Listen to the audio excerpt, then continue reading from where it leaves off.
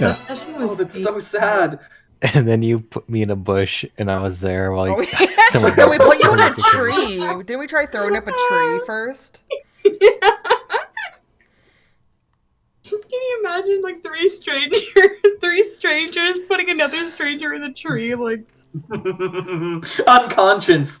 Unconscious. The timer is already starting. If we could do it again, we should have left Chris there. Oh, they didn't know. Sparing him was a mistake. You have flashbacks from the future and just like, oh, this guy's just Pandora's box, huh? It was a sign. Should have known. that session, I think the first one. I think the first two were pretty long, but the first session was like 8 hours. Fun. Like that was. Yeah, it was. That was great. fighting a knoll. That was fun though. Like none of us knew how combat worked. Nope. Yeah, realistically, that Knoll shouldn't have like. It number wise, it should have done something, but it didn't because it was 4 people just ganging up on a single guy. But we were also level 1, and I'm pretty sure Janna went down. Yeah. Well, not down, but I took some damage. Because Yeah, I was the one that was like, yeah, I used the whip like the only time in the game where it worked. And also, I was getting hits because of when it. yeah, The whip came in clutch a couple times. The Yeah, like- whip entirely locked out Gorlin in That the was the one, doctor yeah. fight. Yeah, Gorlin was a nasty motherfucker. If you let him move. Could have been. Yeah, could have been, but he was locked down for like 3 turns because he kept succeeding on your strength saves by grappling him with a whip. Oh, that was so fucking badass. The rest of us were lost. I was thinking about it. I think there was a little bit of a logical inconsistency. Either that or I don't understand the rules a little bit. When you put up guards and wards, the fog was still active through the magic chalk. Is that an oversight, or does that work out? Oh, I think the magic chalk was just a barrier, so if it went through it, then it dispelled.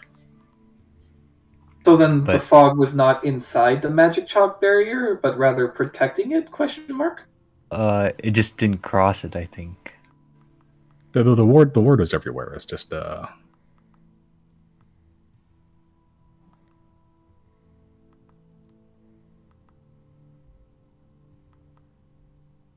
Hello? Oh, Hello? wow. Oh, okay. That just was a pause. yeah, It was I'm just looking at guards and wards. Did I Oh, tell you okay. what? Did I tell you what spell it was, or did you just? Yeah, figure you it out did. yourself? You did. Oh, okay.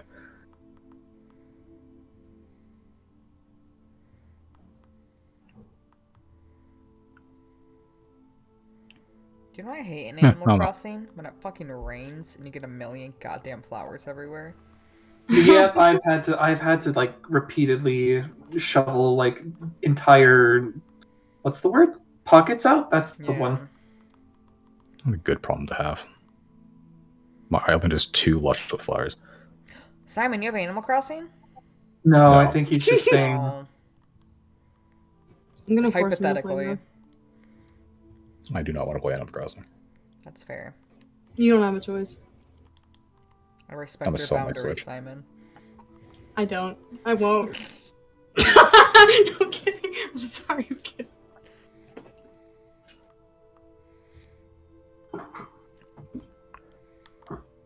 I will be ready to begin in about 5 minutes, so basically on time. All right. What other... The recording's already started. What other moments can we reflect on and go, aw, at? Oh, the one moment, my favorite moment is when Mr. Monty scared us. Oh my god. Oh, I'm still scared. I never stopped being scared after that moment. There's so many Chris moments to pick as like a favorite moment of the campaign, though. Like teleporting away from the rats. That's so extra. It was nice meeting you. Bye. See ya. Sewer rats. We have not known What? peace since we met Monty. Oh my god. I forgot that's True. when Chris picked up his fucking deity. There was some, okay, it's like every time egg happens, but there was one specific one that was like very iconic, and I'm kicking myself for what it was. Wasn't he when he cast Egg in the cat's cradle and knocked a man unconscious clean across the room? Yes, I And think it that has ended- to be. While it. he was on a date. Yeah. Yeah. Or was Yeah. it when I showed the old man? You almost Pretty sure Very he even. had it broke his Oh nose. yeah.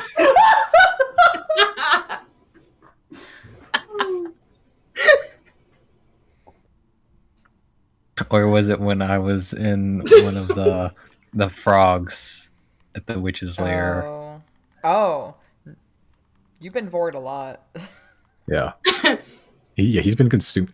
Almost any monster I've thrown at you that could swallow somebody, Chris has been swallowed by it. He's been Tasty. swallowed by the Vanderhoff, been swallowed by the Froghemoth. There's probably other monsters I'm forgetting. Chris is canonically delicious. Chris holds a lot of really weird records.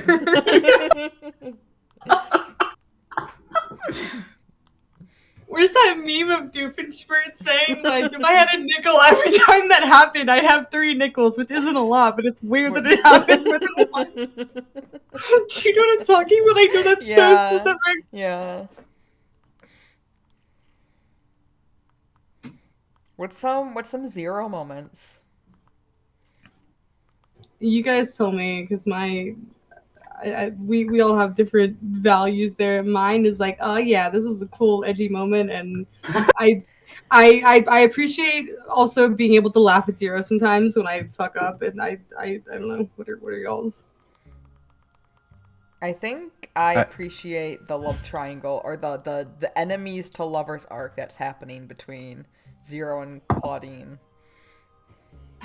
See, I like it too, and I'm like, I'm on the fence about it. I kind of do want to make it a thing. I don't know. We'll see. Let it happen organically. Yeah. I don't want to force anything. Burning you alive in holy water was fun. Oh was a good yeah. Oh my god, that exorcism's the wrong word, but like that was so intense. That was like real life 2 hours, right? There's several tries. There's like 3 tries or something, maybe totaling like 2 hours. Yeah. Yeah, I think we went there and then we stopped and then we went back again.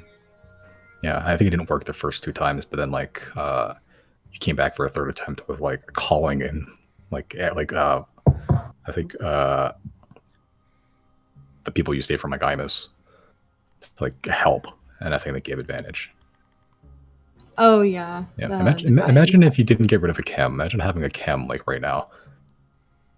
I think you'd mentioned before, like a long time ago, that like the campaign took a very different turn when we picked up a chem to begin with. Yeah.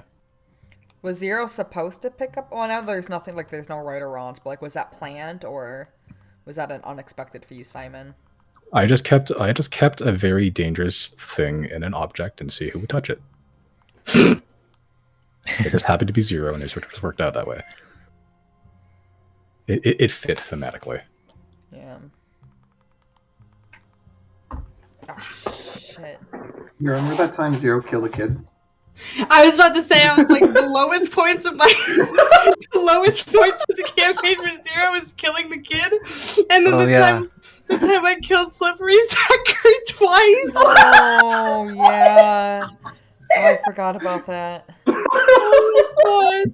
You didn't just kill Slippery Zachary; you abolished his soul. That was like the worst place nat one I've ever seen. Yeah, man, imagine having a chem right now, dude. Oh man. Dude. Imagine On the everyone same you've plane. killed. Eugene. Oh, Yeah. Eugene. Was I'm Zero still upset. different after that? Like, are you haunted by that experience? Like you killed, I don't but like think. for good reason. That was like an unintentional, you know. Yeah, I think that. Yeah, that I think that session was the one that kind of like put nailed the what's the saying, with the nail in the coffin. Yeah. It was the nail in the coffin for like my decision to get rid of a chem, because and this was all my fault that it happened. I asked Simon in the middle of that combat, like at the end of it, when I got that final blow to Zachary, I asked Simon, "Oh, hey, do I get that charge back since I killed Zachary?" And Simon's like, actually you do. And then that's why Zachary like did not wake back up, because no. I brought it up. And so Kim was the reason that Zachary died twice. So Damn. I was like, that after that session, I was like, yeah, So something good came of it. Not that it was like bad in the game, but like it was a pivotal moment for Zero. Yeah. I don't regret anything, I think. But I would kill him again if I had to. no, I stand by that. He was such a fuck, dude. He was such a shit. He wasn't a good person, but I don't know. It already happened. Just to wrap it up, I think if I had to pick like 2 or 3 moments from the campaign that have been my favorite for Zero, carrying Nancy and everything involving Nancy, right? Like the first meeting of Nancy when she's like playing with the horns, and I think petting Azek, and then like saving her from the witch's lair or whatever, teaching the kids how to fight. That was cool. That was fun. And then the whole scene, we had a few sessions back with Salith, that dream sequence. That's been like that. I don't know, that was like the most immersed I've ever been in RP, like this entire campaign. I was like I don't know if you could hear it. I was about to cry. It's like a really emotional fucking conversation of like, hey, I might die. Tell my mom I said hi or something. So I don't know. Those are my favorite pictures here. The contrast between Zero is like, hey, I'm basically on a suicide mission. Wish me luck. Wish my family well. And Riley's like, hey, Mumsy, I might die in a minute, so if you don't hear from me again. Like the first words that your mother's heard from you in like 2 years. Like, hey, I might die. Then Pratchell and I just wink at each other. It's not worth doing if you're not going to die doing it. That was the craziest part to me, was Riley hadn't talked to his mom in 2 years. Yeah, I didn't. 3 years, actually. Been a long fucking time. What was Janna's favorite moment? Probably whenever I got Giorgio, right? I have to say that.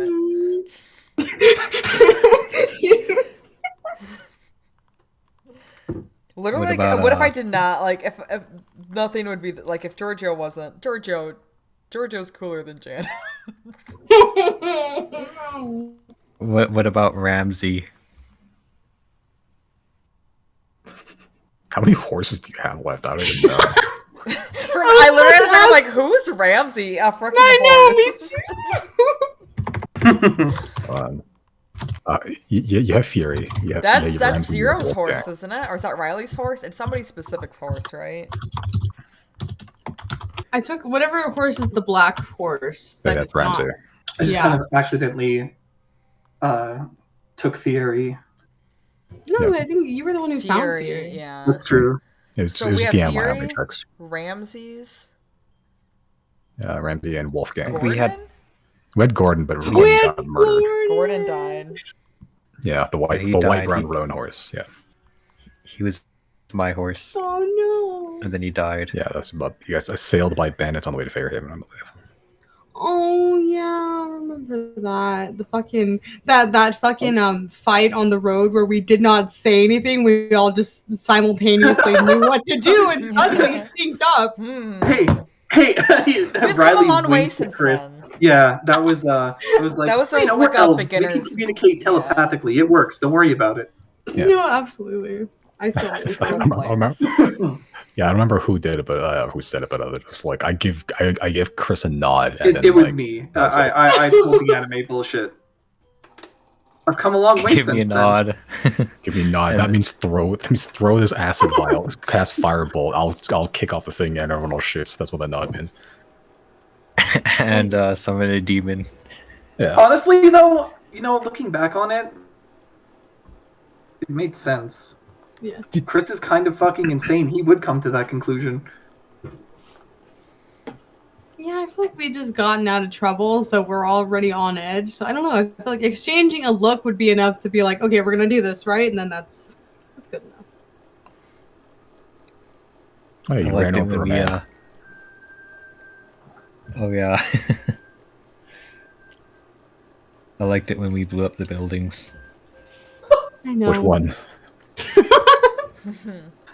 I was quite satisfied when destruction. There is the what was it? The Silverwind warehouse, and then the Silverwind headquarters. Probably the Silverwind sewers too. Oh yeah. Anything with Silverwind attached to it has probably been exploded or is now exploded. I totally forgot that Riley just killed a dude in a crate accidentally. Yeah, I remember that every now and then. Oh my god. That's my zero kill the child moment. That was a session hashtag no damage. It was true. Except my pride. Hashtag no damage was not in combat for most of it. I was sneaking around, and then they just kind of found me in the back, and Thunderwave just kind of happens sometimes. I didn't have any control. I'm a wild mage. Meanwhile, I was on the roof. Oh yeah. Oh yeah, maybe that's my favorite Chris moment. Getting the fucking roof of the train, which is a different thing. But Chris gets on a lot of roofs. The train was such a good fucking session. That was my favorite. I lied. It's a contender for the best one, honestly. The train led to the best Chris moment, which is when Chris was in prison for like 10 minutes. Peak of the campaign. Wait, no. Almost What had about on the consequences. train where he's like using the muskrat as a magic trick? Oh my god. I couldn't fucking breathe. The whole train ordeal was it was a mess. It was a nightmare. I don't know why we did that. We had no reason. I got greedy. I don't know what the fuck Chris was doing. I can't speak for him. But listen, Zero didn't get punished for any of that. Only Chris did. No, I remember now. I stole like 1,200 gold from the chest they had in the back caboose that was locked away, and then we immediately had to give it to the city of was it Altus Silnia, right? That we bailed Chris out of the prison. Oh yeah, right. We immediately paid all that money that we had just stolen to get him out of jail. We lost it in a second. It was stupid. Chris is on a warning, right? Where it's like if you have like that's your one only get out of jail, like there's no second. And then Chris died. Oh yeah. When did Oh, Chris I don't die? even. That's when I he got died several assassinated. times. No, In right. the Silnia session, that's the one he got assassinated by the doctor. Oh yeah. But I also got killed by the one demon from another dimension. What technicality saved you there again? The death saving throws. Okay. Yeah, because in my brain I was just like, he is alone. No, I meant the demon. alleyway. Oh, the demon. Not. Yeah. That was that under the academy. Yeah. Yeah. Oh. You got fucked up. Yeah, you got utterly obliterated by that thing with four arms. Yeah. Is that when he just walked in without Yep. investigating? I went straight under it. Yeah. Oh my god. Like, yeah, it was hilarious because like I had the little hidden tokens on my screen, and you're like, I'm gonna stop right here. And I was like, it's like you just hit my ship in like battleship. It was like that was like the one spot you probably should have stopped. Yeah, so it just came down and stabbed you 4 times in the throat. That was pretty funny.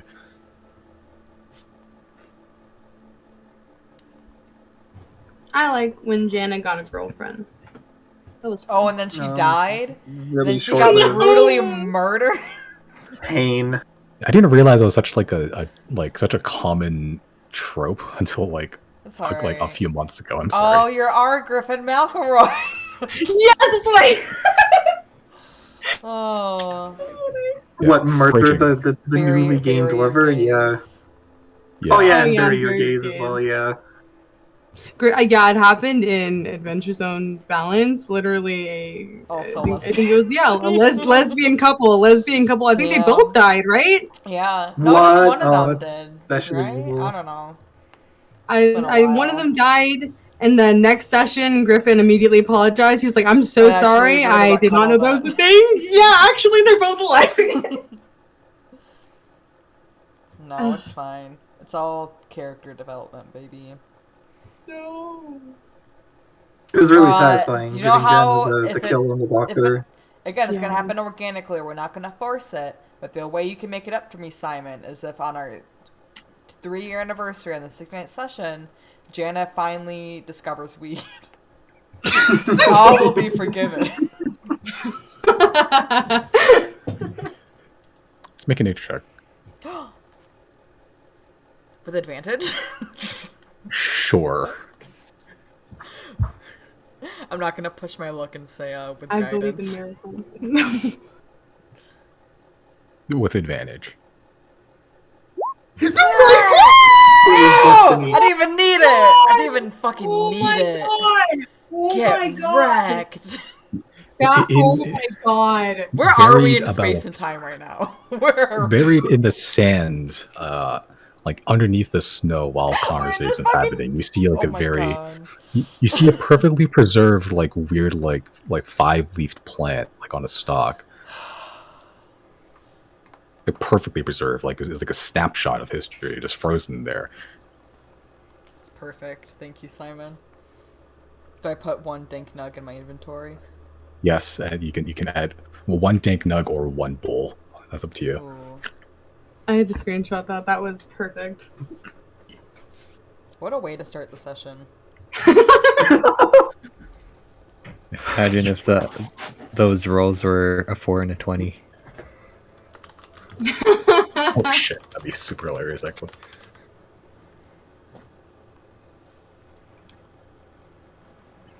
It was fate. Alright, you can kill all Janna's girlfriends from here on out. Thank you.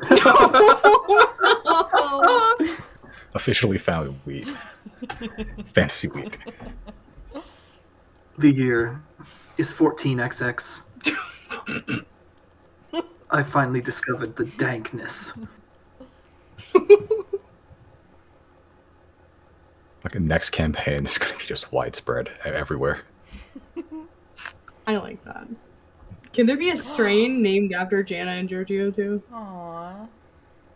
Yeah, I mean There has the- okay, I'm saying there has to at least be a bear themed strain out there. Bear. Oh my gosh. Bear themed weed.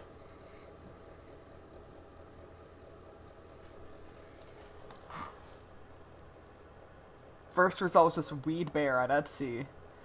Don't care bear for 20. That's pretty good. Yeah, man. If you Check get- out this sweet gurgie. If you give a You wanna bear a get Janna? bond, that's pretty good. Yeah, people are on that already. I like if you give a bear a bond.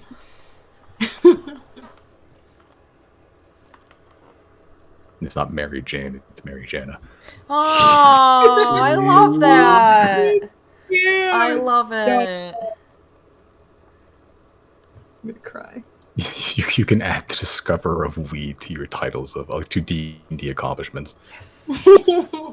Is there let me check the bio section. Is there something weird like treasures? Treasure. Put it under treasures.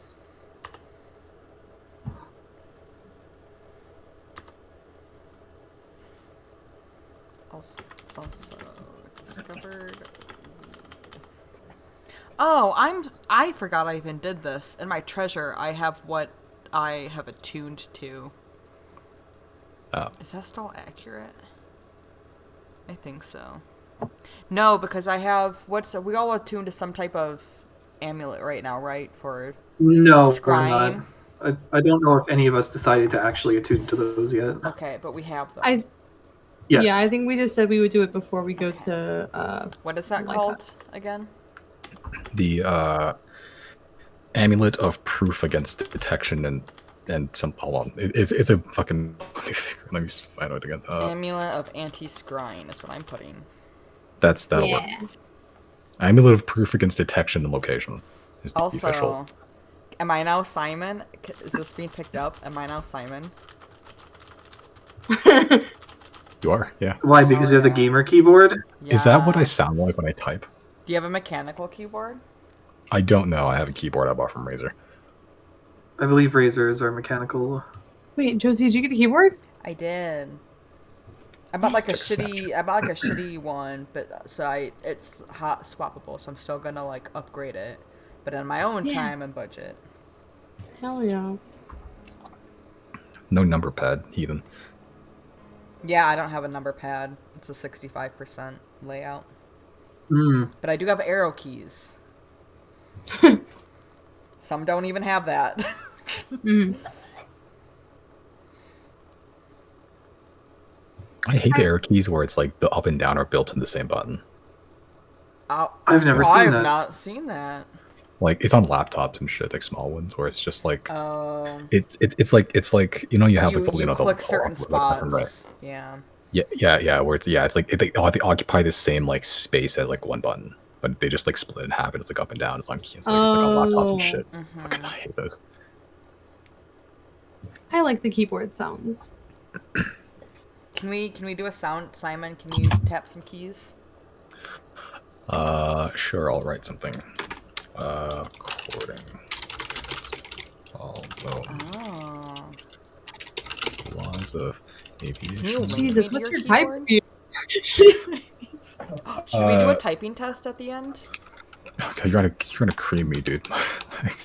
Don't- I don't think so. Yeah, I'm pretty sure Josie's at like 180 words per minute. I can't even about come close to that. 180. No, didn't we I- already? I'm pretty sure we did this test, and you were like twice what I could do. I'm averaging about 117 right now. Where did I get 180 from? That's way too high. I don't think I type that fast. Oh, that'd be cool to see if just give it a shot. I haven't done a typing Wait, test let's in do so that. long. Let's do it together. There's a there's Yeah. a racing one. Type racer. Oh fuck! All We right. can all do it. Hold on, I'm gonna put this so it's in the recording. Everyone can see how fast I did. Yeah. First 30 minutes. Style on the gamers. This is fucking nothing's going on. It's fine. This is us and one other person won. So shit. I don't know if they kept up, honestly. It'd be Race whole- your friends. Up to 200 friends in your own racetrack. Copy this URL. Okay. I'm hoping I'm not lagging too much. Could be you. Join race. Yeah, I'm saying if I hit join race. Oh. Oh, we're on a countdown. You guys gotta click that link. Oh shit, sorry. I need to move my mic. 3, 2, 1. We can just re-race after this. Oh no. Oh, I typed the word. Oh, Oh shit. Yeah, it sucks when you make a mistake.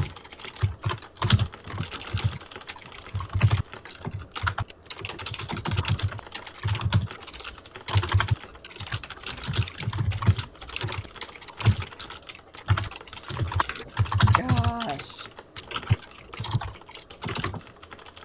this is embarrassing.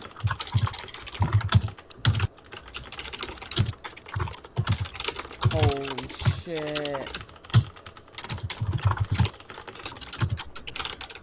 Bad race for me.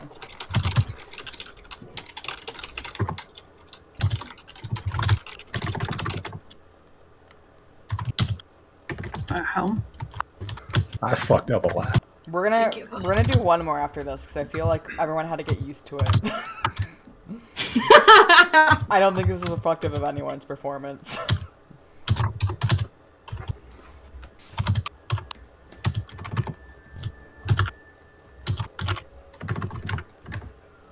What the fuck? Oh, I guess it Race just ended. ended. Yeah. Okay. Which one am I? Wait, Oh, you're racing three, I was, two, yeah, way one. back there. Holy shit. Okay. Is it the same Sure. racetrack? Yeah. Okay. Am I red for anybody else? Oh, I think is it like a red brown? I'm Oh, you're green. colorblind. Yeah.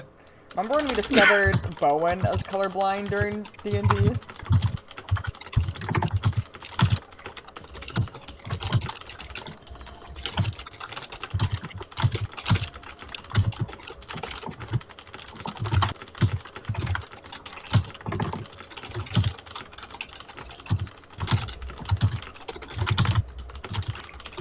Aw, Simon, you might do it. Nice, 101!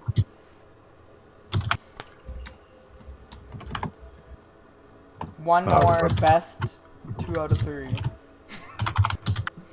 A pop-up showed up. I can't even fucking see anything Oh anymore. no.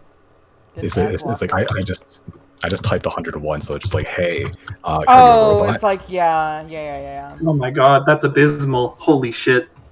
So Yeah, I don't know what I got. I'm embarrassed. I think I'll leave now. Simon, you and me one more time. Best 2 Oh out god, of hold 3. on. Oh, fuck. Oh no. Oh shit. God. Oh no, they're telling me to fucking. Hold on. Let me rejoin this thing's. Okay, tell me when you're ready. All right, I've joined. Okay. I think. Oh, this one's longer. Fuck. Yeah, fuck it. I'll It's good. get out of here. Practice, Shut. it's practice.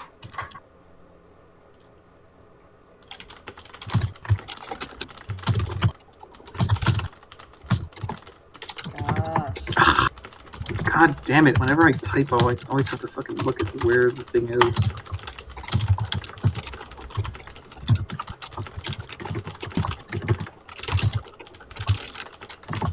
Nope. I'm bowing out.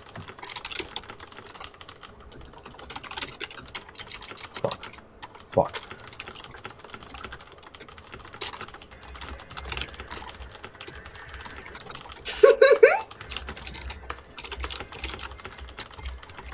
No. Boom. Fuck. That's I did not grace insane. 100. That is It's insane. scarier when it's like you know, like in real life and not to strangers you can't see. The pressure is on. GG, Simon. GG. It's 2 out of 3. You are the faster typer. Deft hands, dexterity 18. That one is like fun, and I feel like it does teach me accuracy because it's such a pain to have to like go back and like fix your mistakes because you want to keep going, Yeah. you know, and you have to erase everything.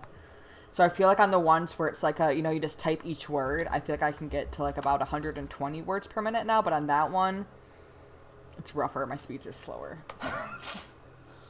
But it's fun.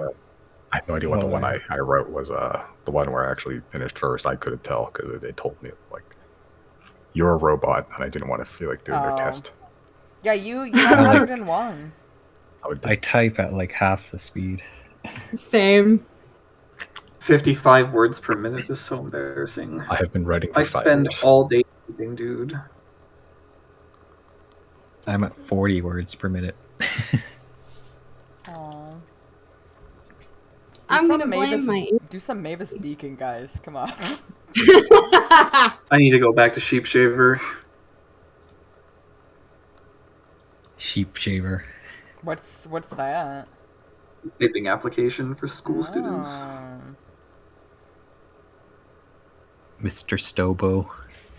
Are you Mr. Stobo? Oh, the right type.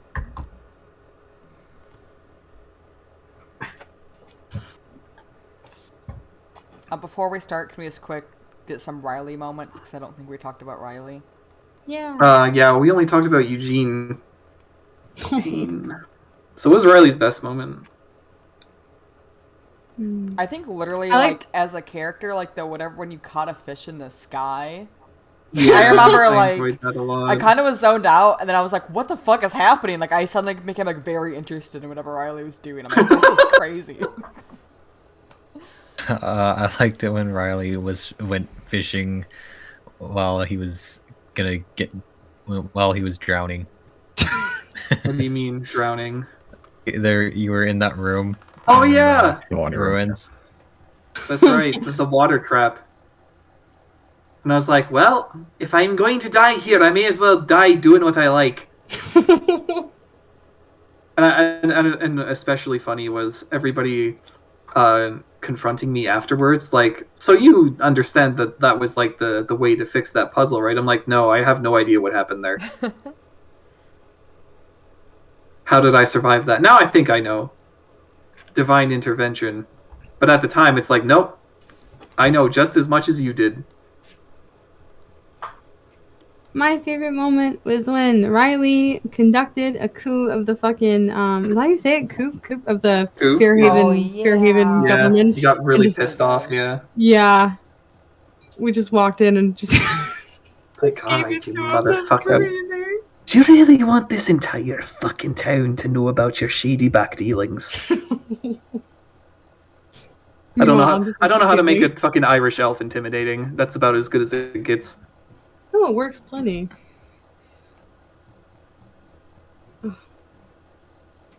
I like how your moment is the edgiest thing Riley's ever done.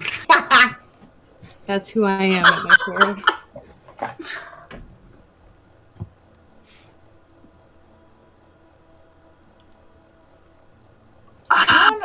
What's a good moment? I think it was also in that train one though.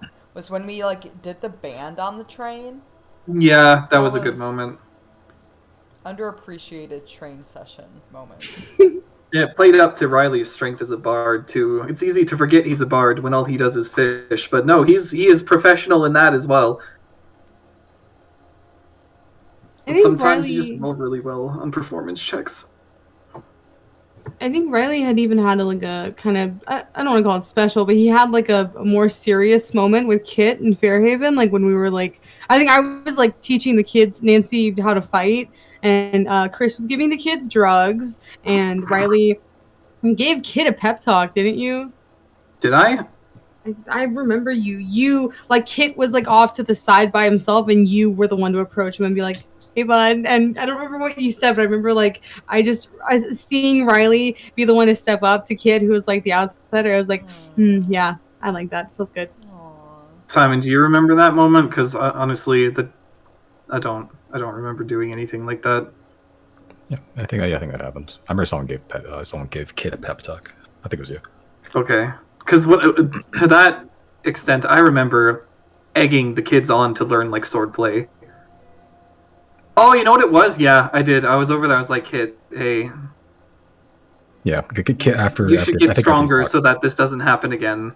Yeah! I think that's what it was. Yeah. Yeah, I think after you talked to Kid like approached Zero and like, hey, can I join? Yeah, then it was Nancy and Kid getting some basic pointers on how to stab somebody while fucking Rebecca was like zooming at 50 miles an hour. Anime moment.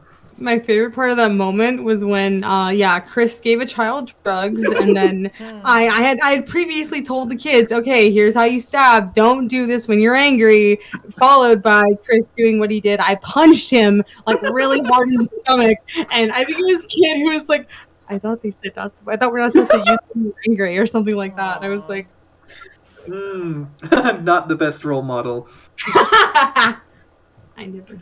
I casted haste on Rebecca. I think. Oh, so it wasn't quite drugs, but it may as well have been.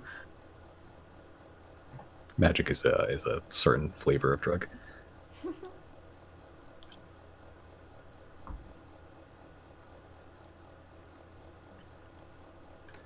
My music has stopped. Huh? There we go. Am I still exhausted? Oh yeah, right. I need my. You got it from. Where'd you get that from? You got it from the Sun and Breath, right? Yeah, is this Right. where we Yeah, start the whatever session? that. I guess so. If you got it from the Sun and Breath, you wouldn't be exhausted anymore. You took several long rests. I'm pretty sure. What happened there? Okay. You took a long rest at the very least. Yeah. Because you guys met Zal when you guys are above, I think, like rates somewhere around Dog, I think, in the ocean at night. So, and you guys are right. It's daytime now. So yeah, you guys would have taken a long rest by then.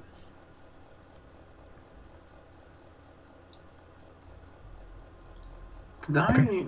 Yeah, I did some sending, so that's why my spell slots are not perfect. Okay. Okay, we all ready to go? Yeah.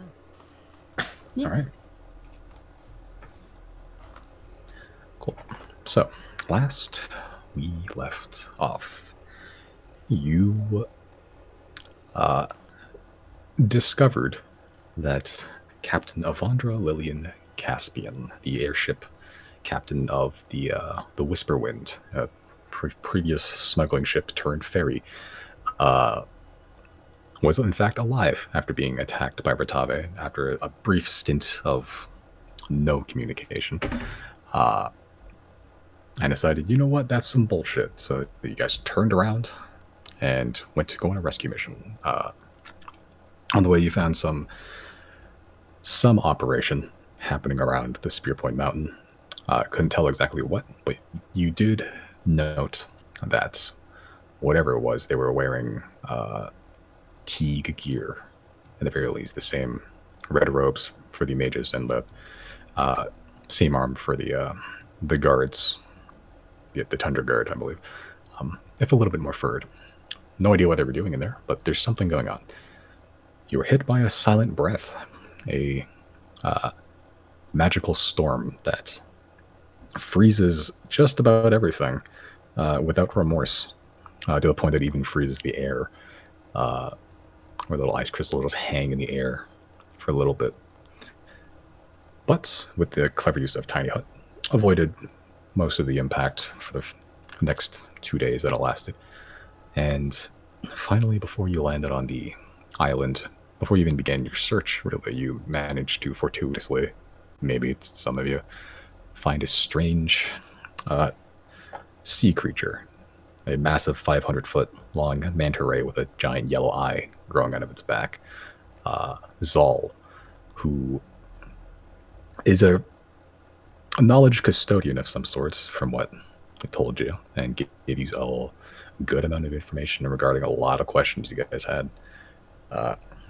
Fate of the world stuff. And also happened to point you towards what island Avandra was actually kept on, having witnessed the attack itself. An island south of the Dog, where you landed and promptly found Avandra with a new disease, if you will, that Zal had mentioned, a corruption of some sort, which also existed on this island. Went to the island to try to find some solution to it, but it didn't seem to have anything that could cure diseases, at least not of this variety, but it did pick up some greater health potions, greater healing. And that is where we left off. It's a little bit before noon. The sun is still fairly high in the sky. It's not too cloudy over open ocean. There's a bit of clouds here and there. There's a seagull sort of circling around, a single seagull, and it is gently snowing while Avandra is in front of you, just having chugged a potion. Merrick sort of just accompanying. What do you guys like to do? So I know that we discussed maybe getting Avandra to safety right away. But I'm thinking if we're gonna stamp out this anchor anyway, we may as well do it now, so that we can all go get purified at the end. Just in case we happen to get infected. That's fair. Did we feed Evandra? What did you say? Did we feed Evandra? She's been subsisting on just jerkies that she's had kept, grains. Evandra does have her own spherical bot, right? No, she has a grandchildren of these humanoid constructs that they look human, but they're really tall and spindly. Did she always have those? Yeah. Even when we were on the ship? Okay. Yeah, For some reason I just forgot. I heard robot with her, and I was like, wait a minute, she has her own spheroid. No, she had four mechanical constructs that she had made herself. Okay. How many are with her now? You see one that is slowly limping out of the ship as she's just having chugged a potion. Okay. So, what's the... Did you cut out? No. What's No. this? That's all we heard. Yeah. What's hold on. What's this? What do you I was sort of just looking at Avandra. She's not responding.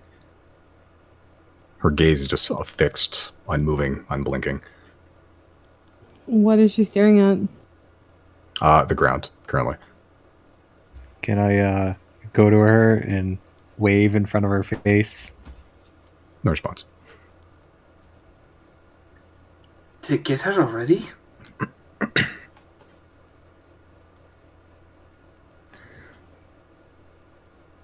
How do her eyes look? They look normal. They're just, not moving. Can you try to read her mind, maybe? I'm gonna miss too, but it feels like this calls for it. Right, I'm gonna try and read her mind. Okay, you read her mind. It's strange. You read her mind, and you can read her mind. She's still alive. She's still conscious, but it's like her brain is like. It's like freeze framed almost. Normally it's like this big, like waves pretty much. You have this way big wave information. It is currently just stuck on a single frame of a thought that isn't complete. Yeah. Can we try to unplug her and plug her back in? Yeah, she just wandered too far away from the ship. Like, it just unplugged from the socket. Can I guess just scan the area? Does anything else look weird? Make a perception check. I'm so good at those. Hell yeah. Looking around, just it looks normal enough. Like, just cursory glance. You look back at Merrick. He also seems to be in a very similar state. It's at this point you sort of notice the surrounding area around you is dead quiet. There's no sound of wind, no voices. There was a lapping of waves on the beach before. That stopped. It is silent. You sort of look up and you see the gentle snowfall, the snowflakes that used to just silently coat the surface around you. They are entirely still, just suspended in the air perfectly. Not like the silent breath, though those ones had sub-movement.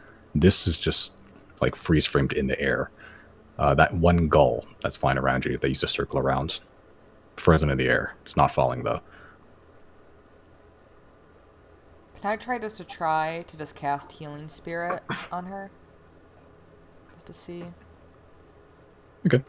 I don't think it will, but worth a shot.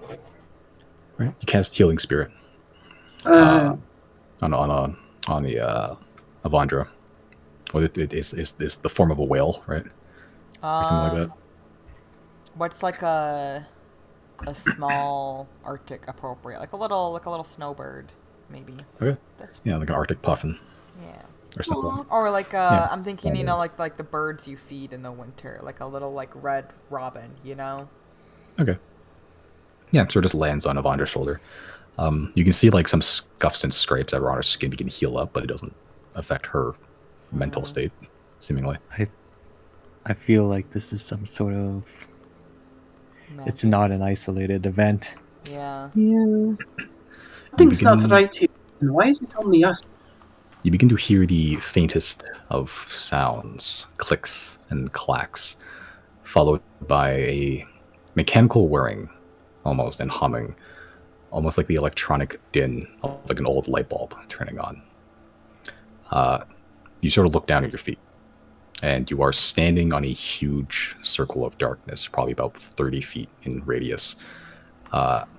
Around the edges, you can see there's extremely bright neon colors just ringing the edge of the circle. They're sort of alternating between shades of pink, yellow, blue, green, flashing in patterns that offends the eyes if you stare at it too long. Then you start to feel a tugging, gravity pulling you down into the black void that you're standing on. You can see the waters and the sky begin to disappear as the neon ring that you just fell through begins to get further and further away from you. You have fell into an extremely deep hole that was not there before. You can only see black around you. Is this me, Janna, or is everyone? This is everybody. Okay. Did Evandra and Merrick fall with us? No. What the fuck? Yeah. You can only see black around you. There's no light. That little pinpoint of a neon ring has completely gone from view at this point. But despite being lightless in here, you can still see your companions, like perfectly lit, like on a bright summer's day. You and your friends are the only things visible currently. What would you like to do? You're falling. Update. I think I'm gonna. Fuck. Is Georgia here with me? Yeah. Shit. You said I can. We can see everyone, right? Like if there's no darkness. It's all around you dark, but you can still see your companions. Like there is no light as far as you can see, but everything is perfectly lit. It's weird. Who's closest to me? Let's roll d6. Chris. Oh, sorry. I thought you told me to. No, I'm just rolling. I'm gonna just use Mage Hand really quick and try to, I guess, pull him towards me or something. Okay. The weight limit is like 15 pounds or something. I mean, Chris is pretty thin, but I don't think it's 15 pounds. I mean, how close is he? It's like 5 feet, 10 feet away from you. It's not too bad. You guys are standing kind of in a cluster. I guess if I can't use Mage Hand, I will just be visibly like reaching out to try to grab somebody. If Chris is the nearest one, I'll just be reaching out to try to grab Chris. Okay. Just make an athletics check. Just like obvious panic in my face. Yeah. You're trying to just sort of flail and then just use your body weight, shifting it as much as you can, skydiving techniques to just go towards Chris. No matter what you're doing, you're just staying at a perfect vertical drop. You can't really tell up or down anymore other than the direction you're being pulled. As you're trying to do that, and you're trying anything that you can, you're struggling as hard as you can, trying to do something. All of you begin to see something below where you're being pulled towards, approaching fast as you fall towards it. A similar bright neon ring, but instead of another black void like the one you just fell through filling the center, it looks like a checker pattern almost of a dull yellow and rust red. It approaches faster. You don't even hear the wind whipping in your ears like you normally would when you're falling, but you can feel this pull of gravity launching you towards it. All of you are then suddenly course corrected. Whatever direction, positioning, facing you had, whatever you were doing, you can feel that same gravitational pull act on your limbs and your body, turning, rotating, repositioning your bodies until you all are in a straight line of 4 people plummeting feet first. You can still see the ring. You are just about to hit it, and as you expect to feel that impact directly into your legs, you all land in the softest of chairs you have ever felt, with a heavy thud, but it's all cushioned by this chair that you just found yourself, that you fell into. You find yourself facing straight on towards a vanity with a circular mirror, sort of similarly ringed with lights, though these lights are all yellow instead, and they're sort of just lighting up your face in the mirror. You can look around, you can see your compatriots in all similar chairs next to you, each with their own mirrored vanity in front of them. The vanity has all sorts of bottles, brushes, combs, pads, all strewn about it. Some of them are very organized, so with containers being labeled in a language that you don't understand. Others haphazardly thrown in whatever position they were left in last. Spying the area, just looking around because you don't know what the fuck you guys are, where it's going on right now. It looks like a normal room. That big ringed hole that you fell through is nowhere to be seen on the ceiling. Walls and ceiling are white. And the floor that you saw is that yellow, that checkered pattern that you saw earlier. To your right, you see a load of metal lockers, all closed. And to your left, a door with a similar color to the walls. Behind you, however, you see 4 people sitting on a bright red leather couch together, all wearing strange clothes you've never seen before.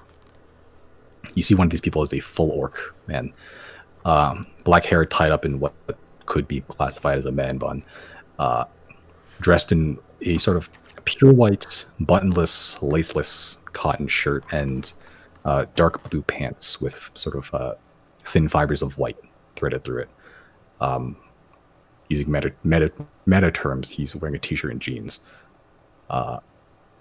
Another one of these figures is some sort of half snake person.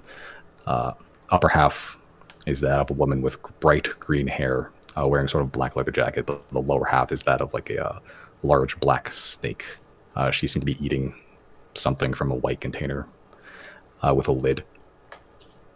Another person is some sort of rabbit person, gray fur, dressed in a big purple hoodie, pretty much, and dark black shorts, and was tapping something on some sort of rectangular device with a screen on it before looking up at you and putting it away in a pocket.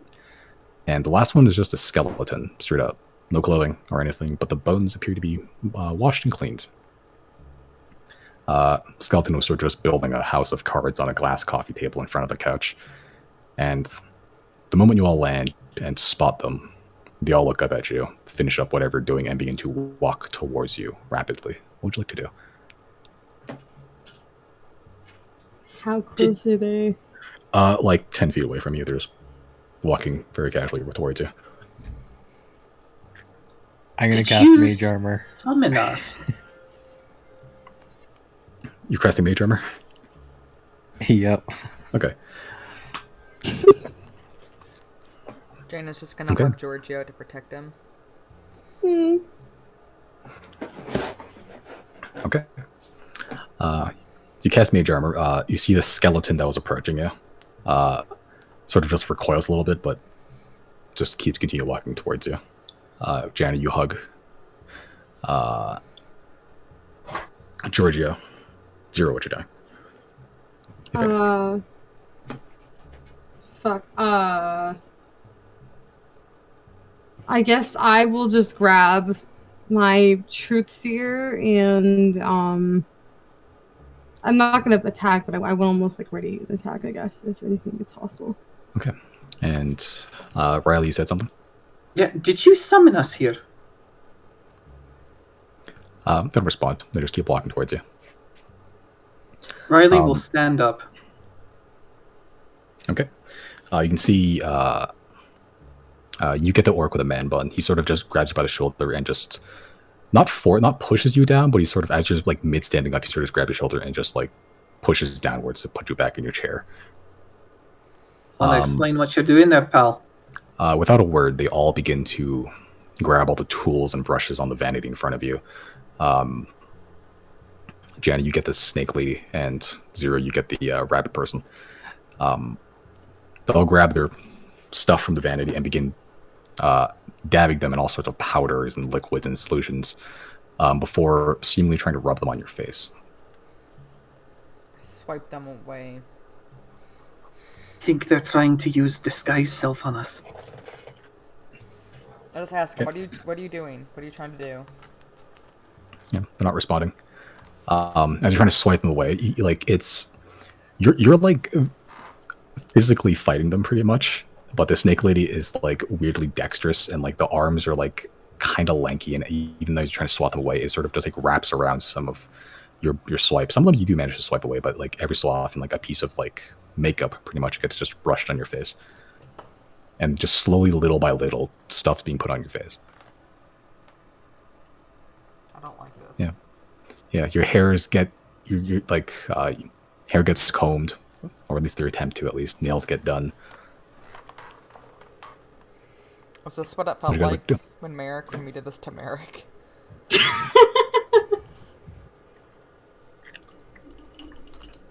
As this is happening, I think I'm just like doing my best to just like rapid fire dodge this person from touching me and like, I don't know, trying to use my arms and legs to get them away. Not like violently, just like trying to politely push them away.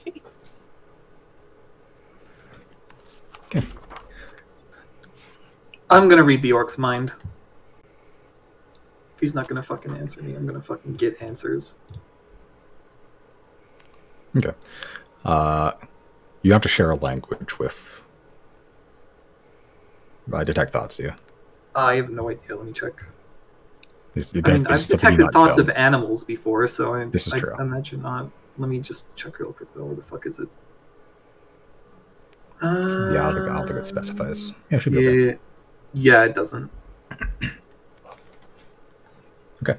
You cast detect thoughts, and surface thoughts are just like processes of makeup and stuff, pretty much. They're just like I have to, put on foundation first, and then like comb this hair this way and stuff. It's just like it's like the process of beautifying somebody, pretty much. Zero, you're Gandalf juking right now. You can see the rabbit person is like visibly getting frustrated, and you can just hear like an audible like ugh. What do these people look like again? Sorry. There's a full orc guy, man bun, t-shirt and jeans. That's the one working on Riley. There is a snake person, pretty much like upper half of just like a normal woman with green hair, but then like the lower half is like that of a snake. She's wearing like a leather jacket. That's the one working on you, Janna. Okay. There's a regular rabbit person with gray fur, like a bright purple hoodie and like black, dark black shorts. That's the one working on Zero. And there's a skeleton, straight up a skeleton. No clothing, but very clean. That is working on Chris. Is there anything on the vanity that looks worth value? There's many things on the vanity. There's a lot of glass bottles that look very, very expensive. The vanity in front of you is one of the disorganized ones. You can swipe something if you want to. I think every single time the rabbit's like preoccupied trying to put something on my face, I want to swipe something from the make a sleight of hand check. Every single time. So every single time. I don't know how many times that is, but every time. Okay, the vanity is like probably about. I was gonna say it's probably about like 5, 6, 7 feet away from you, but like with that sleight of hand check, how many things would you like to grab? However many you'll allow me to take. We'll say like 5, like cleanly grab. You say like 5 unmarked bottles, unmarked bottles of makeup. Let's say. Okay, I think Zero. I wouldn't know what I'm taking, but I'm just like, I don't know what's going on. Okay. Yeah, as you're resisting, most of you, just like all this weird stuff happening. You see some of them even start to like wiggle their fingers and like mutter a few things as they do, and like the dirt and mud and grime on your clothing and face and hair being to lift off you before just being dumped in a bucket. That's sort of in the center of all of them. You're still all sort of processing this as another figure opens up the door to your left. Female halfling, sort of like a dark tan complexion and black hair, wearing some sort of strange headgear and carrying a clipboard, steps in for a moment before saying, 5 minutes of showtime. I'm casting tongues. Okay. And I'm going to turn to the orc and say, so what's the deal with this? We get summoned here out of nowhere, and now you're dolling us up. Okay. Yeah, still no response. Just continuing doing your hair. Just combing it so it's nice. Like some sort of like you dip the comb in like some like oil or some sort of like substance into like combing through your hair right now.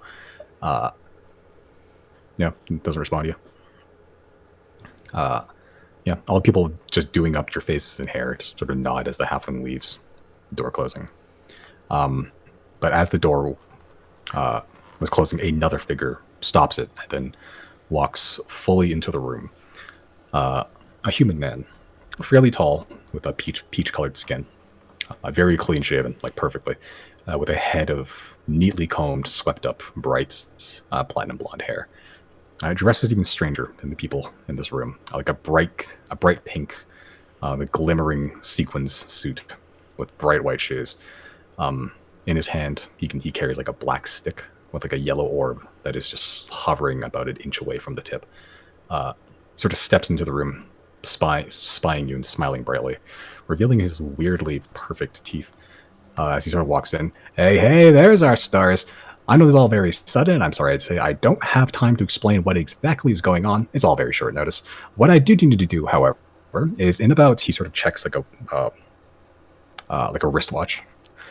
In about 5 minutes time, right after these wonderful artists are done making you all presentable, we're going to be leading you through that door.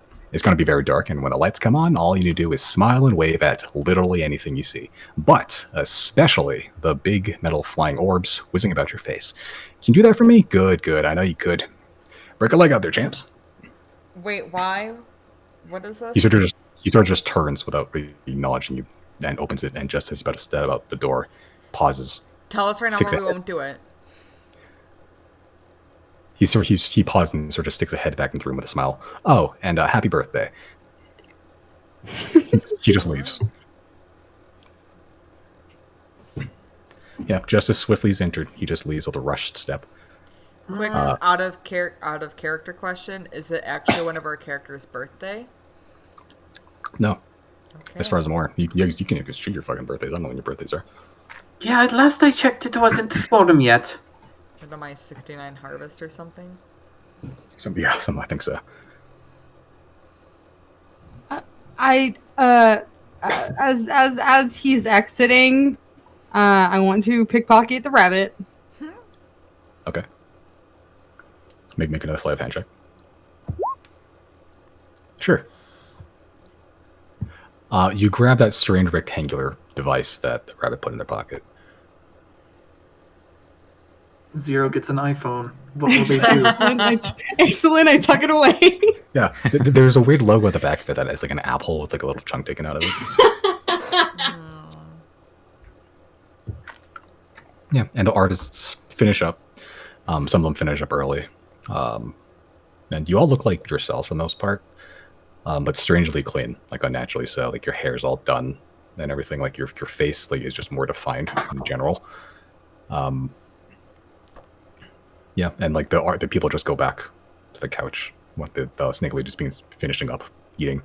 You can see the rabbit person is like reached for the pocket where the phone was and just is looking around for it now. Is like looking under like the couch cushions and shit.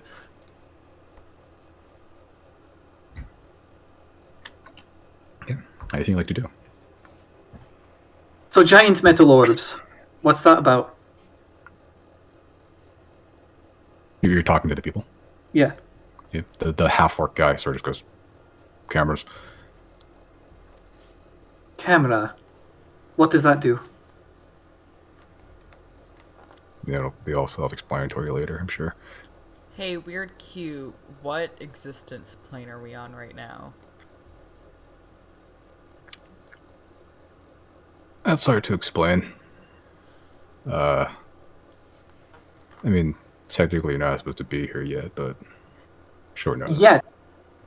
So we were supposed to be here at some point? Maybe. It's not my call. I just do the makeup. Well, I How respect did you the get hustle. here? However, we're very confused. Like I said, it's all be explained later, I'm sure. What was that, Brandon? How did you get here? I drove. Just What year is it? Also, kind of hard to say. clearly What's whatever the- going on here is very important. So if you give us like any context, we could do our job very well. The halfling woman sort of appears and steps halfway into the room from the door. Zodiacs, please follow me. Oh, so you know who we are. Oh, that I don't know if I'd like that.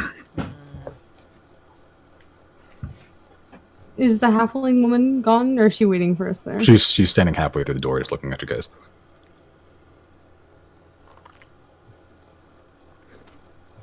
I guess we're Well, I'll dance out the door. Okay. What sort of dance are you doing? I don't know, something like a disco. Oh shit! I wasn't recording. I wasn't recording this whole time. Okay, well, halfway through the session, that's fine. Okay, so you start pointing to your bottom left and pointing to the upper right rapidly as you exit the door. Who else is following? Everybody? I guess. We're probably going to get shoved through that door if we refuse to comply anyway, so we may as well go. Okay. Right. Following the halfling lady. Beyond the threshold of the door just appears to be darkness, like infinitely black. But the halfling just, Chris, as you sort of go up, you just hold the door open as the halfling just sort of walks into the darkness, stepping into it. There's floor, seemingly, though you can't see anything. So one by one, you begin to follow the halfling. As a door behind you closes, you are left entirely in the dark, similar to the little fall that you had, where everything was perfectly lit. Still, you can still see yourself. You can see the halfling that's sort of walking away from you, all perfectly lit in this black void. Yeah, she begins walking, and then sort of just pauses for you to catch up every so often. She seems to be just winding seemingly at random, like she's navigating some invisible hallways or something. This goes on for a little bit before she sort of turns to you, puts a hand up, stopping her progress.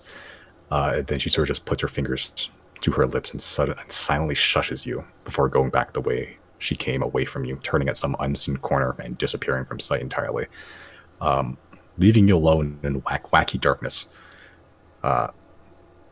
Standing there for a little bit, you can hear like strange whispers, almost ethereally around you, sourceless, formless. Hold on.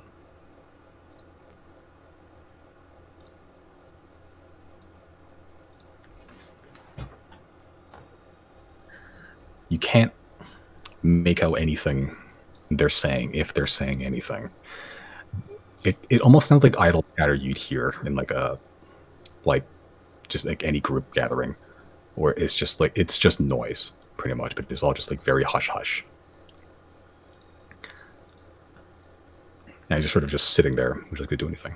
You see nothing around you. You hear just the whispers around you. I wave. Okay. Do we still have our gear on us? Yeah, you still have your shit. Okay. Riley's gonna get out his lyre then. Okay. And just prepare.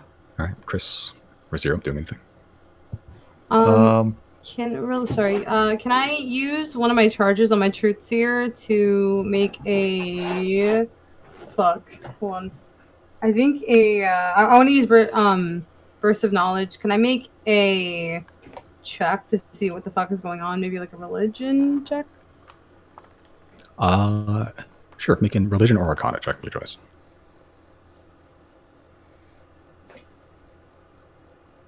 Oof. Okay. Yeah, you try to search into your catalog of knowledge. You literally don't find anything, like at all. Like normally, it'd be like, I can't find, like the thing I'm looking for. You try to tap into that little library you have, and the doors are closed.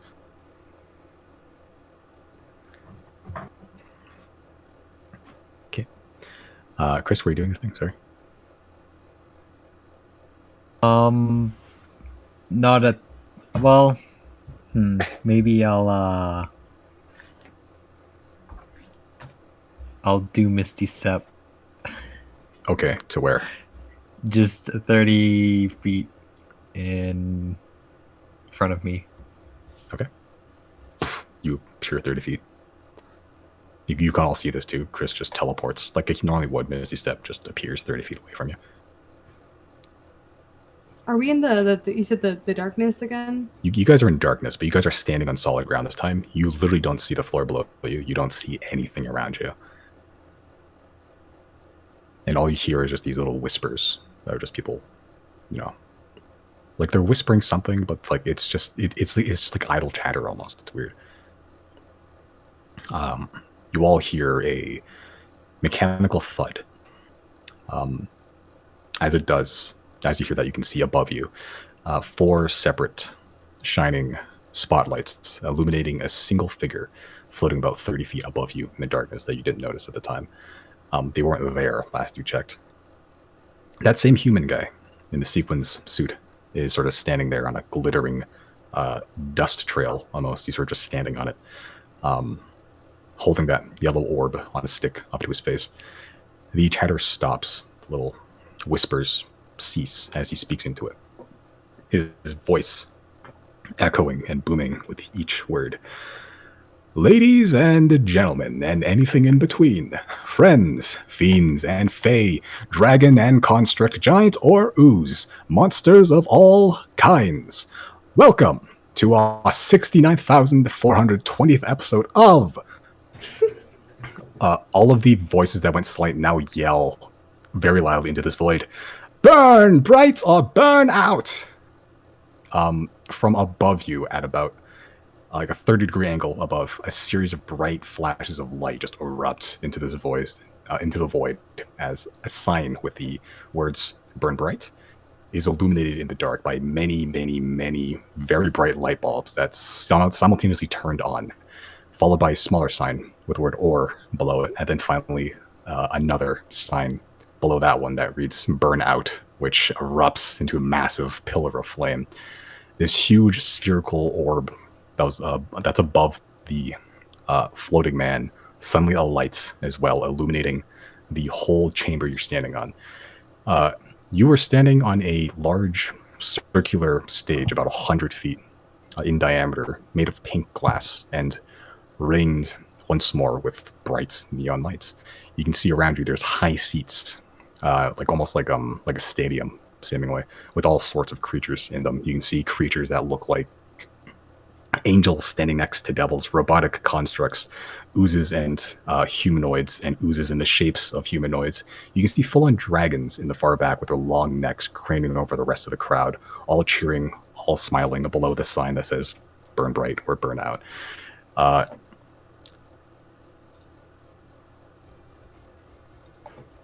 You can see a huge screen that appears to be... Can you re-give that description? Yeah, sorry. There's a lot of people in a crowd, like a stadium, like they're just like raised seats. You see oozes, you see devils, you see demons, you see angels, you see robots, you see people, you see dragons, all in the crowd watching you.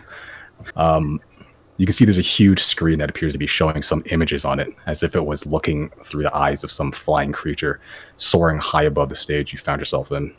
The viewpoint on the screen sort of swoops down, circles back, and you can see yourselves in the image on the screen as a metallic orb, sort of studded in little thin strips of silver metal, suddenly careens towards you, just stopping short of your faces. Orb's about 2 feet in diameter, with a huge lens in the center of it that sort of shifts in focus. You can see the internal complex mechanisms through the glass. You stare into the lens. You stare at the screen. You just see your face. I cast invisibility. You disappear from the screen, but you can still see everything. Another of these metallic orbs circling high above you, slowly rotating around. The image shifts to that one, and then another one that's sort of following the man that's in the air.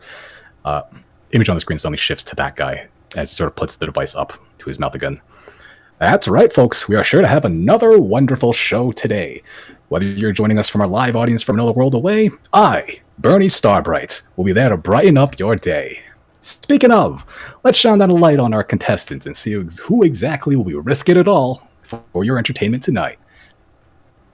The man self-introduced as Bernie Starbright, steps off this floating cloud of glittering stardust. As he does, another cloud swoops out underneath his feet, sparkling just like stars. The image on the screen focuses on your group from high above you, sort of just in bird's eye view, and you can see a slightly transparent lettering in the corner that reads #Zodiacs.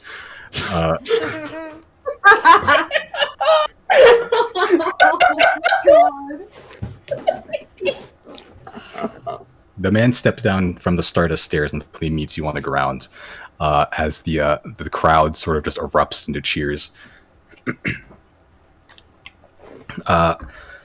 sort of putting up the device up to his lips once more. Friends, do we have a treat for you? From the continent of Hydegray, a jolly band of misfit outcasts spawned over MacGuffin won an auction to form the adventuring party for tonight, the Zodiacs. Let's get to know them a little bit better, shall we? Starbright walks up to you, Janna, as the image on the screen focuses on you. Introducing first, a member of the Sisterhood of the Traveling Dragonborn. She collects strange creatures like she needs to defeat the 8 gyms to obtain their badges. Hide your dead, everyone. It's all food to her. Janna Burgess. I wave, but like my eyes are like insane. Like what the fuck? He sort of just goes, Janna, you are among a few number of contestants that ate another person before. So tell us, what does halfling taste like? And he just shoves the floating orb into your face, seemingly awaiting a response.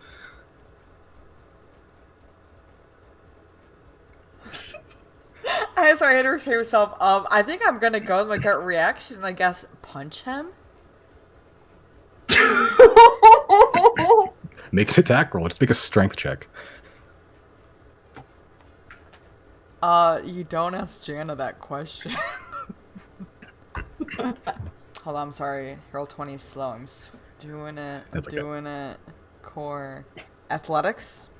Strength. You said strength check. Just strength, add your proficiency bonus after that. Whatever that is, number is right now. I don't know. It should be right above your something up there, like your saves or something. Little number proficiency bonus, I think, right? Oh, 5. That's it. Okay, so that's a 13 to hit. You hit him, like you straight up hit him, but like as your fist makes contact, he just like the little like where, like his hips, pretty much, like as you strike his hips, it sort of just bursts into like stardust, like the stuff he's been standing on, and just reforms, seemingly like no effect. Perfect, and he just walks away to you, Chris. Next on the docket, the man that avoids consequences at all costs, even if it kills him. He developed a Vorkink on the road to greatness. The maniac mage, the insane arcanist, Chrysostomus Killager. I'm still dancing. You are. You're just still dancing. Has he been dancing this whole time? Sure. And there's music. Yeah. Chris, you let a 12-foot tall man step into your body like he's wearing pants. Now that's a first on this show. Tell us, because we're all curious, do you feel him squirming underneath your skin sometimes, waiting to pop out, or maybe tickle your brain to try to take over your bodily control? Well, he's came out a couple times, come through the mouth and that. Thrilling! You know. And he just walks towards Riley. Don't count this fisherman out of the game. His hobbies include fishing, and fishing. His likes are fishing. His dislike is not fishing. He was born to fish and forced to shit. And in all honesty, cause of death will likely be a fish. Riley! That's right! That's me! I'm sure you know all about me from your strange interdimensional spying, so all I'll have to say is, you're in for he'll do an arpeggio on his lute. And he'll wink as he says the word reel, as in, reeling in. Good time! Oh my god. Make a performance. I'm going to say make a performance check with disadvantage, but just make a performance check. I groan in character. I just want that to be known. Janna's taking a mental note of it. Yes, this is the way to defeat them puns. Riley, you should audible boos from the audience. Tough crowd, can't win them all. Riley, we have rarely seen such a single-track mind before on this show. So, I must ask, given the chance to turn to a fish permanently, would you? No, because then I wouldn't be able to partake in the fishing. What an answer! And he walks towards you, Zero, who you are currently invisible. You're invisible, but he walks directly towards you, and then he sort of just snaps his fingers. You're visible again. Okay. Lastly, tonight, they smell a fleshy monster despite bathing semi-regularly. Edge so sharp you could cut paper on it. Child murder on the run and thrall to a dark god. Zero.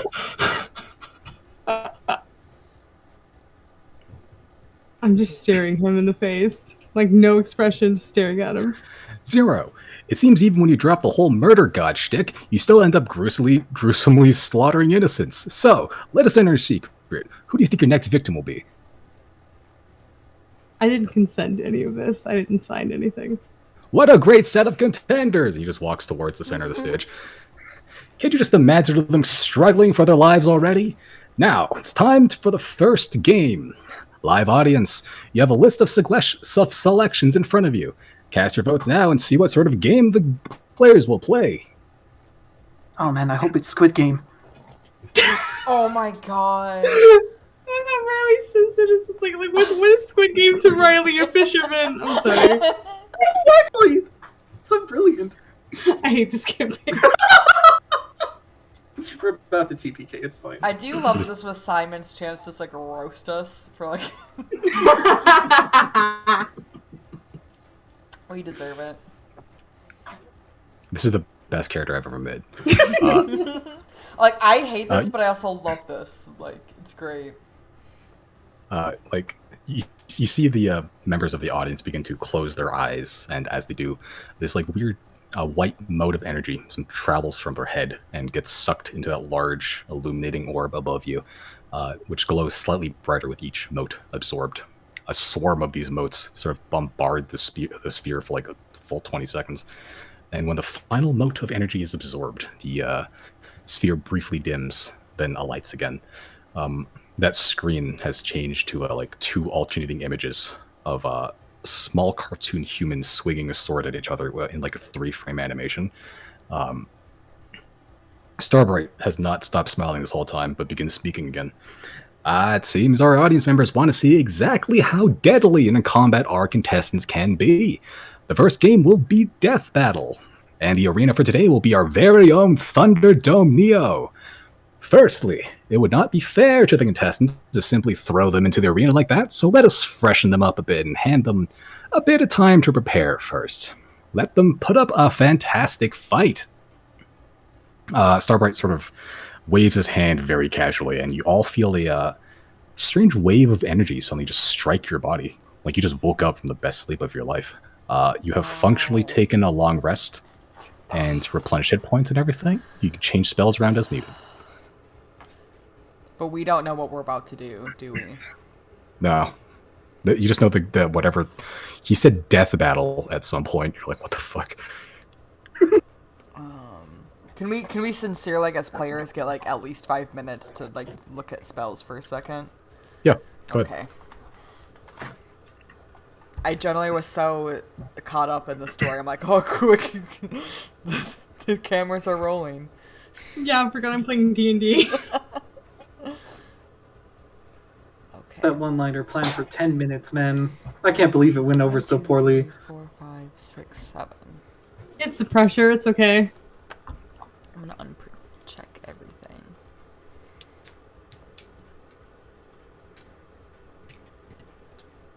Oh shit, I forgot to do this. Hold on. Reveal the stage. Oh, not really. Oh. I found this in like 10 minutes. Aww. GF.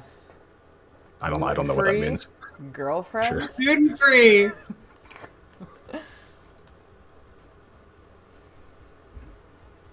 Good Gay friends. fish. Good friends, that's what we are.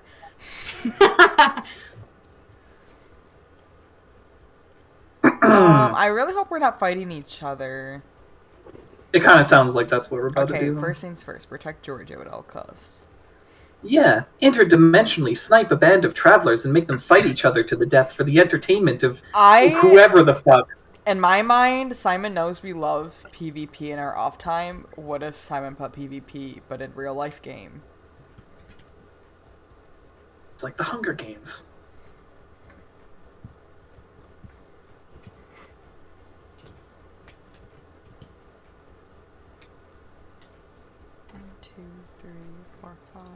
Looking forward to the fucking end of campaign lore fucking dump about this weird shit.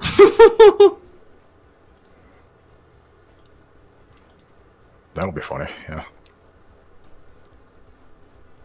George is out right now, right? What do you mean Giorgio's out?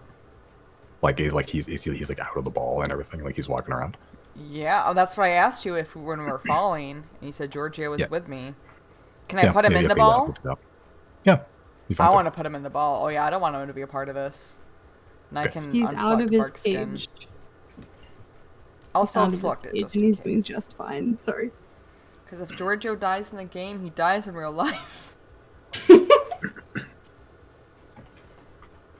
Okay. Let me know when you're all set for your spells.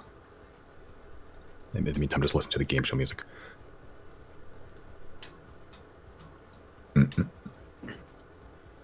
Is this music from anything? It's from Undertale.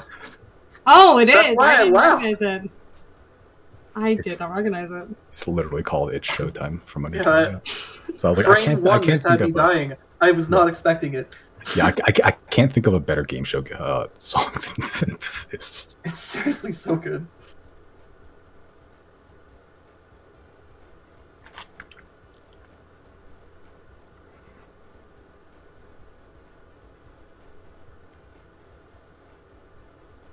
This is the best thing I've ever made. Alright, I think I'm done. Okay. Chris, you all good? You have to Hold go need on. more spells, yeah. 1 second.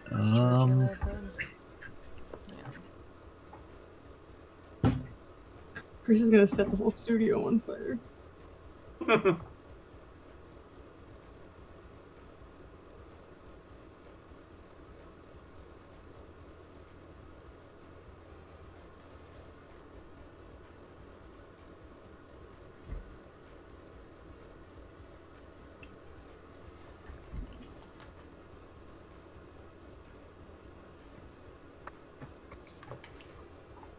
Quick, everyone tag yourself as Squid Game characters. I call Xodiac.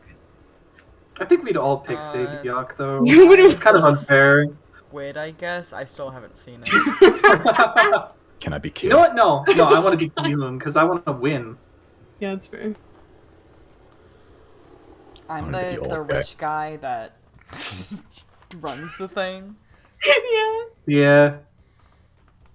No, wait, no, that would be Chris. Okay, I'm good. Okay. All right. Yeah, it's like the whole time, like you guys can do whatever you want, but like outside just looks like it's frozen. Like all the audience members they're silent. They're sort of just stood in the stands, not doing anything.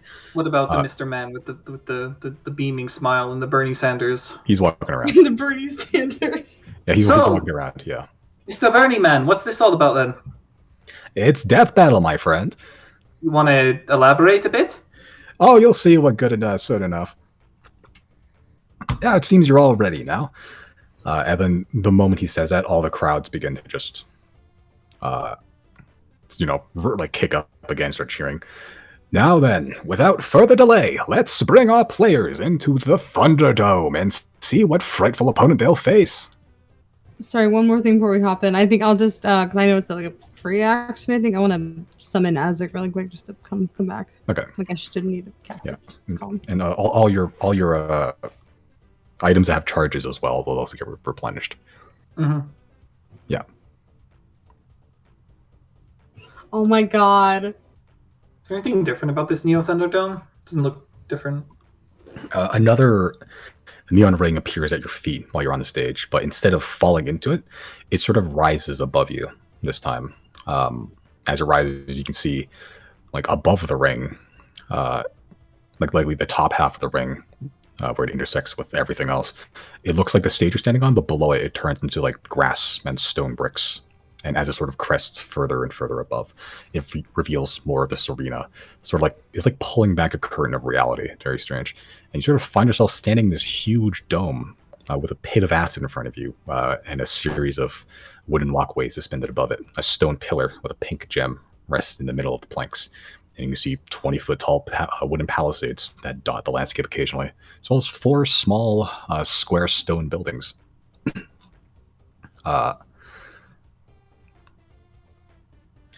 Starbright is nowhere to be seen.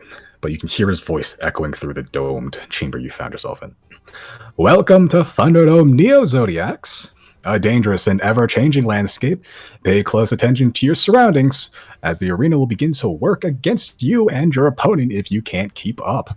The rules are simple. Kill your opponent and try not to die. And most importantly, put on a good show. Now, it is time for what sort of opponent the players want today. Let's let them decide, shall we? Zodiacs, it is your choice. Brain or brawn? Considering the ring is Brain. working against us, no. Brain is Chris. gonna be The brain's gonna be mage or something. The Brainiac is going to understand how these fucking things change. We need something that's not going to get it. Brawn it is. Fantastic choice, Zodiacs. It'll stumble, it'll amble through any labyrinth you throw at it. Barrel-like fists and horny beyond belief. Though this isn't the type of bull you want to keep around in the bedroom, Zodiacs, your opponent for this death battle will be the Goristro. You see appearing on the other side of this acid pit you're standing on. In a similar manner to the way you arrived, a ring of neon lights appear on the opposite side. As the ring rises, at first you just see legs, and then huge hooves, red fur. The ring rises more and more, revealing a muscular torso with long tree trunk-like arms adorned with brass and copper. As it rises above the head, you can see a bat. Let me just hold on. There you go. You can see a bat with leathery folds of skin and two gargantuan horns decorated with brass as well. Sort of looks at you as it pants and breathes, releasing steam from its nose. And you hear the voice of Starbright. Let the death battle game begin! I need everyone to roll initiative. Now's our chance, guys. We can romance him. Leave that to Chris. I hear Monster Hunter music. Hell yeah, buddy.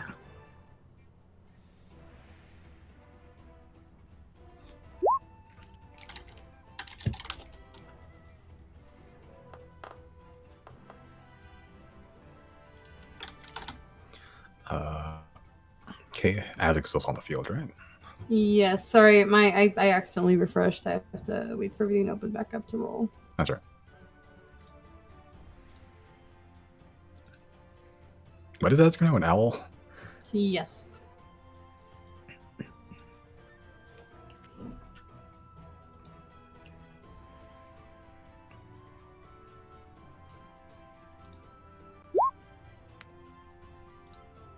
Okay, okay.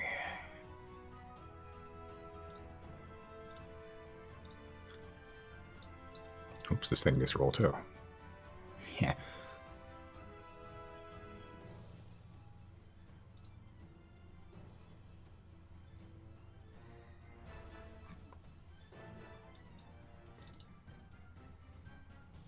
Ooh, that's bad. All right. Okay, starting off is the arena, actually.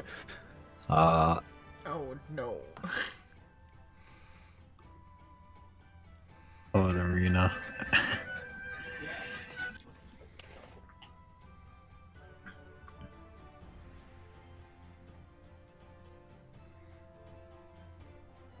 Okay.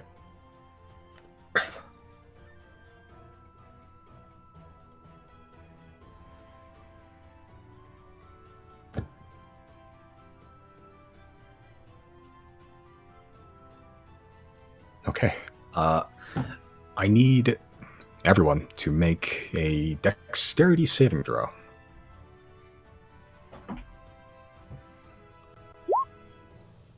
Ooh. Damn. Let's fucking go. No. Let's not do that, though. Okay.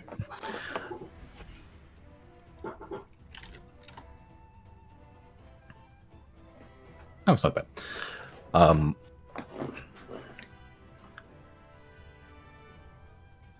You can see the big pink gem in the center, in the central column, sort of rise and sort of spin and glows up with a bright white energy before it just unleashes it in a giant, it's like the flat setting on a hose. It just sort of just like it does this big cone that sweeps across the ground towards you of this just magical burning energy. That's 21 points of force damage to Chris and Janna. Half as much to Riley, and because 0 has evasion, you take no damage. So 10? 11. I take 11 damage. You take 21. Ooh. Yeah, you see a secondary sweep of this magical energy go near the wrister up there, but it's like to the corner, just narrowly avoiding it, actually. That is the arena. Janna, what you doing? Hold on, quick. I should have checked this before the fight. Can you please add the Great Gamble arrow to my resources, Simon? Oh, okay. Oh, you're going to use the Great Gamble. I just don't want to forget it. I'm not sure. Okay, that's fair. I can do that. I feel like there's a lot of unknowns right now. Great. I also Gamble. don't have a clear shot because there's something in my way currently, or like I couldn't shoot straight across this thing. No, you couldn't. Not right now. Okay. I mean, that's a simple fix. Yeah, you can take one step to the right and you're good. There you go. Wait, can I even... Wait, I was here? Oh god, I have to worry about... I actually have to worry about how far I can go. I'm not with Giorgio. No. I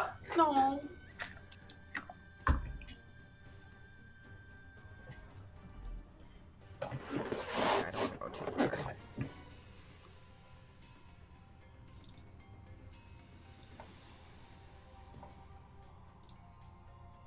Okay. That is 15 feet. You have 10 more if you want to go. Yeah, I think I'm just gonna be here and I'll just shoot with my regular arrow and he is not gone, so I get all the fun stuff. This is true. Yep, that's within range. Make an attack. Can I also use a walloping arrow for this? Okay. Remind me what that does again. It knocks him prone or something. Oh shoot!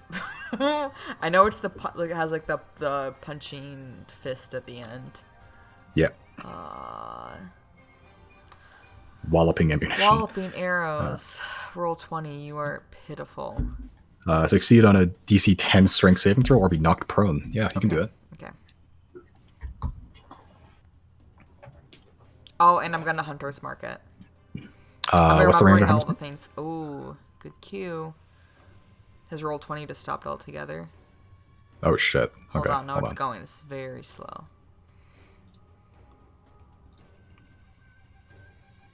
Range 90 feet. It is just within 90 feet.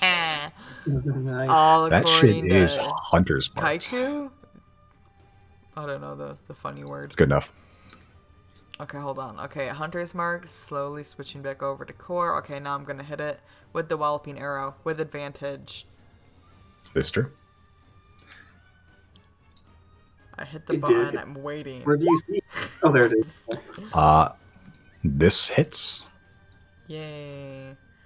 Okay, hold on. Oh, I should have. Okay. Everything is pain damage. Then I go back. Okay. Then I hit a Hunter's Mark. Hmm. I hit it. Now we wait and we wait and we wait. Okay, 11 damage. Did it take On the anything first extra for the wallop? Or no, what's the... Did it roll to be prone? Yeah, it has to make a DC 10 strength saving throw, which succeeds. Okay. So you launch this fist arrow pretty much, and it just hits him directly in the nose, and you can see it like bleed a little bit, but that's about it. It's sort of just looking at you, and you can see like any exhale it does, it's just like a big gout of steam. Bonk. You literally bonked it, yeah. You booped it on its nose. And you said I have 10 speed left, right? From you are, yes, you do. So you can move 2 spaces.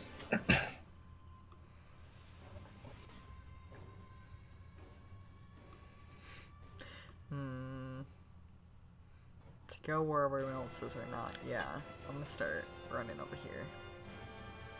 Okay, that's my move. Okay. That's your bonus action? Yeah, that's your turn. Alright. Riley, what you doing? So I noticed that the fucking light beam that just hit us came from the center, right? Yeah, it came from the little pink crystal in the center, yeah. Interesting. Does it look like it's affixed to anything? It's sort of just floating there, like above this square pillar. Interesting. I'm going to pat Zero on the shoulder. Let's give him a show they won't forget. Inspiration. Okay. Thanks, King. And then I'm going to... quite. Ooh, I'm so tempted. Can I get there? No.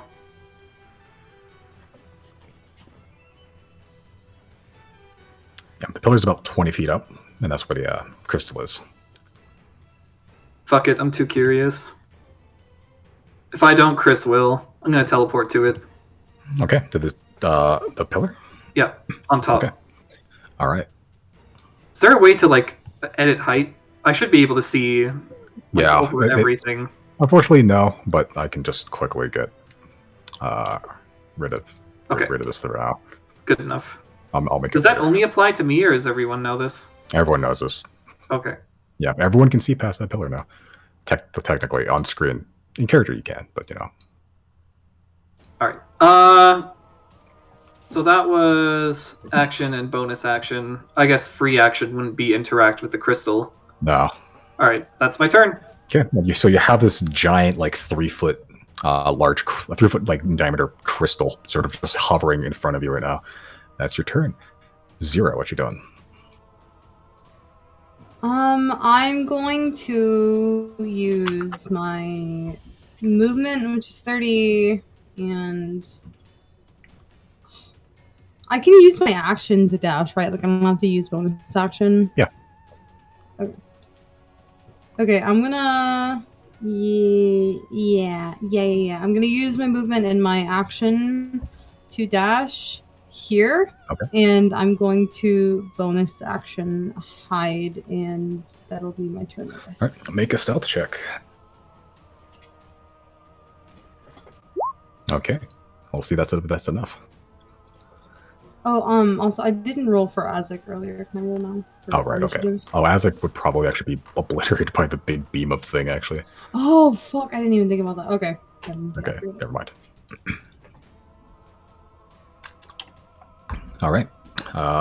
That's your turn, and you sort of peek behind the palisade, just keeping your back up to it.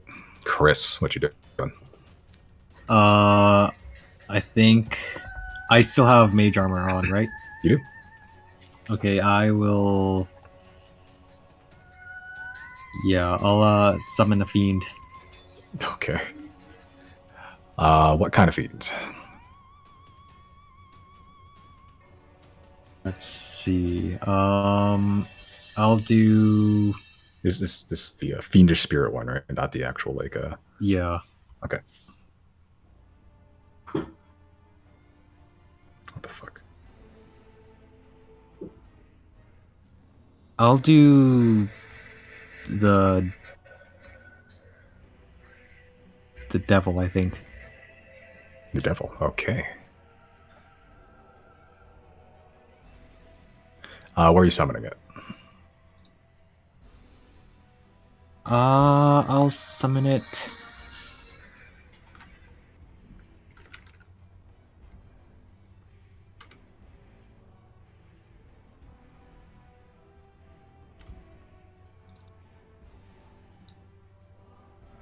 About there. What's the range on that thing? 90 feet. Okay, then. You summon this at the normal level it's cast at, or? Yeah. Okay. Because that will adjust... what level is it? Sorry. because my spell thing keeps crashing. It's level 6. Level 6. Okay, so that's 18 and 60-foot fly speed. Fuck. Okay. All right. So kind of a fiendish spirit. As a devil sort of just appears right before the Garistra. Okay, gotta move anyway.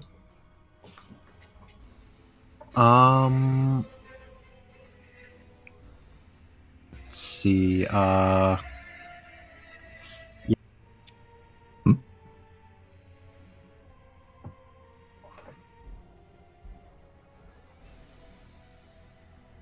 Yeah, I'll move.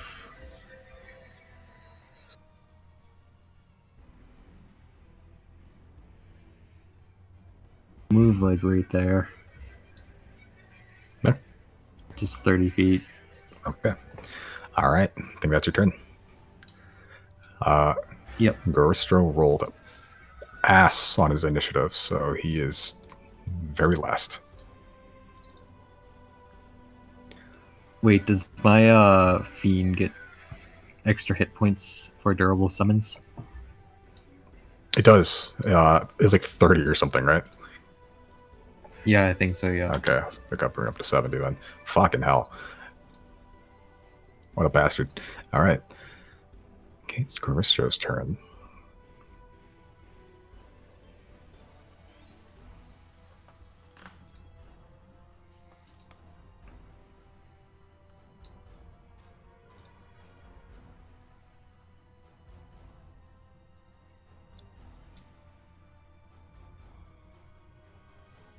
When does it say the fiend takes its turn? Here, let me check. My fucking thing keeps crashing, god damn it. Yeah, it's kind of slow.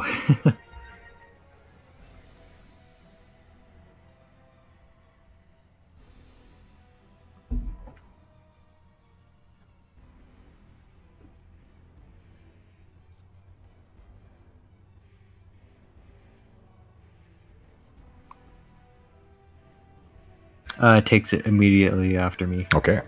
Alright, so what do you want your fiend thing to do?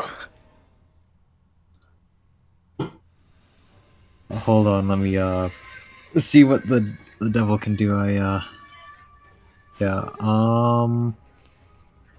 Hurl flame. Yeah, I'll do the hurl flame. Okay, so yeah, make 3 hurl flame attacks.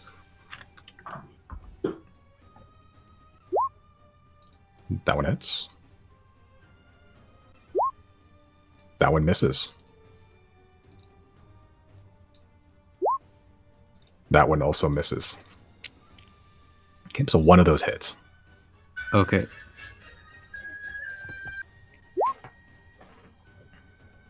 +6, okay. Alright, so that is 19 damage.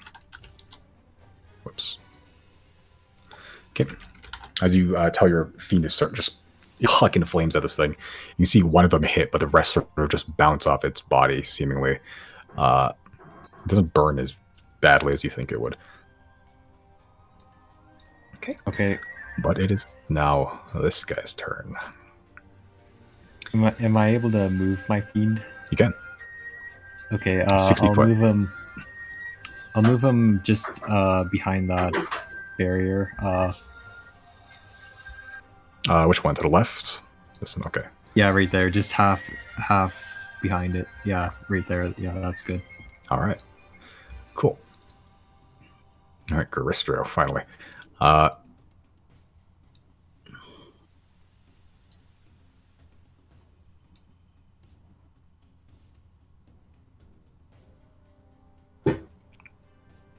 Oof. Oh.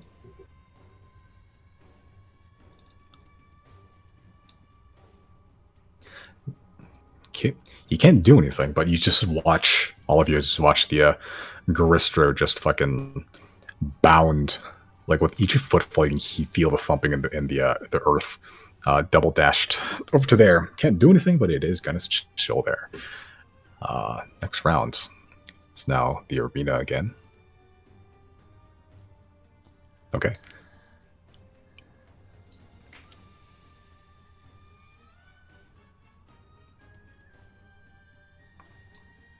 Sucks. Okay.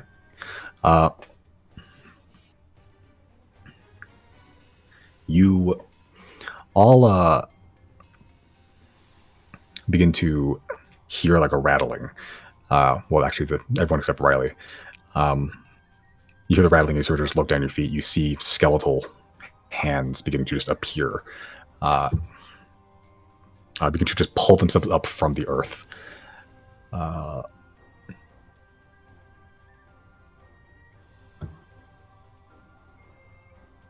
Okay. One there.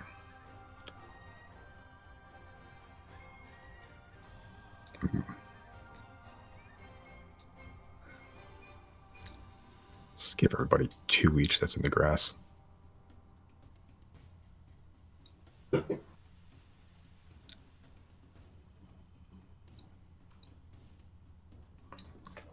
Okay. And the skeletons are armed, and they're currently just rattling their bones at you. Janna, what you doing? I mean, I'm gonna fight him.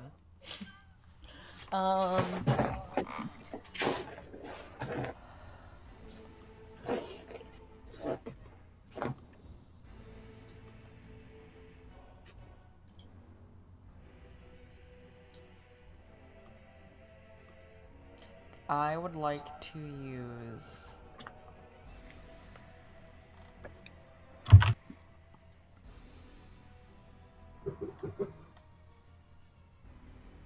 Sorry, I had a plan and I immediately was like, I'm gonna forget that plan.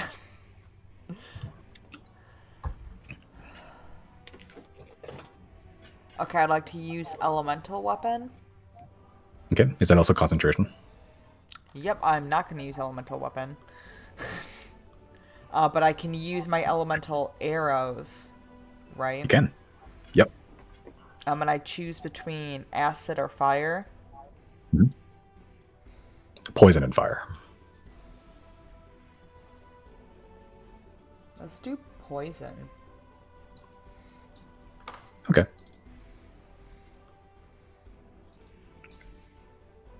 Who are you shooting at? The big guy. Our Still, big guy. the guy I've got marked. I don't care about anyone else. Okay. All right. Okay, so I think it just happens. Roll for damage. Oh. Yeah, because it's just an area How do I effect. Then you roll just hit for it. damage then without, or can I just hit the bow anyway? No, you can just hit the. It's just an area effect. I think it's not actually like a. It's like an exploding arrow. You don't do the arrow damage. It just does the effect. So there should be your attacks elemental poison. Just hit that one.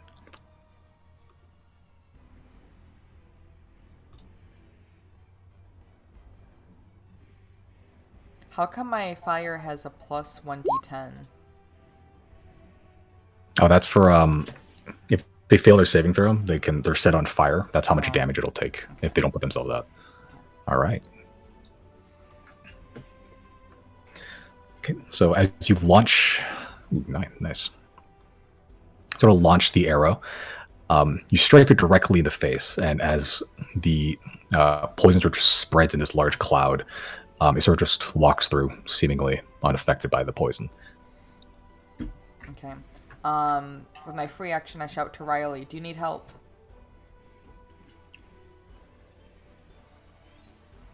Give me about 6 seconds and we'll see. Okay. Then I'm gonna prepare for that. And kinda...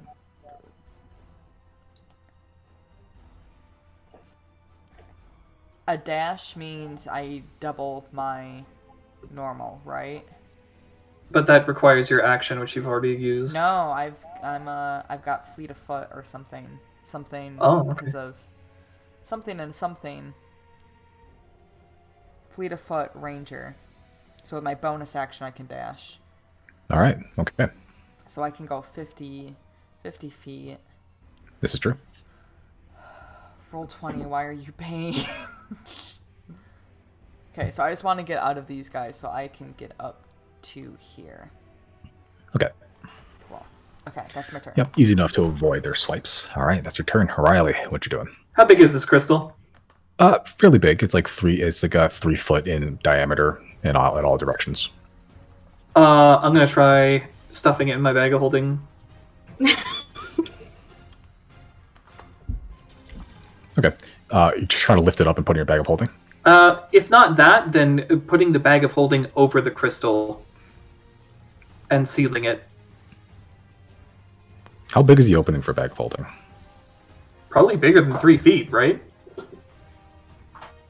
It's like a duffel bag, right? 2 foot in diameter at the mouth. Fuck. Yeah, so this would not fit in the bag of holding. Oh, it fucking wouldn't, huh? Okay. In that case, I'm gonna try and chuck it from its current position to maybe like as far as I can fucking throw it this way. Okay, make an athletics check. Sure. Where are we athletics at? I'm decent at those. Okay, you're trying to budge this crystal. It is locked in place in space. Ah, you cheeky bastard.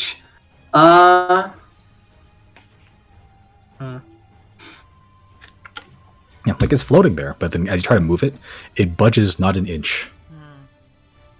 In that case, I'm going to move to... Wait, no, that was my action. Is that my action? Yeah, that's your action to try to do like the whole thing, yeah. Alright, I'm gonna move here, and I'm just gonna fucking throw a healing word on myself. Okay. That's your turn. Yeah. Just to make sure I understood what Riley's doing, you tried to move the thing in the middle, but you can't move it. Seemingly. Okay. All right. 0. There are skeletons rattling your bones at you, and you hear big thudding footsteps. You can sort of see like the cresting of horns above the palisade. You're not sure if it's spotted you yet. So I do not know if I would get the benefits of being hidden for like sneak attack. Yeah. You can try it anyway.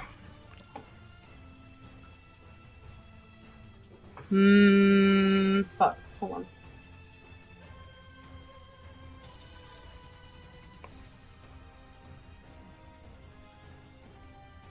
I guess since they're both already right here next to me, I will quickly make... I guess it'll be dagger, because I don't really want to move to attack them with the short sword.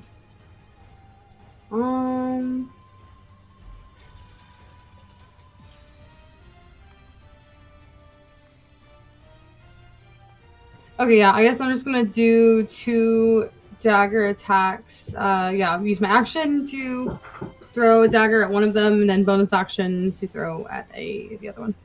Easy enough. Make attack rolls for both. That hits. That both hit. Roll for damage. Okay. I just sort of do the cool, like, crossing your arms to throw daggers in both directions thing. They both strike very square. They both, like, have daggers sticking out of their skulls. You can see, like, it's sort of splintering the bone. Still standing, though. Okay, what do I have left? My movement, and I think that's it, unless I action surge. But I don't think I want to use that yet. Sorry, let me do this. If I run past one of them, like if I run on a path where I get into melee range of one of them at all, they'll get an attack of opportunity, right? If you move in and then move out of the melee range, yes.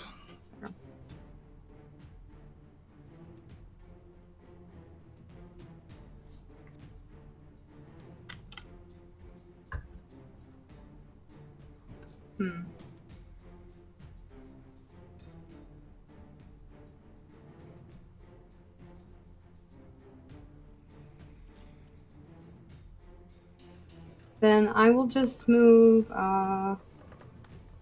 back here, so I'm not right next to the big guy, and that'll be my turn. Okay. All right. Cool. He does not notice you, so he does not take an attack opportunity. Chris, here we go. Okay, I think. Yeah, Yeah, I'll do I'll run up to him. Okay. Good Big move. guy. and then I will. I'll cast Thunder Step. Okay, to where?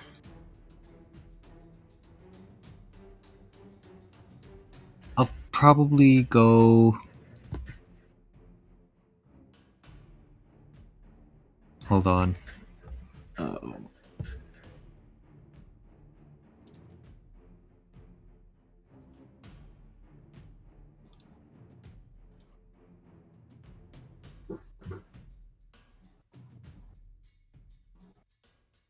Probably around there. Okay, you go 60 feet. Right?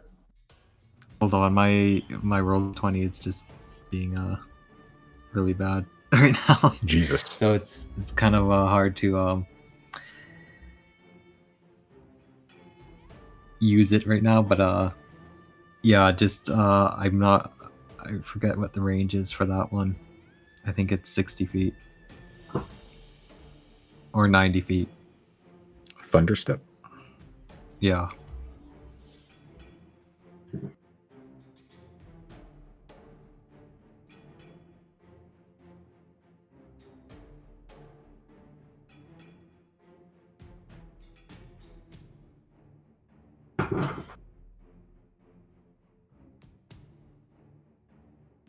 Yeah, it's 90 feet. So Okay. yeah, I'll just go 65 feet. Okay, to about here. Yeah. All right. Okay, roll for damage as well. Hold on. Damn, Mars roll 20 work acting up today. I feel it for you, Brandon.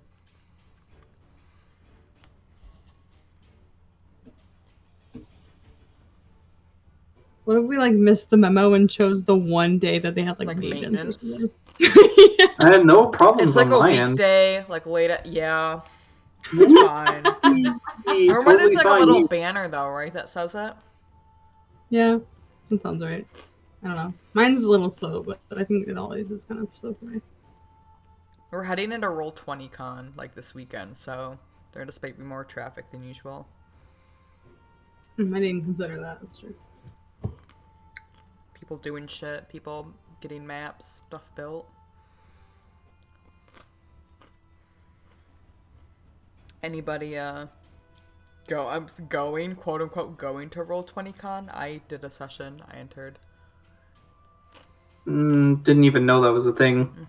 Yeah, I forgot about it this year. I would like to. I think it'd be interesting. I do it. I think it's fun. I signed up for Call of Cthulhu on Friday night, like a free session. Oh, nice.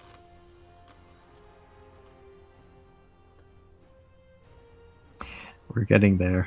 Holy shit. Yeah. Are you still trying to navigate, or did you click, like, what's the status? No, I'm just waiting for it to load up so that I can God. get into my Okay. character sheet. All right. I'll roll for you for now. Yeah. Okay. I've had so- that problem okay, before. What level did you cast at? Yeah, I'll cast it at 4th level. Okay, so that's 40 10 thunder damage.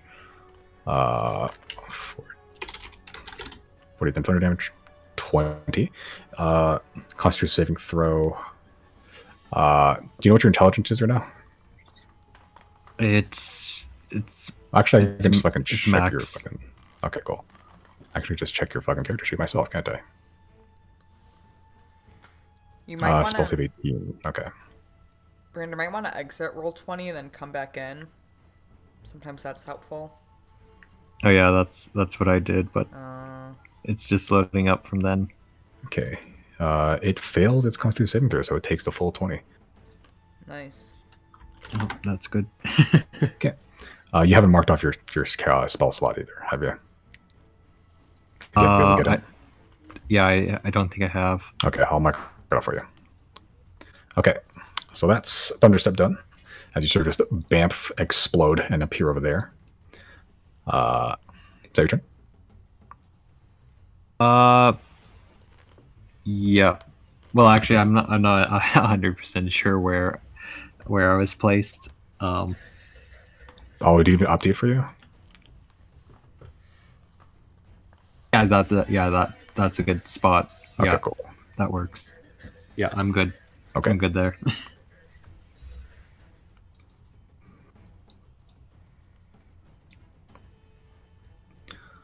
Okay. It's now the Garistro's turn. Seeing no other targets that are within range, pretty much. It's just gonna... Oh wait, what should it? What about the fiend? Oh, right, yeah. What's the fiend gonna do? He's just gonna go next to me. Okay. All right. And he'll do a hurl flame again. Okay. So that's 3 there. If your total 20 still through, I'll do them for you. Hits, I think- hits, miss. It's good. Yep, it should be good. Okay, roll for damage. I already rolled for the thing there for you. I hope it works. You can still roll it. Right? Just those two? 2 of them hit. Yeah, the 24 and 29.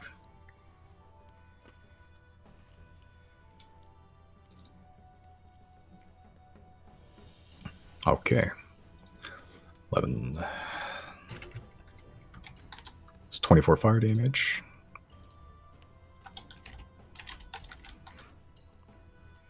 Okay, yeah, as the flames are just hitting the Garistro, not doing as much damage as you thought.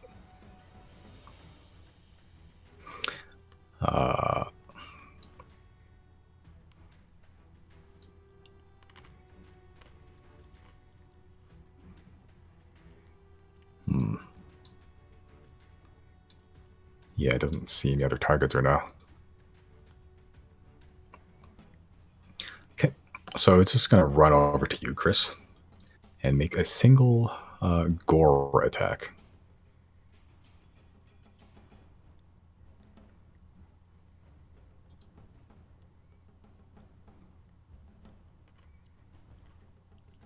Okay, that's a 19 to hit.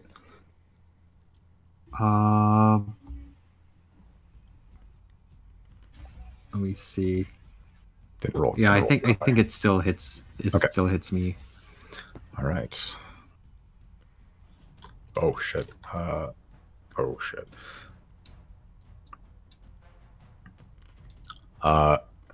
You take 44 points of piercing damage.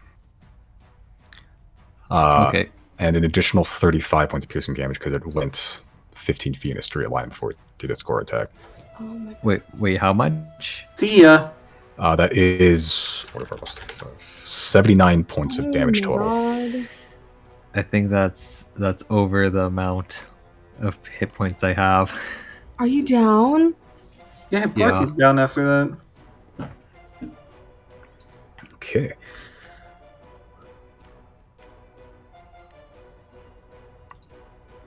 Okay. As you, the people that can see Janna and Riley, you just watch as his Garister just charges full on towards Chris and just hits him full on with the horns. You can see like a tip of it just pierces straight through the abdomen and he just gets blasted backwards, hits the ground, skids to a stop, unmoving. Dexterity to all you hit 0 hit points. So yeah, you do get pushed 20 feet away this direction, and you are. I think you lose concentration on the fiend because you're unconscious now.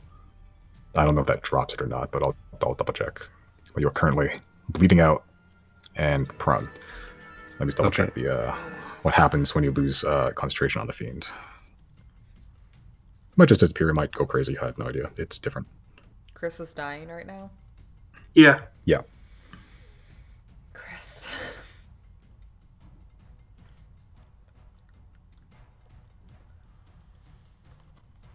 Or when the spell ends. Okay, yeah. The fiend's gone.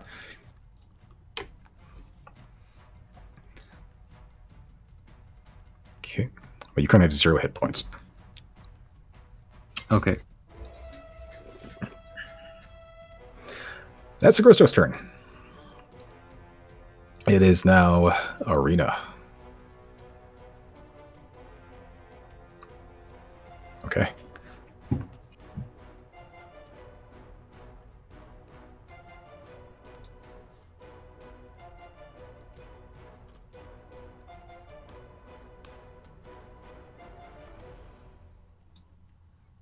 Oh, that's not good.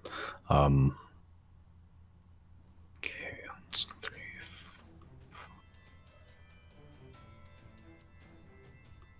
Okay, so I need Riley and the Garistro to make dexterity saving throws. Riley, you're at disadvantage. Aim. Oh, I might still actually get that.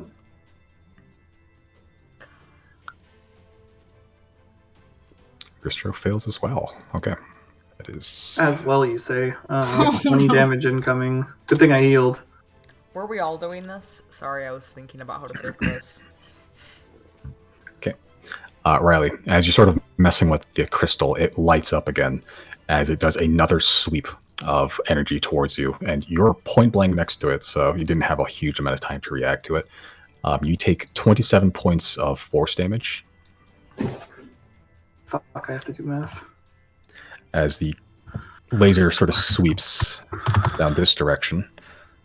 So 27? 27 total force damage, yeah. And the other one sort of sweeps that direction, which does hit the Gristro, but it also hits Chris. Oh, I can see why you say that's bad. Yeah. It's an instant death fail. Right? Yeah, so Chris, you take 1 death saving throw. Failed death saving throw. Okay. Okay, but the Gristro does take the damage as well. All right, that's the arena. Janna, what you doing? Okay. Hear me out. I'm going to... Oh, shoot. What was the point I decided? I needed to be 60 feet. Oh, shoot. That throws.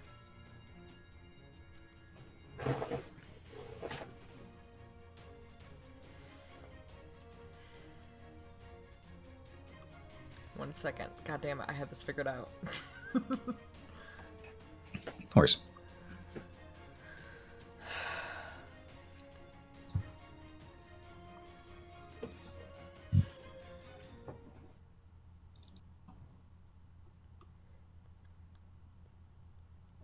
God. So if I can just get like here-ish. Where-ish? Is that enough? There, okay. You are... 65. Really, I want to be like right here. I don't know if you can technically let me do that because it's like right on the edge of the pit, or the thing. You can try and make an acrobatics check. No. If you want, you can move. You're trying to be within 60 feet of Chris. I'm trying to be within 60 feet of Chris, and then also from where I was, 25. You can stand... Right there? Yeah, here, and you'll be... Yeah, there's enough foothold there. Okay. So what I want to do is first shoot the big guy. All right. Let me make sure... Okay, let me run through my whole plan, so before I don't have to retcon anything. Yeah. I'm gonna shoot... Oh, shit. I'm gonna move, Sorry. shoot the guy first, because I'll still have my Hunter's Mark, then cast Okay. Healing Spirit as a bonus action. Okay. And then I'll lose my concentration, so I want to shoot the guy first. Order of Right? operations. Okay. Yes. Yep, that makes okay. sense. Okay, just... So, okay. All right, good Just to make move. sure I've got everything down. Mhm. all your ducks in a lemon or whatever it's called. And assuming it's gonna land. I don't know. That barely misses. Damn. Okay. Now I cast Healing Spirit. Okay. Cast Healing Spirits over yonder. Can I make it a muskrat? Sure. Why not? And the crowd goes wild. Okay, there's a Healing Spirit over you. When does that replenish hit points? At the start of your turn, or when? Let me pull it up. Spells. Until the spell ends, whenever you or a creature you can see moves into the spirit space for the first time on a turn, or start of its turn there, you can cause the spirit to restore 1d6 hit points to that creature, no action required. Okay, so at the beginning of Chris's turn, he's going to replenish that many hit points. All right, not bad, not bad. Cool. That's your turn action move bonus. I think that's your turn. Yep. Right? Okay. I forgot one thing is the skeletons. They go right after the Garistro, so I'll just do that now. The two that are by 0, they're gonna pile on right here. Do a quick little flanksies.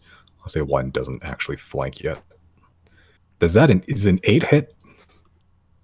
Damn, yup, you got me. Does a 13 hit? Oh, fuck, yeah. All right. That's so much damage. Oh shit. Damn, these skeletons were super strong. Zero, where even are you? I don't even see you from my perspective. They're somewhere around here. I'm literally I'm around there, yeah. As much as I hate saying this, if Janna didn't know where you are, Janna would have known you're down. Oh, I mean, I'm not down. It's chill. You're not? Those complete sarcasm. No, don't worry about it. I literally have not been hit yet. You're fine. Don't worry about me. Okay. All right. And the remaining 4 are just gonna get up nice and close about here, and they're just gonna volley fire short bows at you, Riley. Sure. That is 4 short bow Looking for damage. 15 to hit. 23, 7, Okay, 8, that sucks. 15. It's 2 of them hit. 15 to AC. I thought it was 16. It's 15. Okay, 15. Okay. That is 8 points of piercing damage total, as the 4 of these skeletons just sort of line up and launch a volley towards you at the same time. Okay, half down.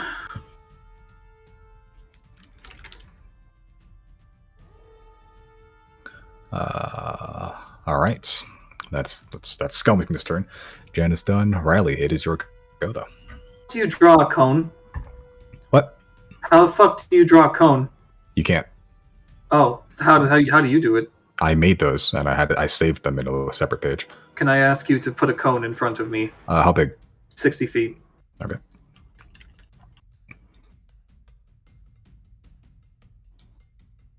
So where it's centered around you?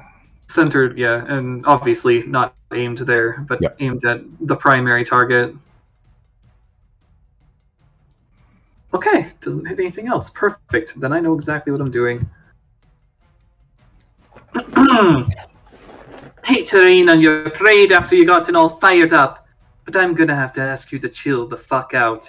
7th level Cone of Cold. Okay. Roll for damage. It'll make some sort of save. That was pitiful. Holy shit. Saves as well. So 41, no, 44. Okay.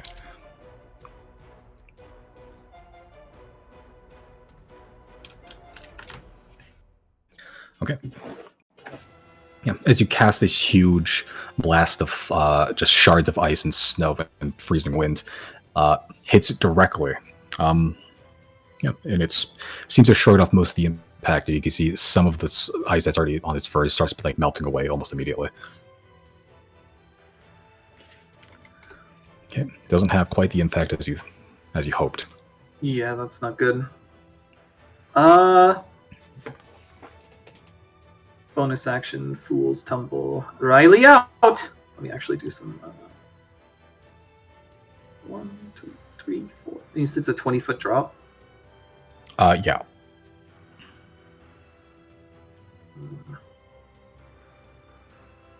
I can basically only get there then. Whee! Okay. I think full tumble also reduces fall damage too or something, right? Yeah. Okay, you're good. You're fine. All right, that's your turn. Yep. Okay. 0. I'm gonna cast Arms of Hadar, and it's only Okay. at first level, right? I can't do second level. Right? It's whatever spell level it is. That's for the magic initiative. Fantastic. Anyway, well, actually, do your thing. They have to make a save. Sorry. Which they both fail because they are skeletons. Fantastic. Then that means I'm going to use my movement to get 30 feet right here, and they cannot. Wait, actually, I don't. Hold on. Let me go back and measure that really quick. I measured it, and then I'm questioning it now. Hold on. I got you. Don't worry. There you go.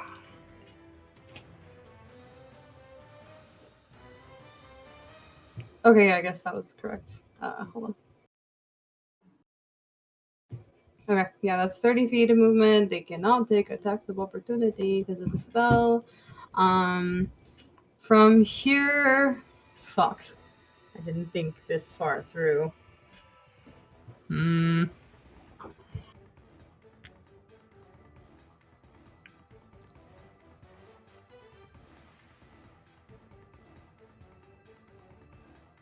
I'm going to action surge. Yeah, I'm going to use my action surge and take an attack on the thing. I don't know what it is. What's I don't know what it, I The don't know what it's- Goristro. Yeah, the Gordito, whatever. I'm gonna make an attack with my Truth Seer. I'm gonna throw it from here. Okay. All right. I'll make an attack. That hits. Okay, I'm gonna empty all 3 charges for Mind Overload on it. Okay. It needs to make a intelligence saving throw, I believe. DC 17, I believe, right? You would know better than I would. I don't have it open right now. I can double check.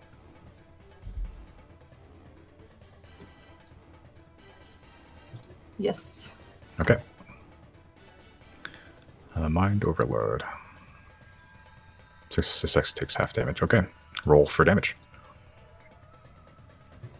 That's 3. How many? D10?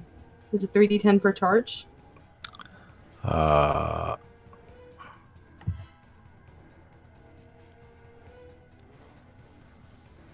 Yeah, I think so. So is that 9d10? Yep. Fantastic.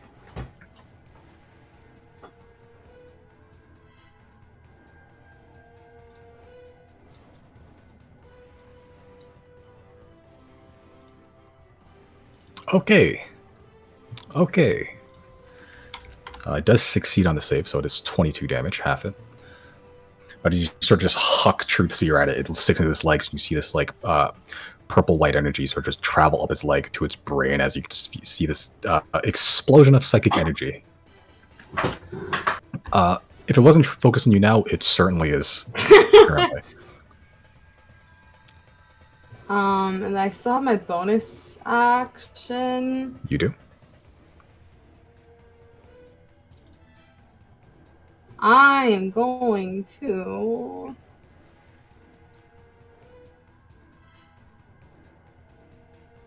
I don't know. I want to go closer to Janna and Riley, but I will be next to the acid pit, and I will be about the same distance from him.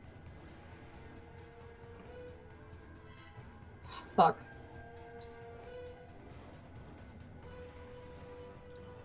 And I already used Arms of Hadar, so I can't missy step. Okay. Yeah, fuck it, I guess. I'll just bonus action dash and get, what's 30 feet? 34. Fuck, hold on.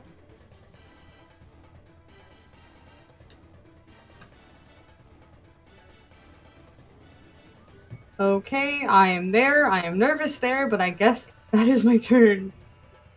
Okay. All right. Ending there. Chris, you have how many hit points, Janna? You can roll for healing there. Me? Yep. From the healing spirit. Chris's heals from your healing spirit. He's no longer dying, which I think that's pretty neat. Yeah. You You're cast it at the welcome, second level, Chris. right? I'm definitely still in as I look to see what I'm rolling. 1d6? 1d6. 26. You're Ooh. welcome, Chris. All right, Chris, you have 6 hit points, and it is your turn. You are prone, but not dying. What are you doing? I pop up and salute to Janna.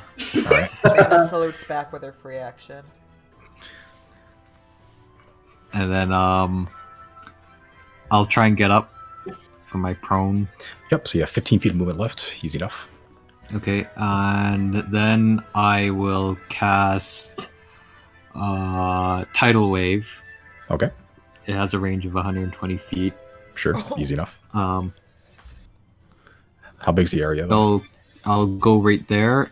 It has 30 by 10 feet Okay. area. So about 30 feet that way. Mhm. Yeah, you can 10 hit it. feet So that that's way. fine. Yeah, Doesn't hit 0, right? he can angle it in a way that doesn't. Okay. Why is my thing? It's weird. It has a fucking square around it. Whatever. Okay. So you hit casting Tidal Wave. All right. So he needs to make a Dexterity saving throw or be knocked prone, and also take damage.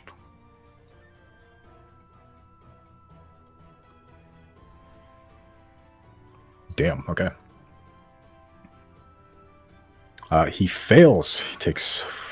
What level are you casting this at? Just third. Okay. Yeah, just Okay. So he takes 22 points of bludgeoning damage straight up, and my boy is knocked prone. That kind of sucks, actually. As you watch the water just sweep it underneath his feet, the big heavy, top heavy body just tumbling to the ground. All right. Okay, so 15 feet of movement, still got your bonus.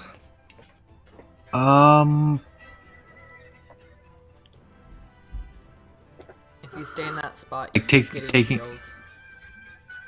taking a potion, that's considered just a regular action, right? If you're giving somebody else, where I like the homebrew rule, where if you're just using it yourself, that's a bonus action. Okay, then I'm gonna do a greater healing potion then. Okay. All right, pop one in. What was the thing for that again? 6. So 6 plus whatever you roll.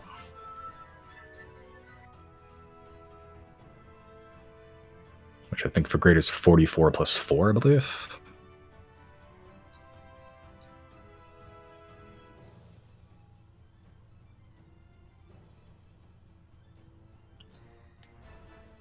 Okay. Nice. So an extra 5 for you. And Oh, then that's extra one. five. That's 1d4. Sorry, roll. Just roll 3d4. Oh, okay.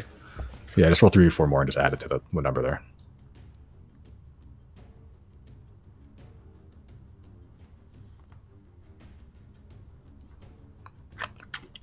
14 points of healing to you, plus the 6. That you have 20 hit points total. Okay, good. Okay. You're gonna stay there in the healing thing. Yeah, I'll stay there. Okay. All right. It's now the Garistro's turn. He's going to get up. That's half his movement, which sucks. Hold on.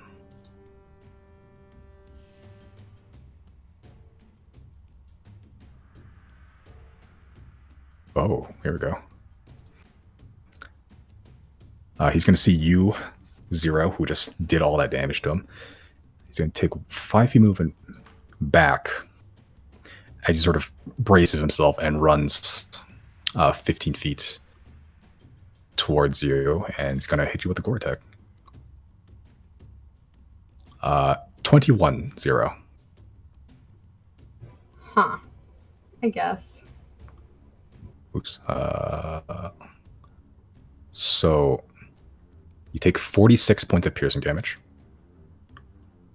Is that just one attack? Hold on. I'm not done yet. Okay. Because he moved 15 feet before he hit you with a gore attack, he does an additional 45. So that is 71 points of damage total, which you can have if you have Uncanny Dodge. Yeah, I'm gonna uncanny dodge that. Okay, so that brings it down to 46 points of piercing damage. Okay. I do still need you to make a strength saving throw, though. Can I add an inspiration to a saving throw or no? Yeah. Oh, sick. Yep, you add it to any roll except for damage. That's it. All right, so strength save from you. I think it's What's- probably worth it to roll a d10 Yeah. on that. With D10 you said? Unlucky. Okay, that is a fail. You get pushed 20 feet back and knocked prone, which is about there. Oh. Well, reaches, right? Yeah, easily.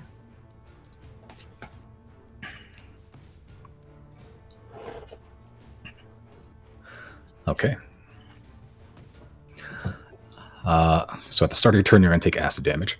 But that's okay. And at the end of Gruster's turn, skeletons. This one and that one are going to run up towards you, Zero, and try to stab you while you're on the ground. Which is 15 to hit. No. A natural 20. Ooh, that's not good. They're skeletons. You do 8 points of piercing damage, a whole 8, as it stabs you with a rusty short sword. Yeah, but that could have been 0. Okay. The remaining, they're going to shoot at you, Riley, because they can't really see anything else to shoot right now. Yes, It's 15. AC 15, nice. Hits, miss, miss, miss. 1 hits. 7 points of piercing damage to you. 42. The meaning of life, the universe, and everything. Okay. And it is now the arena's turn. The layer actions, if you will. Okay. Someone roll a d8 for me. Nope, not it. Not it. Can I do it? Oh, okay. You So, like, I'll, like, You were excited. wait. I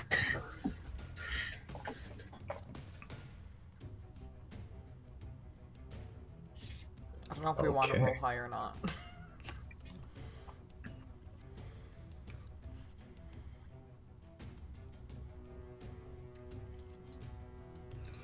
Okay.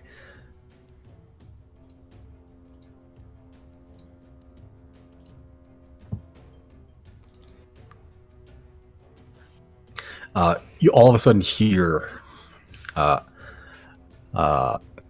Starbright's voice just echo through the arena. You just sort of hear, a new challenger approaches. You all know and love him. The suave seller with a sublime smile keeps tab on his gift of gab. No thoughts head empty. It's Thea Poratny. What? What? We're gonna fight with the Agnes? As Fucking crazy. you, the ones that you can see where the Gristro is, you see just appearing right next to him. I don't have a token for the Agnes, so I'm going to use that thing for now. Appearing right next to him, you see Thea Poratny, the tall human man, bright orange hair, and just covered in cloak. And he sort of just looks at you, smiles, throws back his cloak, and you see 6 daggers in his belt. And he takes his turn on the arenas. He's going to make 4 attacks against the Garistro. Okay, he's on our side. Okay. Yeah. I don't think he'd want to kill his customers. I don't Just a know. Dude, I don't know if this is. I don't know what the fuck's going on. Yeah, I didn't know if this was like Really him or like if we he's him. cloned him. Yeah. Like it's an illusion of him or something, and it's gonna fight us. I don't know. Don't give Simon ideas. But I was thinking the same thing. Okay, that hits. hits. Holy fuck. Okay. Oh my god, Theopore. More like Let's see. Thea Rich. Constitution saving throw. Saves. It's fine. The score. Ha. Can I ask, did Brandon roll a d8 to figure out like what character would be summoned to the arena? Yeah. Yep. Okay, at the end I gotta know who's on the list. Awesome. So The other that's 7 are then. Imagine if I rolled Luca. holy fuck, Theopore. What the hell? He's using daggers. He's rolled 4 on every single one of his daggers attack. Get him. Max so damage. Let's fucking go. Nothing but respect for my Atneys. 4 plus 4 plus Guys, 4 don't ever plus fuck with these guys. 7. Oops. Support family-owned businesses. 5. Comes in with a default avatar, Oh my kills the God. big guy. But putting in Theopore was a mistake. In a single turn, he did like 70 points of damage. Or something. Yes! I think he's done the most damage out of. Well, I can't speak for everyone, I guess. More damage than I did. Oh, You yeah. watch as Theopore, as he sort of just like throws back his cloak, he pulls out 4 of these daggers with really quickly. Does 4 slashes, and you see like as he sheaths them all back again, in a very anime moment, you see all 4 cuts burst with different types of elemental energy. One freezes over, then it gets melted with fire, then it gets electrified, and then it rots with necrotic energy. And he sort of just looks at you, and just goes, "The show must go on." See, I don't know what's going on. That doesn't. Yeah, that was a little That's bit not robotic. him. That's not him. Okay, he's on the field now, technically for now. Janna, what you doing? So I don't... Now that Healing Spirit is cast, I don't need to stay within the range. I just need to keep concentration up, right? Correct. Sweet. Okay, we're gonna do this. Janna's gonna like do a cool like running, and while she's running, she's gonna. Oops, that's the measuring tool. She's gonna be running. While she's running, she's gonna throw the Pokeball out, and we're gonna like summon Giorgio like mid-run, All right. and then be like mounted. I'm assuming this is all gonna be Janna's action, like getting Giorgio out. We're gonna be mounted. And then that'll be Janna's turn, but Giorgio will share her initiative, and then I want Giorgio to run over and start attacking the skellies. Okay. What's his speed? Like fucking 50 or something? 50. Oh, you're good. And he You're can, good. yeah, we're fine. So Janna Alright, do you didn't wanna even keep need to between run, skeletons? but I just thought it'd be fun. So he only gets 1 attack, so we'll just do this one for now. Okay. And I need to switch over from Janna to Giorgio. Now that I feel like we've got the little things under control, I was just so scared in the beginning. I didn't know what to expect. And of course, what else? That fucking hits. Okay. We'll start doing some cleanup. Oh my god. Oh, Giorgio is so strong. Yeah, Giorgio just bashes this thing apart. Dude's fucking super dead. It's literally just like you throw down a Pokeball and then mid jump you mount him, and then almost immediately he just rears up and just takes a big swipe, like knocking out the rib cage clean off the skeleton. With my free action, I pet Giorgio on the head and say, "Good boy." And that's Alright. Janna's turn. Okay, solid turn. These skeletons, they'll whittle you down if you don't take care of them. So, Riley, what you doing? I just need to check something real quick. That's what I thought. That's totally fine. Let me just also check. Yep. Okay, I'm going to move here. I'm going to patch us up with Mass Cure Wounds. We all get 23. Let's fucking... Thank Oh, you. bless. Thank you, Riley. Thank you. Now I need to do math. I think That's more that's... than I lost. And then... Well, if a song of fire and ice isn't enough, perhaps a shocking display will do it. He'll coat Tempest Retort in electricity, and All right. that's my turn. Okay, you are coated. 0, you are in acid. So on your turn, Wait, You do take we all 11? get that healing? Yes. Okay. 0, you take 11 points of acid damage. Your I mom just- takes 11 points of acid. Go ahead, I'm sorry. I will shut down this campaign so fast. Kind of seems like that's what's in the process of happening. All right, yeah, 11 points of acid damage to you. You are currently just slowly submerging in this thick acid, and you can feel your back and the back of your head just singeing off. Yeah, bonus action, Misty Step, right? Okay. That is behind a pillar. Whatever, right here. Okay. Yep. Still prone, but yes, you have teleported out. I'm still prone? It just teleports your position, doesn't make you standing. That's fine. I'll use my movement to get up. About So that means I 15 have like squares. 15, yeah, so I will use a couple to get right here. And from here, I'm going to make a short bow attack on big homeboy there.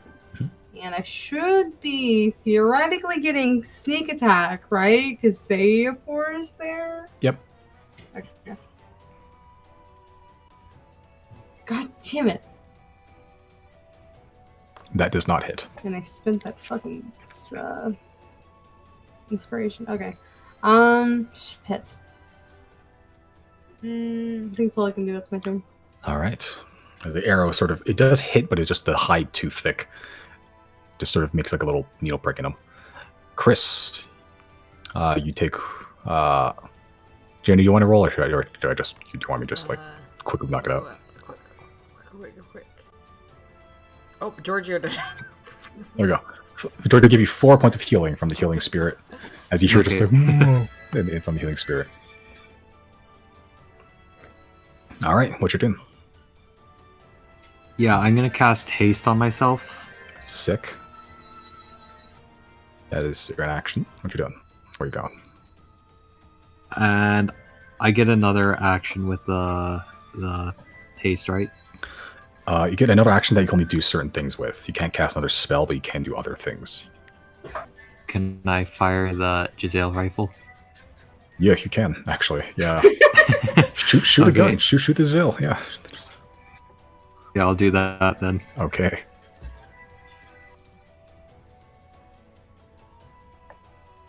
All right. I don't think you're proficient in it, but it should be all mathed out already. So just roll for an attack. Do I just for this one? How do I roll for that? There should be an attack in your thing that just says Farsight Giselle down there at the very bottom of your Okay, attacks. I see. Yeah. Yeah.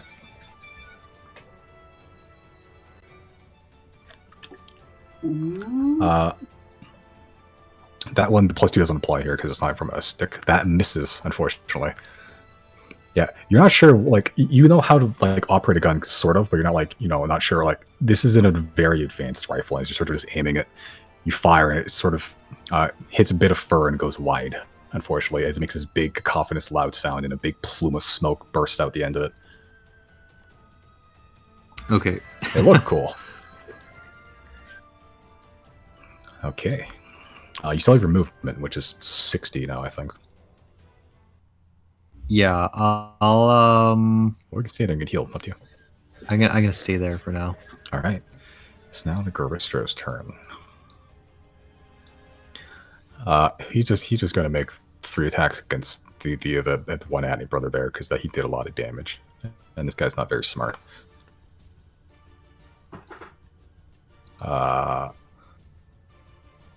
2 of those hits.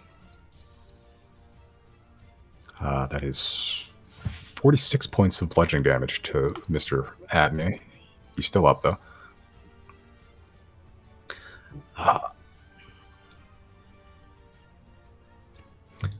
And he's just going to be slowly making his way. Hold on.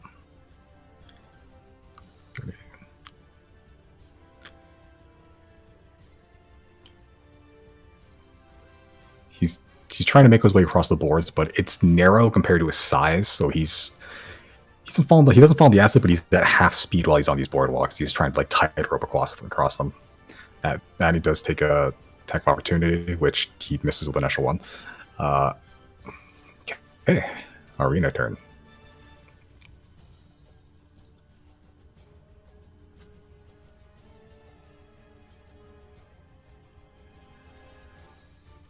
Oh, that's not good.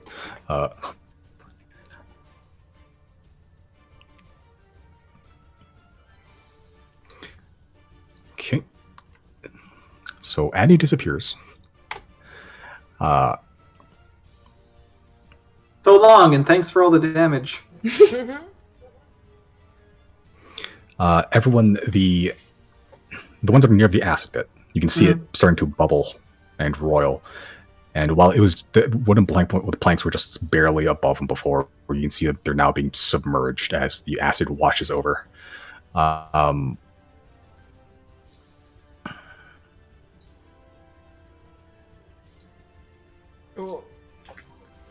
gonna be like that for a little bit. So you don't take damage now, but like you can feel your ankle singeing off. But you do take damage at the start of your turn. Which is now. Correct. Janna, you take. That's a shit roll. You take 6 points of acid damage. I can do math. Okay. I need you to make a concentration check, actually. I'm concentrating on doing math. 89. Okay. And what do I do for concentration? Just a constitution saving throw. This is for healing spirit. Can maintain it or not. Man, Yeah, You're good. baby. Fine. Healing spirit's up. Yeah. that sucks. Okay. So 1. Wait. I'll make one for Jojo, actually, too, since you both share the same initiative now. A what?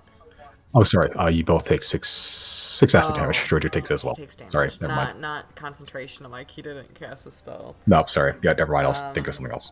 What was it? 6? 6. Busting out the calculator for that one. 87. It is, he has 87, yeah. I know when I can't do the mental math. Okay.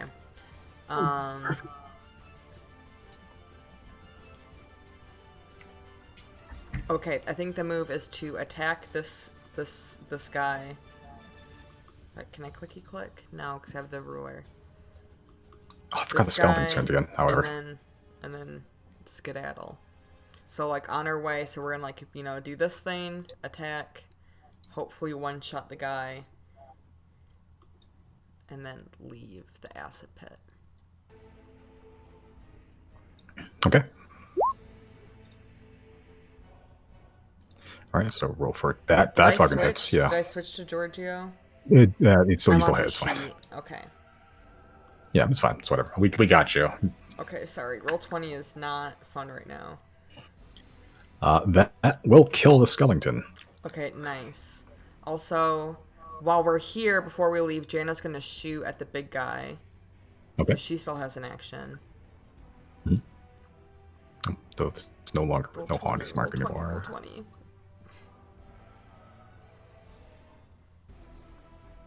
So 18 missed. 19. That's barely hits. Yeah.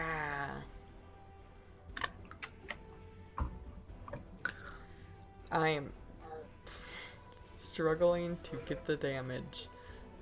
I clicked it. That's a lot of Okay. that's a lot of 19s in a row. 5, okay. Yeah. Okay, and now we will exit the acid bath. There's something not wrong with the damage on your thing. Something not right. Why? It's doing too little. It just says 2 plus 3. That's all it says. No roll happening. No, it says rolling 2 plus 3 dex equals. Yep. Oh. It should be like 1d8 dex is plus 3. X. I don't know why Is it's that 2. why What my the hell? damage has been sucking all night? Maybe for Resolute Bond specifically, everything else is fine. It's been like nothing above 5. Nice. Which makes sense if it's 2 plus 3. Yeah. That Okay, checks just out. roll. Just roll. You hit I just click it once again? before. 7. Yeah, just do it again. Okay. 7. Yeah, Yeah, I'll do it. no, it's fine. I don't know. I just fixed it. Sorry. Oh, okay. Okay. All right, fixed. And you're skedaddling out of the acid. Yes. All right. Okay, that's your turn. Yep. Right, Riley, you take 14 points of acid damage. Actual pain and suffering and agony. Let's remove myself from any of that. 35 feet? Hell yeah. Okay. Exactly enough damage to get me... Damage, hello? Exactly enough movement to get me into... Where was it? Was it here? It was here, right? Okay, so you're moving there. I'm pretty sure that's where I calculated out. You saw it as well as I did. Where was Yep. I? I was like here, somewhere. Yep. So, okay, as you exit the Grister's attack range. Attack of opportunity. Yep, attack of opportunity. That's a 26 to hit. Oh no. He missed. That is 26 points of bludgeoning damage to you. As you're wading through the acid, a giant fist just cracks you across the back of the skull. Another fucking Tuesday. Now I'm going to ruin his day. Let me just check what mine. I've casted the spell so many fucking times and I still don't know what it does. 20-foot radius. I would like to make sure he's in it and 0 is not. Seems pretty good. I'm gonna drop a storm sphere right here. Okay. What's the radius on that? 20 feet. 20 feet. 20-foot sphere. That is you. Yeah, just a little 4. Oh shit. Nope. Sorry. Fuck. Fuck. Fuck. Fuck. Fuck. Okay, there we go. Right where about here's? Here. Okay. And It its is- movement is now halved. And what else? Or rather, difficult terrain. Each creature in a sphere, when it appears, so it immediately has to do a strength saving throw. I imagine it's what DC my modifier, so 18. 19. 19. Oh, what the fuck? No, it's 18 on your thing. I rolled 19 on the save. Oh, okay. Okay, that sucks. In that case, the only thing I can do now is hit it with the bonus action attack, which I believe is, yeah, this. That hits. Holy shit. Oh yeah, I have to roll for damage now? Yep. Which... Okay. Alright, as a crack of lightning strikes it, you just see the brief flashes of it in the giant storm sphere that's appeared there. Alright. That's all I can do. It's my turn. Alright. 0, you take 9 points of acid damage. Okay. Alright, but it is your turn. Okay, I'm gonna. Fuck. I can't see the monster in there now, right? The thing. I think you can. I don't think it obscures sight, but yeah. Okay.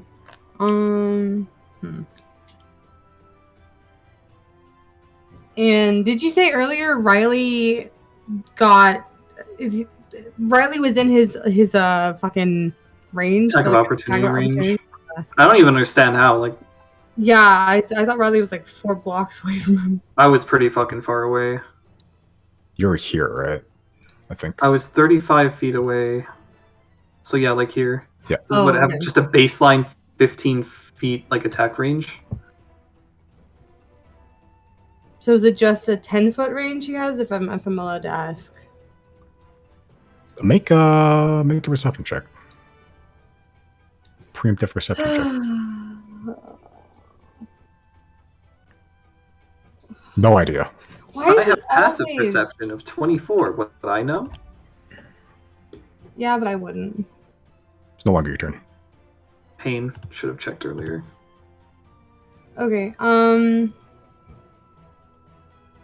fuck. I'm just gonna go ahead and Misty Step from my current position to, I think I can get just the rim, like right where Riley is. Okay. I'll get here with Misty Step, and then I will use the remainder of my movement to get the fuck out and pop right here, I guess. And if he's not obscured by the storm sphere, I'm just gonna take a short bow attack on him, I guess. Okay. Make an attack roll. Oh my god! You try to launch an arrow, and it sort of just there is a bit of wind, and it sort of just kicks it slightly off course. Is with these trash ass rolls. Okay, that's it for my turn. Okay. Chris, you take another 1d6 from Janna for healing. That's me. 3. Extra 3. You're still hasted. Okay. Yeah, I'm gonna take one of my actions to reload. Okay. You can do that, yeah, actually. And then I'm assuming hasted action fire again, or are you going to do something else? Yeah, I'm gonna do something else. I'm gonna go on the wild magic table. Oh no. Okay. Roll a d100. This will be fun. 72. What the hell does that mean? Let's see.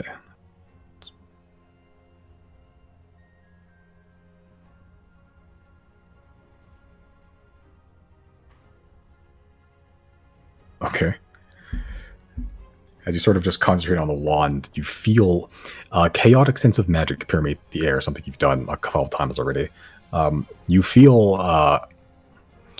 like you could just take on the world right now. Like, you feel like you could just walk into the acid and just take not as much damage for some reason. You gain resistance to all damage for the next minute. Oh, minute?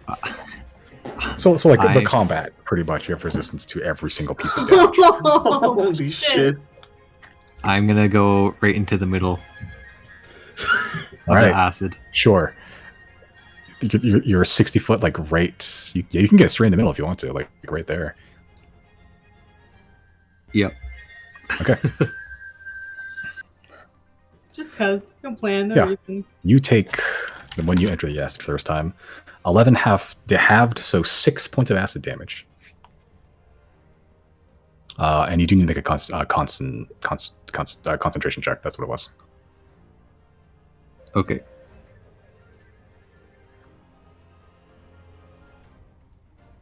It's just loading. Our main enemy when it comes to sessions.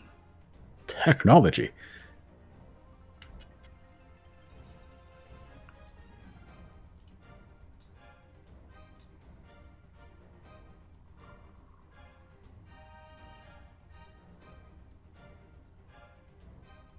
So that was 6. 6 total for acid, yeah.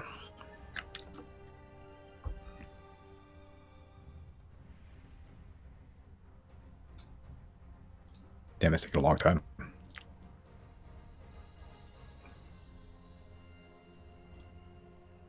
You're waiting for the concentration check still? Yeah, Constitution saving throw. Yeah.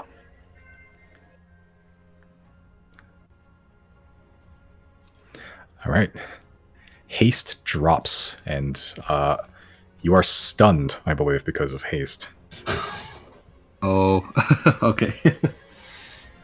Because yeah, when haste drops, you become stunned. No, you don't get stunned. The target can't take moves. Can't move or take action until after its next turn. So your next turn is gone. You're stuck in the acid until then. Hey, it's the Garistro's turn. It can't. The Stormsphere is half movement, but it doesn't need to. It's going to take. It won't be able to charge any of you before, but hey, now there's a man just sitting there. So it's not an advantage, but he does make 2 attacks with the fists and 1 with its hoof. That is, oh, that's not great. That is 32 to hit for 1 fist, which hits, I'm sure. 16 to hit for the other one. I think my AC is 16 right now. So that hits, and 14 is the last one, natural one. Is it still possible to do shield at this time, or It doesn't say you can't take reactions, so yeah, I think so. then I'll try and do shield then? Okay, so we'll bring it up to 21 is your AC. So only one of those hit. So it's just 19 bludgeoning damage halved to 10. Okay. Yeah, as you're still exhausted from the haste, you try to you still manage to mutter the shield incantation in time to block a fist that glances off just barely, but another one just punches you straight in the face for 10 damage. Oh, Garisto does take 36 acid, 11 for the Garisto. He's just going to stay there. Can't really do very much else. Skeletons. The ones in the acid just fucking die straight up. 13 damage exactly. The other ones, though, they're just going to... One of them's going to strike at you, Janna, specifically you. Other one's going to shoot at you, which is 23 to hit for the short sword and 14 for the bow. Only the first one hits. Cool. So that's 3 piercing damage to you. Okay. And another concentration check for healing spirit.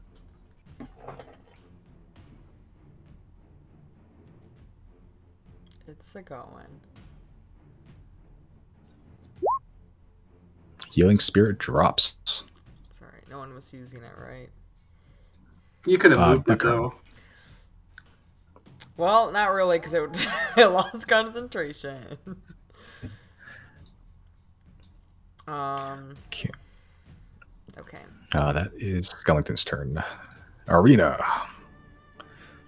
The arenas go. The acid recedes. I forgot there's a fucking pillar in the center. Oh, whatever. It's just on the side of it. We'll see you there. D6. Okay. You all see this giant sphere above the pillar, like about 30 feet above it. Like up here, like a Goku spirit bomb, pretty much. Not unlike the sphere of energy that was in the stage that you guys were in, and it's slowly descending. As it's descending, you can see on the 4 buildings around you, the doors sort of just light up with like this neon lights, pretty much, and they're sort of just like scintillating colors. There's just flashing, alternating bright colors around the door. That is the arena's turn. Janna, what you doing? Gonna get these last skellies out of the way. Okay. Bum, bum, bum, bum. So this is to the one that's in melee. That fucking hits. Yep.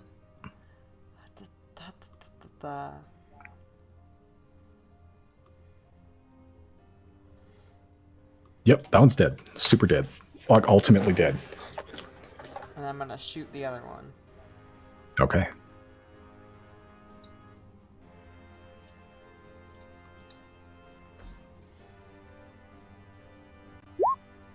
Also hits. Ooh. Is it doing the thing again? No, it is not. Nope, Okay. just rolled. Yep, both dead. As Georgia at the same time simultaneously swipes one, claws it apart, you just shoot the other one straight in the face, and it just knocks the skull clean off. Hell yeah. That is my Okay. turn. All right. Riley, what you doing? Mills, what's Chris at?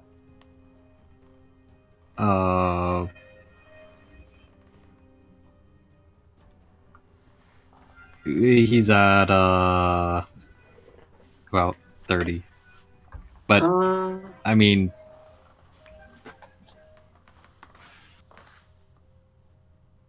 I'm not sure if Riley would know it. Well, no, you can at least see that his pal is in trouble. But at the same time, Janna's on standby now, and I only have like one more burst of healing left, really. So I think what I'm gonna do is I'm gonna first bonus action, fucking try and zap the guy again. Okay. Where is it? Right here. Fuck. Does not hit, unfortunately. What's the range on the normal like fucking poke at him? It's 20 feet normally, right? For the 2060, I believe, should be the range increments. Yeah, 20 feet. 20 feet for normal range, and then if you want to extend that, I think you can go to 60.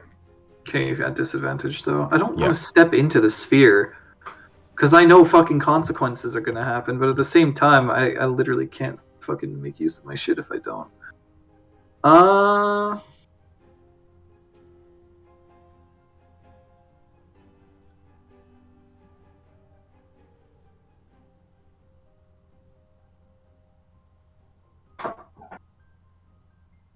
Okay, I got a better idea.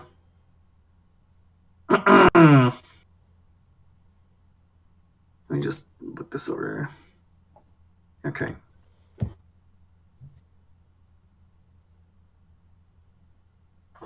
Oi! Why don't you pick on somebody who's actually in fighting for you, big fucking lug? Vicious mockery. Okay. Wisdom saving throw.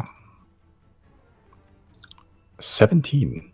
Hell yeah, brother. He's got disadvantage on his next attack. Okay, and he does take 11 points of psychic as well.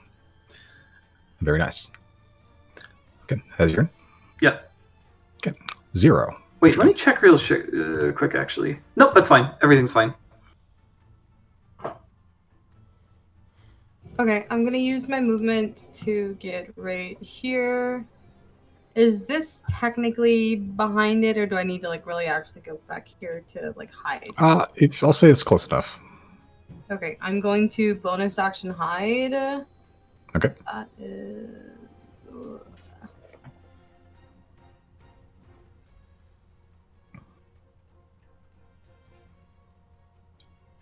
Okay, you feel sufficiently stealthed.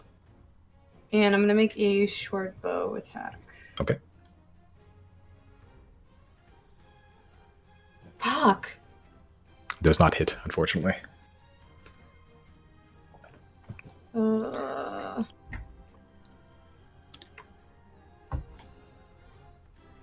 Don't think there's anything else I can do.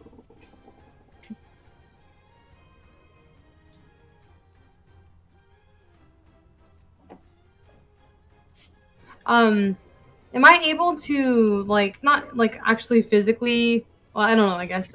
You said these like doorways opened up. Yeah, so a big giant ball of energy appeared above the pillar, and it's slowly descending. And when that happened, all the doors on those buildings begin to light up. They're open and everything, but yeah. Oh, that's a really late fucking realization, isn't it? Shit. I guess there's nothing else I can do. That's my turn. Okay, ending there. Yeah. I still have more movement. Hold on. You moved. Yeah. What's that, like 10, 20, 15? Were you next to Riley? Yeah, I was like right here. Yeah, you have 15 freedom movement left.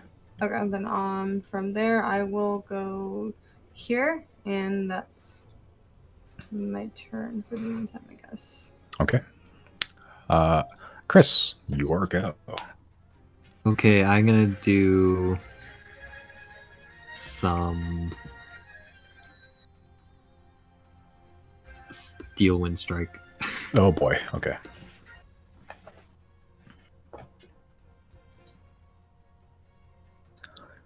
So you make an attack roll for that, right? Yeah. Yeah, it's just loading. It'll get there.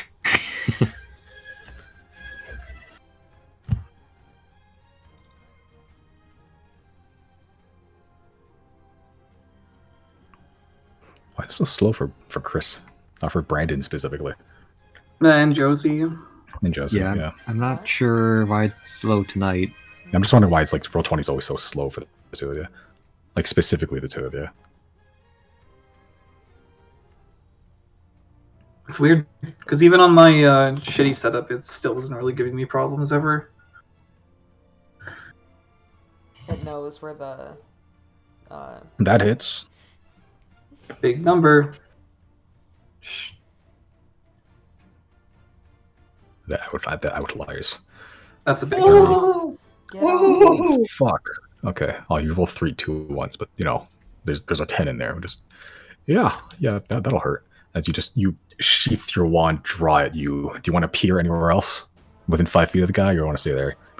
Yeah, I want to appear 5 feet above the guy, You're about there. like just to like pop up and Oh, like literally above him. Okay. yeah, on top of his head. Okay. I kind of want to bonk him. Sure. You peer above him, and you just you bonk him again, and this time you just like hit him with a hilt, and the jaw hits the ground and bounces and recoils back up. As like magical energy just bursts out in a big radius. Still up. He's looking bad though.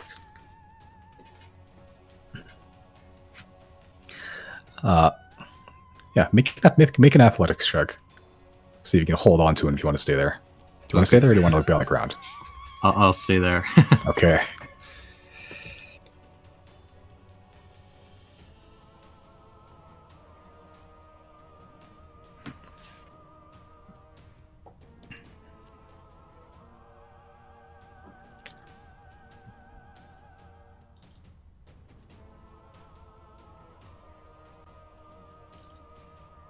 You hang on to the Gravistro, like by the head. You grab it on, you just hit him, and he's just looking directly into your face with his giant fucking eyes. Amazing. It's not the Gristro's turn. Sure. I'll say he has disadvantage on his fist attacks, and he can't hit you with a hoof attack, but he's definitely gonna try to hit you anyway. That's a 23 on the first disadvantage, and 15 for the other one. I'm guessing the vicious mockery doesn't really stack on that then. No, unfortunately. 23 and 15. 15. Yeah, I'll use shield for the 15. Okay. So just one of those hits. That's 26 halved because you're resistant, so 13 total.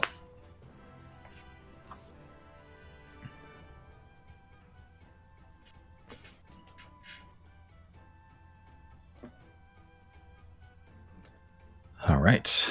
And the Gristro is going to try to just move out as best he can out of the radius. He's half moving, so 1, 2, 20. Literally can get there. That's it. Okay. At arena term, that sphere that's been slowly descending hits the pillar, and almost like bursting a bubble, it just explodes. I need everyone to make a Constitution saving throw. Yeah, my best one. That actually went way better than I thought it would.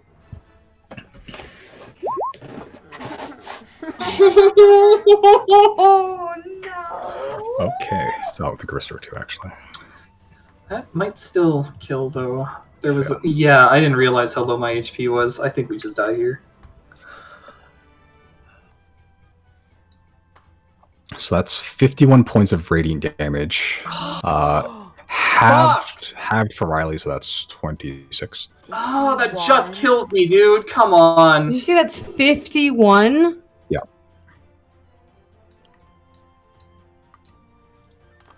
As this big spirit bomb obliterates. Oh, actually, Chris takes half damage from that because he's a bastard. So that's 25. 26 for you, Chris, as well, because you're resistant. I don't know if you deleted your health already, but yeah.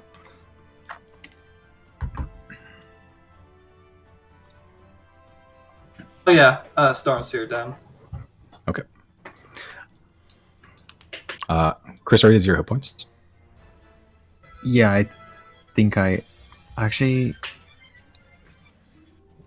because I wasn't sure if I added the 3 to my health from before, from when I had the healing spirit and then went into the acid. So I'm either at 1 or I'm down. Just so roll a d100 for me.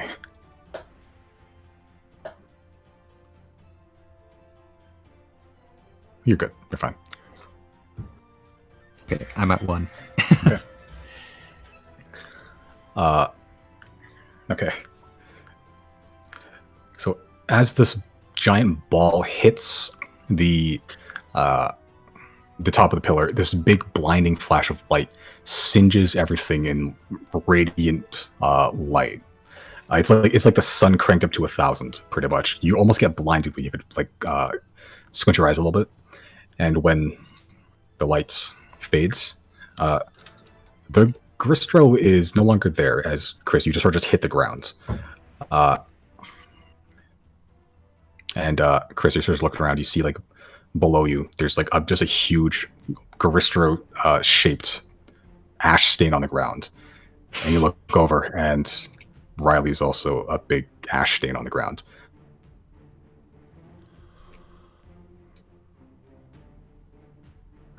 Ah,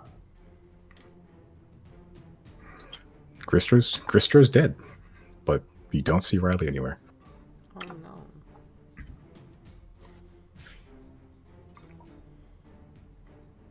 I literally call out Riley.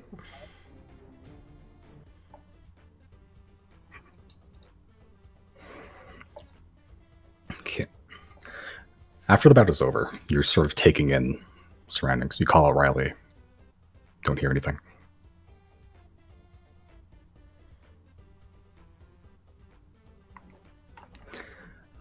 Neon rings, those that still stand currently, appear below you again, teleporting you back to the stage where you're greeted by the bright lights, cheering audience, and the host of this death battle show, Bernie Starbright, who begins to speak. Excellent job, Zodiacs. You really showed that thing what for. What do you say, folks? Did the Zodiacs fight well or what? Where is he in relation to us right now in the room? 30 feet above you, flying on a big stardust cloud. I'm gonna chuck a dagger at him. Make an attack roll. Just like out of frustration. I don't think it's gonna do anything, but I just like we just watched our friend get incinerated, and I don't know where the fuck our friend is.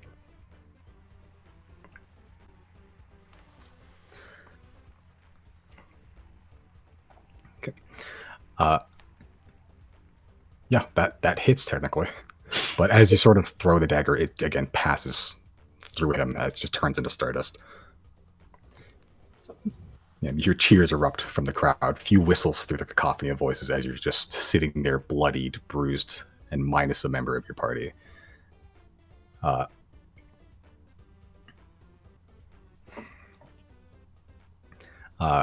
Starbright sort of just looks to the three of you. It seems you're down a member. Seems that you saw the light. This easily remedied, and he sort of just waggled his finger, and Riley, you just appear next to him. The last thing you remember was a big bright light, and you just appeared on stage.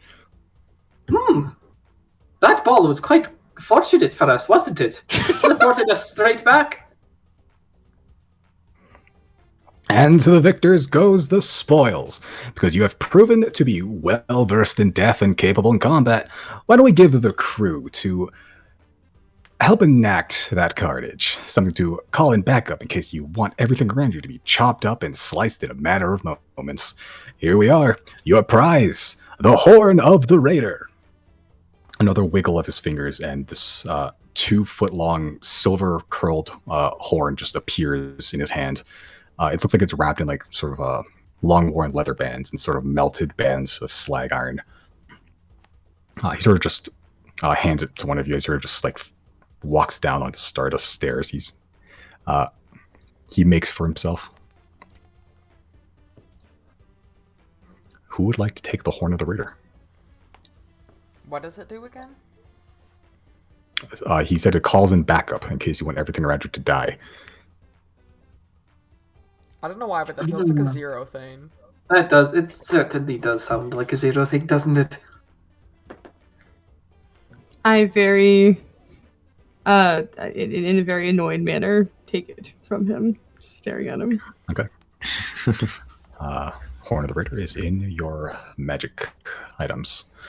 And there's more where that came from. Keep winning like that, and all these prizes are yours to take home, including a brand new car. No, wait, no gas in the world. Never mind. Anyway, we'll be back right after these commercial breaks. And we can take a break there. Holy I love shit, how everyone in the party fucking was like, died. "What's that? Violence? Zero." Well, Zero also has like ace in the hole strats too, right? So Guess. I don't know. Damn, I actually thought Riley would have died there. There was the Yeah. thought back in my Yeah. mind that I'd be snapped back into existence. I'm pretty sure I actually died for real though, and they just kind of brought me back. This man stops time on a whim. That's true. All right. See you back here in, like, I don't know, 10 minutes. Sure. Yeah. I hope we don't have to answer trivia. I hope Something so. tells me we don't have to answer. In your Oh, third session, no. who was the man who gave you your first quest? Oh my god. Terry Lowen. Stop it! Who was the man that told you to go kill a gnoll in the woods? Simon.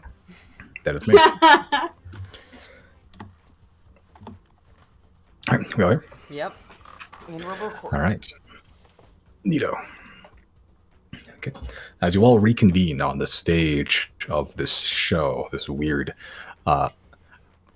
whatever this is, with Bernie Starbright sort of just hovering above you with the music playing in the background. Sort of sticks the device in his face. Now, our wonderful live audience members, you get another choice of what games you want the Zodiacs to participate in next. Cast your votes now. Trivia. Wait, what were the choices? The Yeah, audience gets a we choose. have not to you. Yeah, Oh, it's we the don't get audience. to even know Yeah. the choices. Nope. Once again, the audience begins to close their eyes, and these little white motes of energies gets collected in the central glowing orb above you, dimming, shining again at the final vote cast. The image on the screen changes to that of a long bridge spanning a chasm viewed from the side. A cartoon human runs across the bridge while being chased by some sort of undead.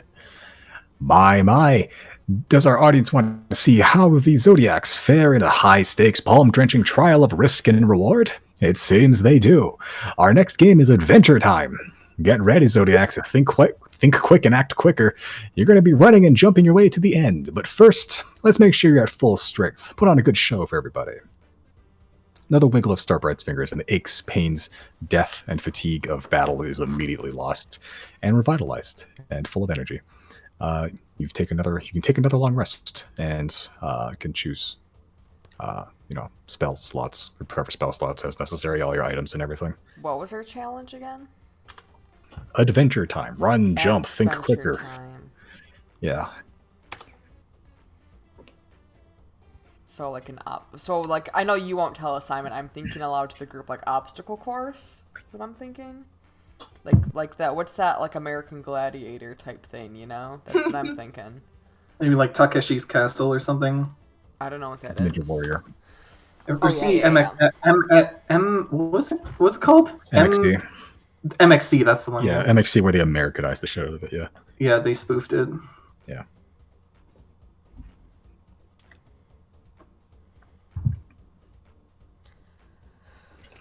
Oh, roll 20. Please change. My physical health has been recovered, but my mental health has not. Okay.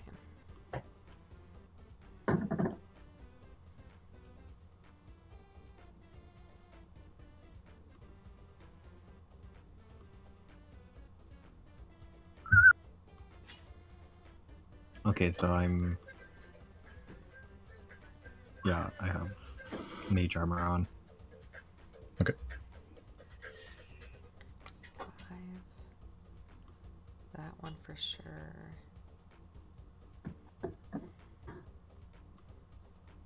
Simon, does this horn require attunement?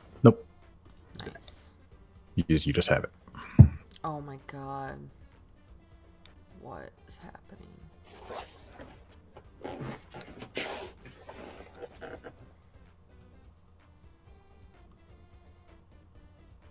We all want to collectively go back out of roll 20 and come back. Clean reset, fresh start. I mean, I don't really need to. All right. 3, 4, 5.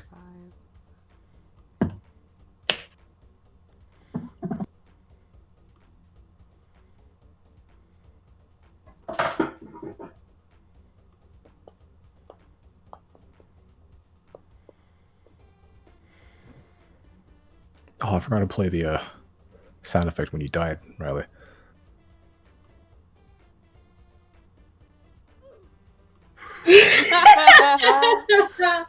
Oh, that's the sound Riley made? Okay.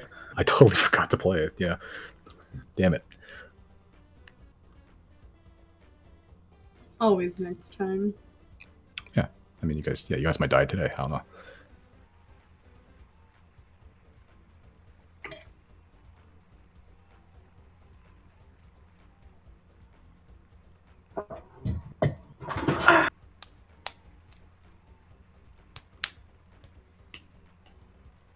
God.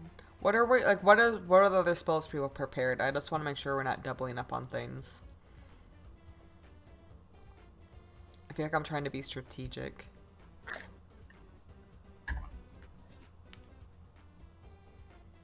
I think it's just you and Brandon are the ones that can prepare spells. Brandon. Okay. Well, I have animal friendship. I think create or destroy water will be helpful. Find traps. Elemental weapon, I just keep on. Oh, I shouldn't do flame arrows. Protection from energy. Speak with plants. Probably not. Summon Fae.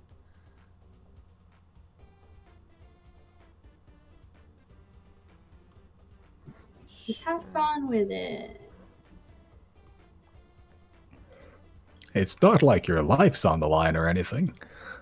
Except it is. But I wouldn't know anything about that. You never died. Nope. Yeah. Once again, the crowd is just completely still while you guys are resting, recovering, thinking. So, almost 70,000 before us, huh? That's right. Lucky 69,420th. Does that number have some sort of meaning in this world? No. It's not very lucky then, is it? When did I say it was lucky? 2 seconds ago. I don't recall.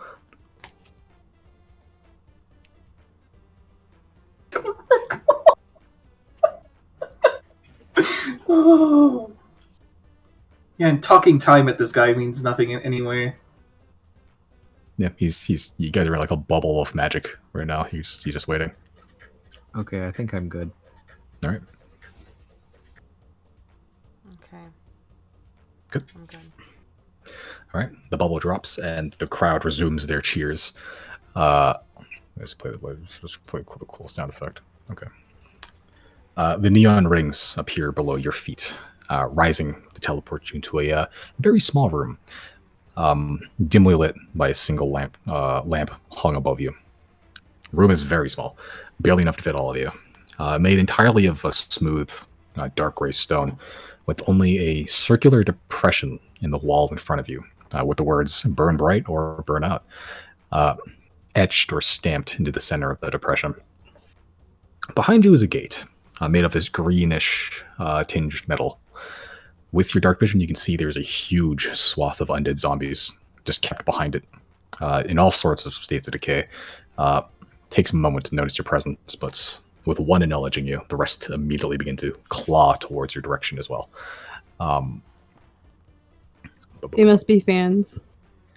Yeah, the hissing and moaning, releasing like a fetid breath, and the pressing of their scattered limbs through the bars of the gates bursts some pustules or boils that had growing on their bodies, letting them ooze a viscous, stinking fluid all over the floor. It's difficult to tell how many of them there are behind the gate. And the countless bodies beyond it just make it impossible to count. But with a few glances, you can see that there's still zombies standing at the very end of your 60-foot dark vision, and you're still unable to see the back wall. So there's a lot there, seemingly. As you're taking in the new sights and probably the new smells, Starbright's cheery voice fills the room.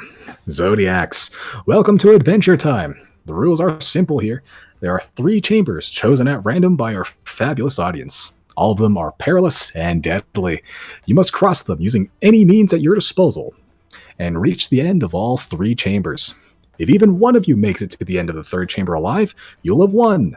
But there is a 4th and final bonus chamber where you can risk it all and win an additional prize. This final chamber is optional, so the choice is yours. But don't take too long, because once that door in front of you opens, the timer will start, and after 1 minute, the gate containing the limitless undead will open. They won't stop until you're deceased and in pieces, so keep it snappy to avoid becoming zombie chow. Remember, folks, you can vote for what sort of chambers the Xodiacs will have to overcome live at home using hashtag BurnBrightAdventureTime. Xodiacs, are you ready? Question for the DM. Do I get Azek back? Because normally I'd have to cast a spell. It takes an hour to get him back. You do, yes. Okay. Xodiacs, are you ready? Yep. I'll take that as a yes. Now, it's adventure time. I'll use this music, sure, why not? Oh, fuck, never mind.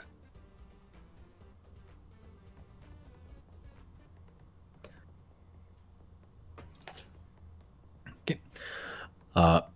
There's a circular depression in front of you thuds once, and then the depression sort of rolls into the wall clockwise. The sound of the grinding stone, signifying the start of this new game. The first thing you see is a huge, lightless chasm with a suspension bridge going across it. The chasm is roughly 100 feet or so, and so is the suspension bridge. The bridge looks rickety and worn, like it was left without repair for several years. Ropes are fraying and tearing in some areas, and some of the boards are beginning to rot or have already rotted. The bridge is attached to either side to a rocky gray stone outcropping, about 10 feet in width in any dimension, allowing you to stand within the chamber.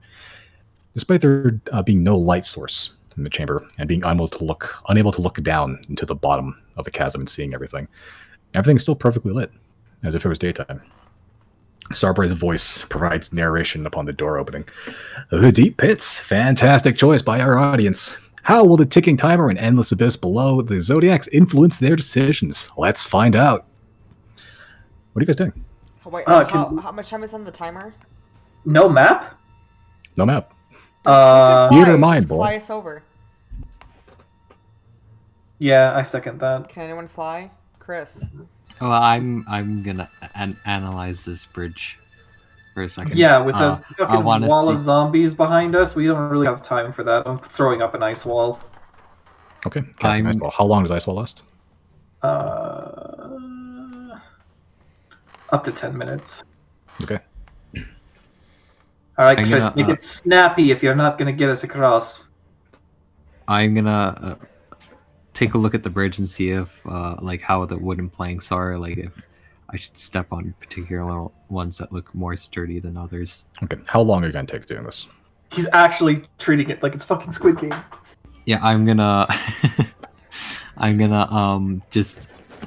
I'll take like maybe 10 seconds. Okay, so that'd be more per deck. Just make a perception check. You're not going too deep into this.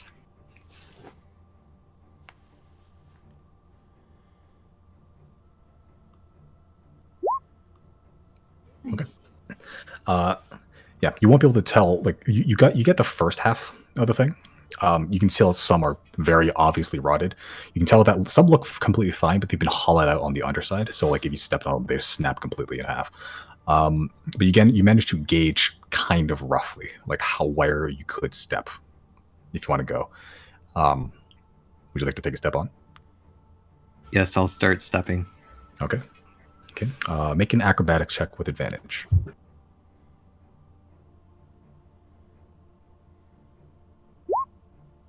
All right. Oh, should I roll again? I'm sure. Why not? You rolled an 18, so you only have not that much. You could roll better, slightly.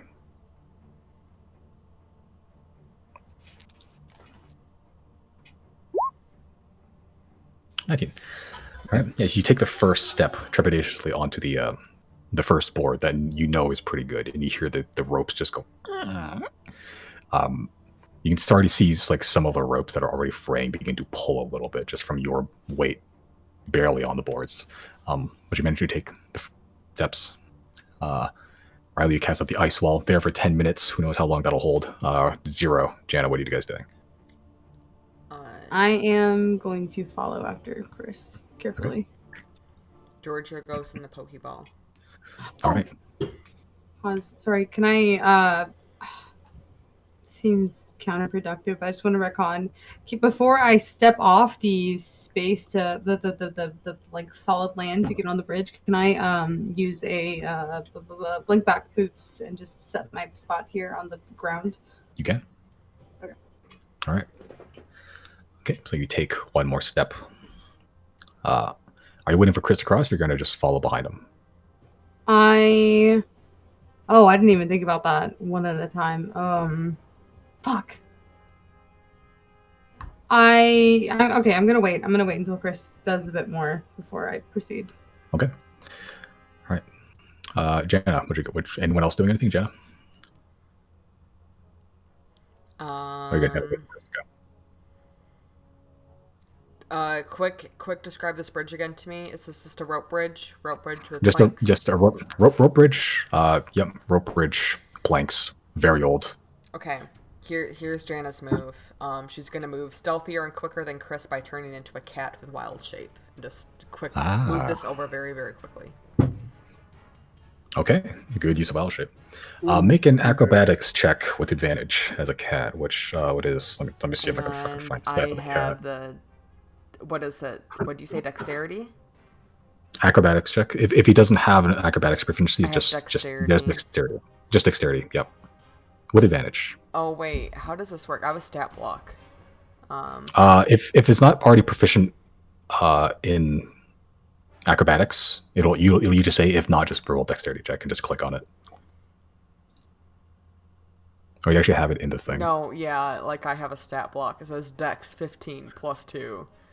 Yeah, so just roll a d20 plus 2. Oh. I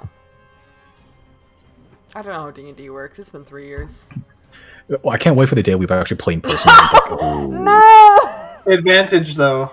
with advantage, because you are With light, you're a cat. advantage. Okay, 16. Bless.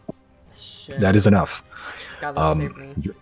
Yeah, your weight does not make much of an impact on the bridge as you sort of just go. Even the ones that you're rotted, even if you put one of your paws on one of the ones that's rotted, you can feel it give, but you're light enough that it doesn't break. And I'll say you make it, even though Chris got a head start, you make it to the center of the bridge. Yeah. 0. Riley, what you guys doing? How far across is the bridge again? Is it 100 feet? About 100 feet. I gotta wait until everybody's done. Yeah, I can just fools tumble across it. As long as I know what the proper steps are, I can get through there pretty easily. Is there is it just like you might have already described it, so I'm sorry if I'm asking you to repeat, but like, are there like even rope handles to walk across, or is it just the bridge? Like There's rope handles. Yeah. Yeah. Okay. Riley, you can hear the ice wall being thudded repeatedly. You can see ice shards shattering, and little just bits of snow and dust beginning to shake. From Come on, behind you. Chris, faster! You want to do this the hard way? You gotta make sure it works. Is that my inspiration? Sure. Okay. Chris, Janna, if you want to keep going across the bridge, make another acrobatics check for me. Do I still have advantage? You do. Chris, you do not.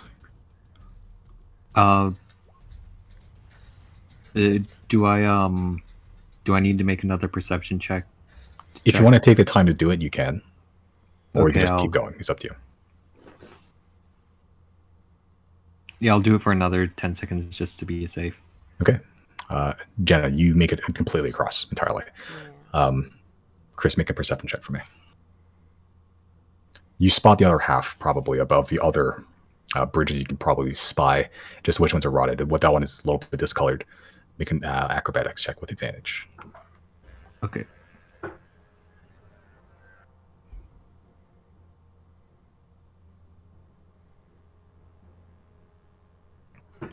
That's enough. As you manage to make it across, you can hear the bridge swaying, creaking. Some of the boards do give out below you, but they hold on by just a few threads. And you do manage to make it across in time. 0. Riley, what you doing? I'm tumbling, fooling across. Are you going fast or are you going slow? I'm going fast. Make an athletics check for me. You're like Huh. Sonic. Nice. Okay. Observing Chris wouldn't have helped with that at all, huh? No, he was too far. You try to fool's tumble, using all your agility and just trying to book it across. You get about halfway through before you fall up to your waist through one of the boards, and as you do, you catch yourself by the ropes that are sort of keeping the bridge intact. But you feel the bridge sort of buckle a little bit. 0, you're on the other side. You see the rope where it was fray even more, and it's only being like held on by only a couple of threads as the ice wall shattered, and you see a legion of undead beginning to march your way towards you. What are you doing?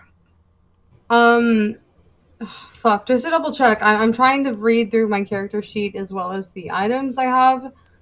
Which is it? Is it the Manifest Echo for my subclass, or is it the Truth Seer? Which one of those allows me to switch places? Manifest Echo.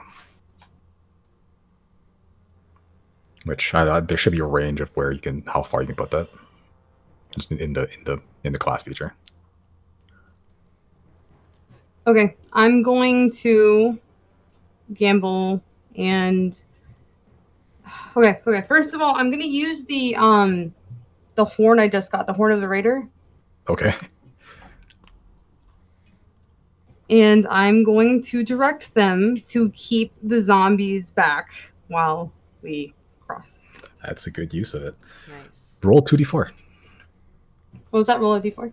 2d4. That's how many raiders appear. 2d4 plus 2. So 6 raiders, 6 berserkers just hacking and slashing at these zombies. As you blow on the horn, it has this deep guttural war horn-like sound, and as you do, 6 spectral, super chiseled, just people with giant axes just appear and just go, and they start charging towards the fucking they charge towards the zombies, just hacking and slashing. You see limbs flying, boils just like being chopped off and bursting midair, blood, gore. They're gonna hold the line for a little bit. Okay, I'm going to use Manifest Echo to manifest an echo of myself within 15 feet of myself, I guess. Is that correct? If that's what it says, then yeah. Okay, then I guess I'll manifest it like 15 feet already deep into the bridge. Okay. You manifest it, and I don't think it has a weight. It's like sort of spectral, so yeah. Fuck, because I have to be within 30 feet of it to swap places, right? I think so. Yeah, that's a bonus action. Yeah. Let Riley get back up then. Okay. Riley, make an athletics check as you're sort of dangling, holding yourself on just by your... Oh my god. Alright, fuck it! Dimension door, over to the other side. Okay. As you try to pull yourself up and you lose one hand, you're hanging on by one arm, by a single rope. You're just like, alright, fuck it. And then teleport over. But as you sort of swing back and forth from falling a little bit, the bridge tears even more. 0. I'm going to send the echo 15 feet out. So it's exactly 30 feet deep into the bridge. And then I'm going to switch places with it. And again, I do want to say I set the blink back boots to be on the ground before you even get on the bridge, just in case. But okay. Yeah, I'm gonna switch places with the Echo once it's 30 feet deep into the bridge. Okay. All right, so you go 30 feet into the bridge. Are you trying to be careful, or are you trying to just run as fast as you can before this bridge collapses? I'm where Riley's where is he in relation to me? Riley's on the other side. Already, like on the plant? Dimension door, yeah. I teleported. Okay. From that point, I'm not going to move. I'm going to Misty Step another 30 feet. Okay. Just make a roll a d100 for me. No, because the bridge is.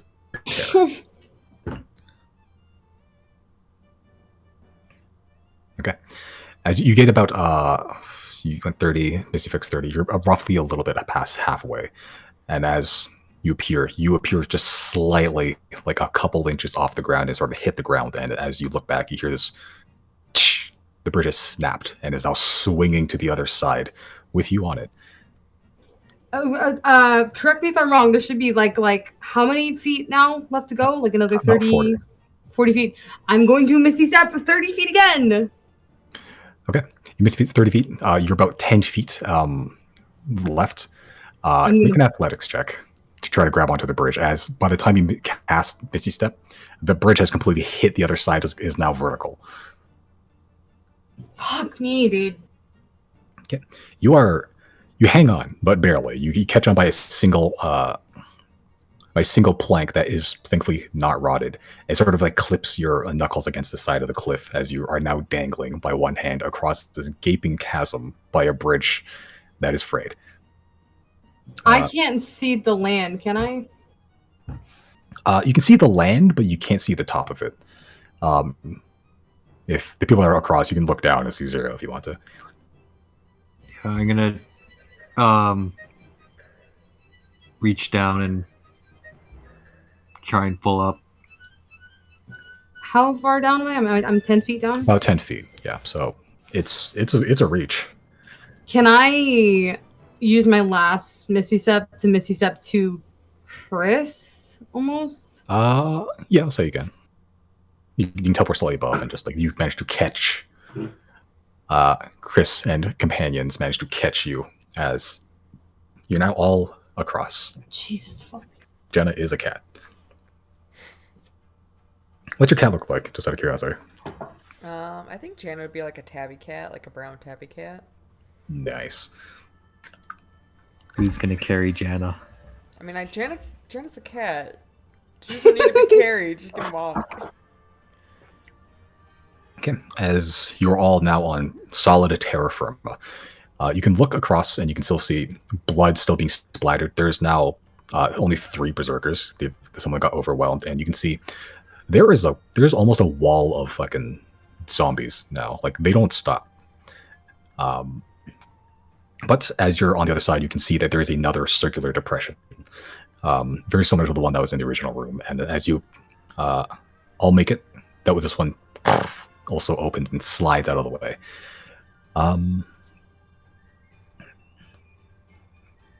Okay. As the depression opens up, you can look inside. I'm assuming you're all stepping inside. Yeah. Well, of course. Yep. You're in a hallway of sorts, about 10 feet wide, very high ceiling, though the hallway doesn't really continue straight. Instead, it continues upwards, like it curves up like a skateboarding half pipe. And about halfway up the curving incline are handholds, like rock climbing walls. At the very top of the incline, you can see a circular depression. It's very similar to the doors you've been exiting in and out of. There's also a very large pipe suspended above the incline as well that's sort of connected to some unseen ceiling, you're assuming. And to the walls to your left and the right are various cutouts, little alcoves spaced out sporadically, almost randomly. As you're all sort of just taking these around, you hear from the top of the incline as you see a huge boulder just dropped out of the pipe, hit the lip of the incline, and is sort of just teetering on the edge for a little bit. 10 feet in dimension, perfectly smooth like a marble. What are you doing? Wait, what is that? Yeah, where is it? A hard time visualizing this. So you are at the bottom of an incline, like a skateboarding half pipe right now, right? Is this like the Donkey Kong okay. thing where it's like layers, So- but it's they're we got to get up, but there's stuff rolling down at us. Yeah. So you guys are here, right? Because like that, there's the door. There's a pipe. Oh, There's a pipe right about here that it just dropped a boulder on right about there, and it's like a hallway, so it curves up. So and there's cutouts to the left and right of you. but the boulders Oh, I coming see, down okay. at us through this like incline curve thing. Yeah, seemingly, and the boulder just hit the lip and is currently teetering, about to roll towards you. You said Alright, there's Riley bullets is on the going to walls? find the hole that was made specifically for him. Yeah. There's little alcoves cut out into the sides of the walls. Yes. How big are they? Looking in, they're about like 5 feet. They're very small, Janus Like the cat people running size? in. people sized. I guess yeah, that's all we can do. I'm gonna run as close as I can to the boulder. Well, no. I'm gonna run as far as I can into the tunnel without being too uncareful, and I want to get into the nearest alcove. Make an athletics check to see how fast you can run. Okay, yeah, you managed to make it pretty far. Actually, you managed to make it a little bit to where it starts to curve up, and you managed to, as the boulder rolls down, you managed to get yourself into one of those cubbies, safe. The rest of you guys following or no? Yeah. Uh-huh. Okay, now you guys run ahead. Are you guys going to try to run ahead as fast as you can, or are you just going to try to be safe and just go to the sides? I'm gonna play the slow game on the ground, and then I'm just gonna fool's tumble up. Okay. Also, I discovered something about Fool Stumble is that like the climbing doesn't persist over turns. It's like you have a climbing speed for your turn, but then like once it's you won't be able to like climb up a vertical surface. Meaning, You can climb up a good amount without making a strength check, but then like there's like a limit how far you can go just using Fool Stumble. oh, okay. I was reading through it. I was like, that's the wording. This shouldn't be too much. We'll see. So wait, what are options? We can either try to sprint really fast to the alcoves and then go once the boulder passes, or be slow and try to sidestep it. You can try to sprint as far as you can into the hallway and then find a cubby there, or you can just be safe and just find one near you. But you won't make as much progress. I'm gonna sprint. Yeah, I feel Make an confident athletic as Janna. Okay, She has make a an higher athletic speed. check. Does the fact that I have a higher speed matter now? I'll say you give you advantage, sure. Yeah. What's your speed? Like 40 or something? 40. Okay, yeah, sure. And this would be what? A dexterity plus my modifier again? Strength plus your Strength D20 plus your strength. Yeah, if you're not proficient in athletics as a cat. plus my strength. Oh no. Maybe I'll play it safe. Okay, so you don't need to roll that. Okay, Chris, yeah, you have advantage. No, you don't. So that'd be a 14. Yeah, no. Still enough. As you manage to get close to 0, there's 1 on either side of you, so you guys are pretty far in now. Also, I already made the fucking map with a little diagram. I'll just stick you onto the fucking. Just stick you on the boards here. I don't know.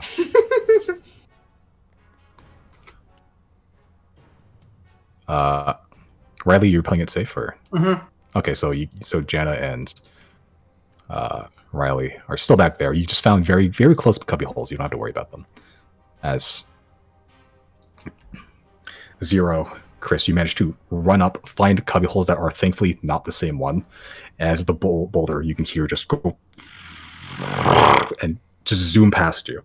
You can hear it collide with the door, and as you look over, you see it explode into a shard of just stone and like a metal that just seemed to dissipate into stardust afterwards.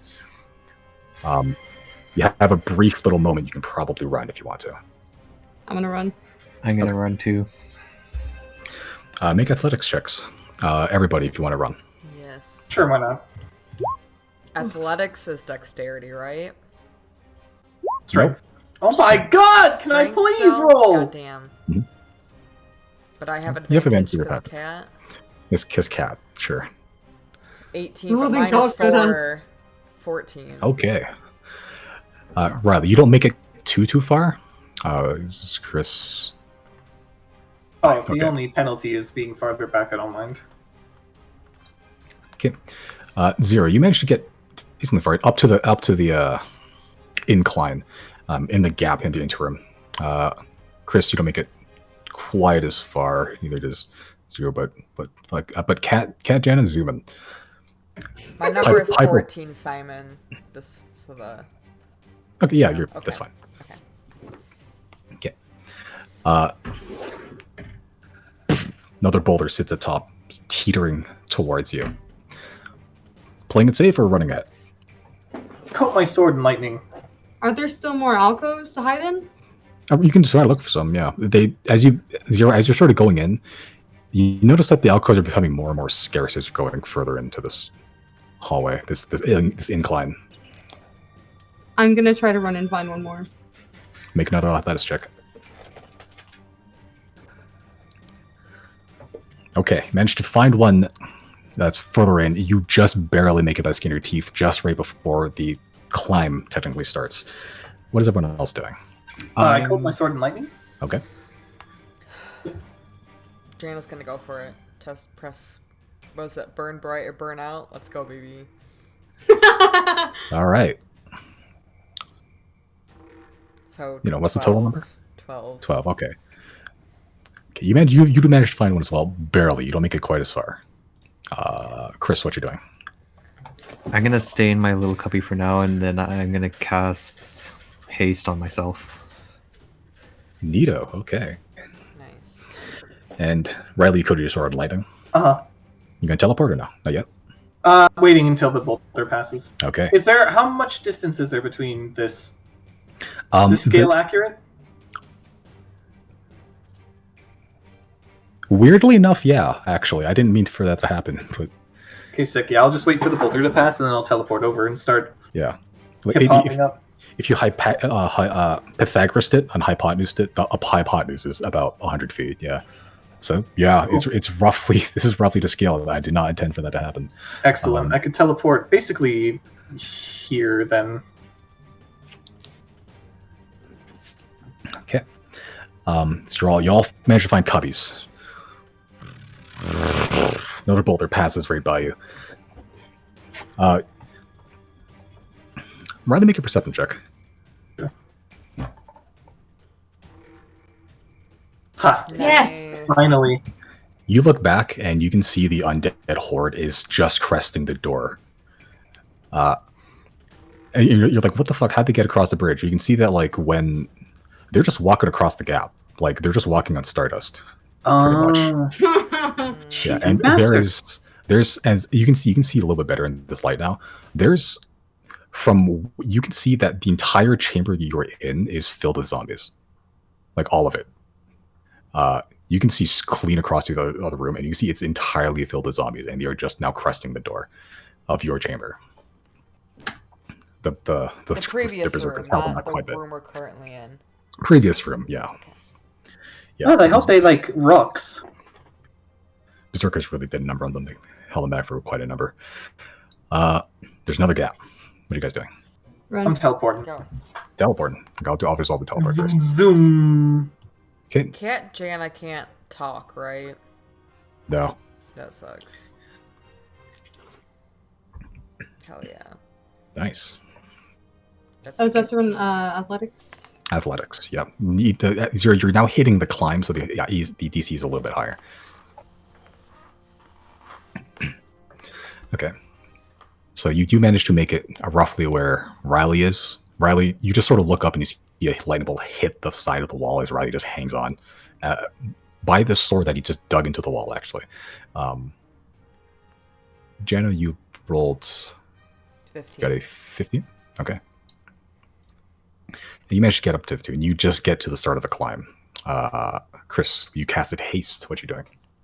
I'm gonna try and find the furthest cubby that I can get to Okay. and run for it. All right, make an athletics check. I'll say because you're super speeded with advantage.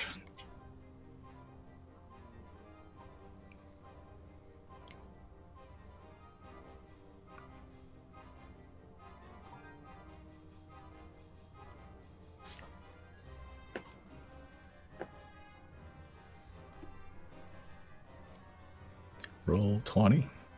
Yep.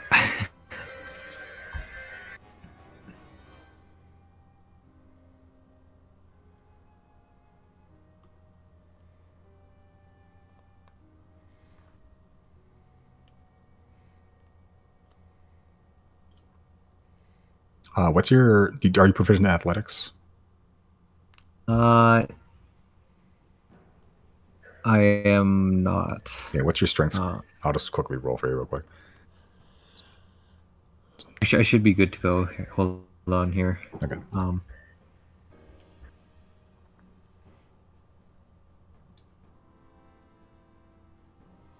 Okay. There we go.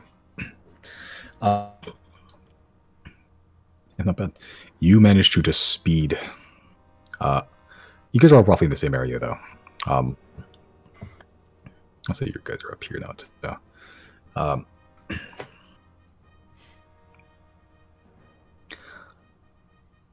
okay, so Riley got there. Another boulder at the top. What are you guys doing? Keep going. Would Yeah. it hit us if it like? Yeah, it would hit you. It rolls perfectly down the thing. I didn't. It is a perfect 90-degree angle. I just suck at drawing. Are there still alcoves on the way up, or we have to like make it to the top at this point? There's still alcoves, but they're becoming scarcer. There's only like a couple handful of alcoves. You can see like 4, like for where you are right now, and there's only like a couple that are near you. Can I say something and risk metagaming? And if something that sounds like metagaming, because Janna's cat Janna, Simon, you can tell me to shut up. We should maybe utilize like bags of holding and just getting certain people across who are we know will succeed. Full Deirdre. I'm not mad at that idea. I just don't know how much time realistically we have. If we have enough time for like Chris or Riley, if they're gonna teleport up there to just empty, like just drop their bag and us hop in. If there's enough time, I mean, I don't know. It's hard to say. I guess I don't. Yeah, I guess Janna can't say that. The undead approach closer. I'll say this little Regardless, stick Janna's man. going ahead. All right. Shatter on the boulder. Shatter on the boulder. Yeah. Make just roll for damage. Sure, 1 second. Fuck. That's piss poor. Yeah, not enough. It does crack, but it doesn't quite stop it. My action, it's gonna pull me over. Unless I can like deftly dodge somehow. I don't really know how to do that. You spent the time casting the spell, not quite climbing. Yeah. So you I do have bonus action Fool's Tumble. which would help going up, but yeah. It'd be difficult to find a cubby unless you really want to go real like far ahead. Well, again, Fool's and Tumble. risk it. What would that require of me? You get a climbing speed, so nothing. Okay, But well, it's just make a perception check. sure. Okay. You do make it up to about here, and you do find a cubby to hide yourself in. Let's see here.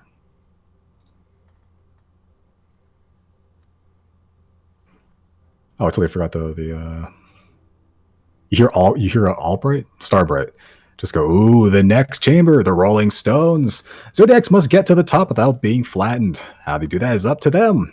But we put in little cubbies for them to hide in when the stones begin to roll. Will they power through and climb the incline, or will they outsmart us and use what they have at their disposal? I have a little line there. I didn't read it. Okay, so Janna, you're going up. Just climbing up, straight up. And like in addition to the one I just rolled. No, I just didn't resolve everything yet. Yes.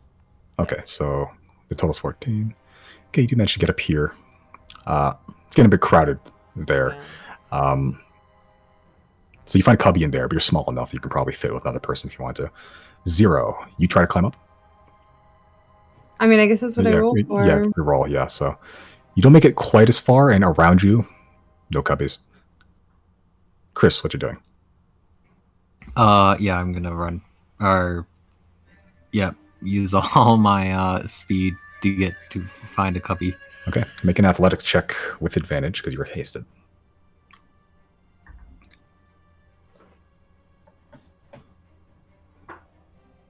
Okay, so you managed to zoom up to about where Riley is. As the boulder, Zero, you're the only one in the crossfire that was not able to find a cubby yet. I need you to make a dexterity saving throw.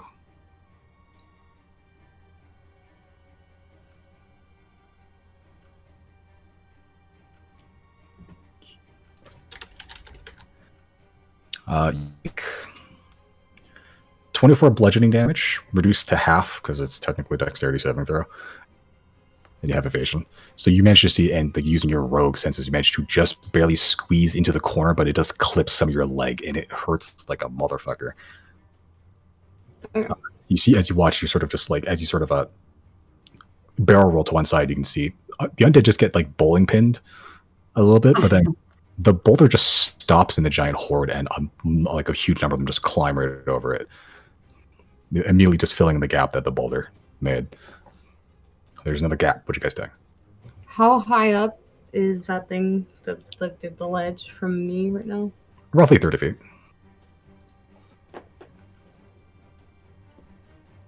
Can I see the top of it? You can see the lip, not quite the flat surface you need to go on. Am I able to manifest an echo there on the lip? You have to manifest 15 feet in front of you. Oh, or is it yeah, 30 yeah. feet? Yeah, okay. No, okay. Yeah. Can I manifest? Oh shit! Hold on, cause she also has hit points, right? Like a hit point, yeah. Like anything damages with the echo is gonna poof. I guess I will just roll to keep climbing. Make another athletics check. Oh my god! Okay, you managed to make progress, but no cubby. Janna, what you doing? At this point, Janna is gonna become not cat. Okay, you are Janna again. Okay, and I'm also gonna cast Enhance Ability at 3rd level for me and Zero. All right. And I am picking, because we're doing this on strength, right? Like all these checks coming out of strength. Yeah, climbing is for strength. Making progress is for strength. Yeah, but then if you get hit by both, it's dexterity. Yes, I want bull strength. So the target has advantage on strength checks, and his or her carrying capacity doubles. Nice. All right, so you and Zero have advantage. Yes. Okay. So now I would like to move forward if I can still too. I don't know how much time I have to do things. I'll say make. I'll say Zero. You can roll again if you want to. Janna, just make a straight roll because you're casting and also doing it at the same time. How far are those zombies? Maybe I'll just wait. I don't really want to lose any progress. About 60 feet or so, and they're slowly gaining. Okay, I'll wait one more boulder. Okay. Why am I rolling so shit tonight? What the fuck? Copy. We're all kind of fucked. Okay, Riley, Chris, what you doing? So about Fool's Tumble, at what point do I stop being able to gain height from it? At the end of your turn. So, like, if you stop on a wall and there's nothing to grab onto, like, you're wall, pretty much. So I could bonus action Fool's Tumble up and then use the rest of my movement to, like, seal the deal. Probably, yeah. Yeah, I'll do that then. Okay, yeah. You Fool's Tumble using your climbing speed. No problem. You can see the pipe that's sort of just dropping boulders on every so often. Chris, what you doing? Yep, I'm just gonna climb up. Make an athletics check. Speed ahead. With advantage, because you are a speedy motherfucker. Nice. Nice. I'll say you managed to get clean up there as well. That was the gap. The zombies move a little bit closer.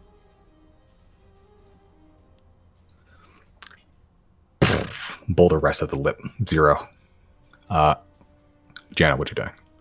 Going. How far? Sorry, go ahead.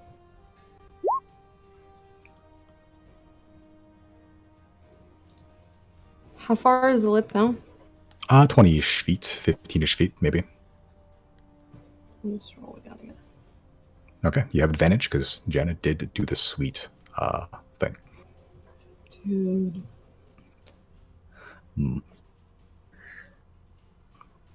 Okay, almost there. No cubbies in sight, though. Yeah, and you can see, like, it's sort of teetering and just about to clip you right in the face. Janna, what you doing? Going. All right, make an athletics check with advantage. I did. Oh, shit, I didn't see. Sorry. Oh, fuck. Nyum. I'll say you're a match. Okay, and you do find a cubby, and I'll say you guys are about the same length, and like the cubby was sort of like hidden. It was like squished in between the like there's like some cushioning that was just like blocking it a little bit. Zero, just make another dexterity save throw with advantage.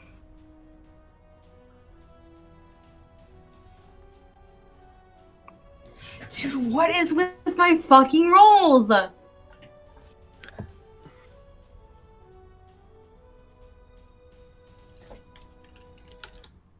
You take 22 bludgeoning damage, reduced to 11 because of evasion.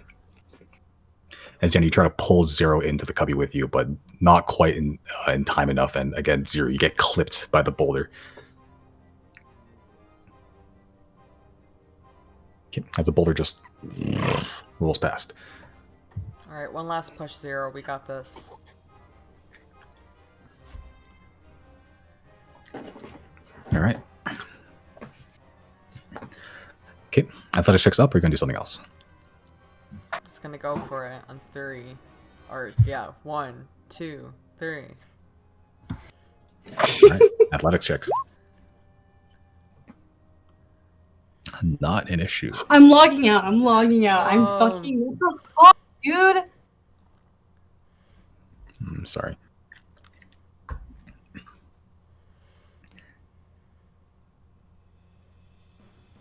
However,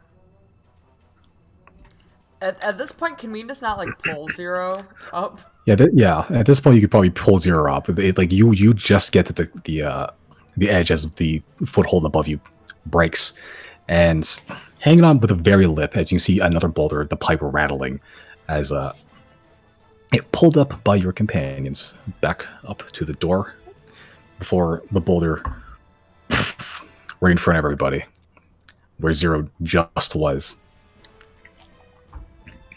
I'm dropping a storm sphere halfway down. Nice. Okay, Yeah, how long does Storm Sphere last? It lasts. Where the fuck? 1 minute. Okay, it'll slow them a little bit. All right.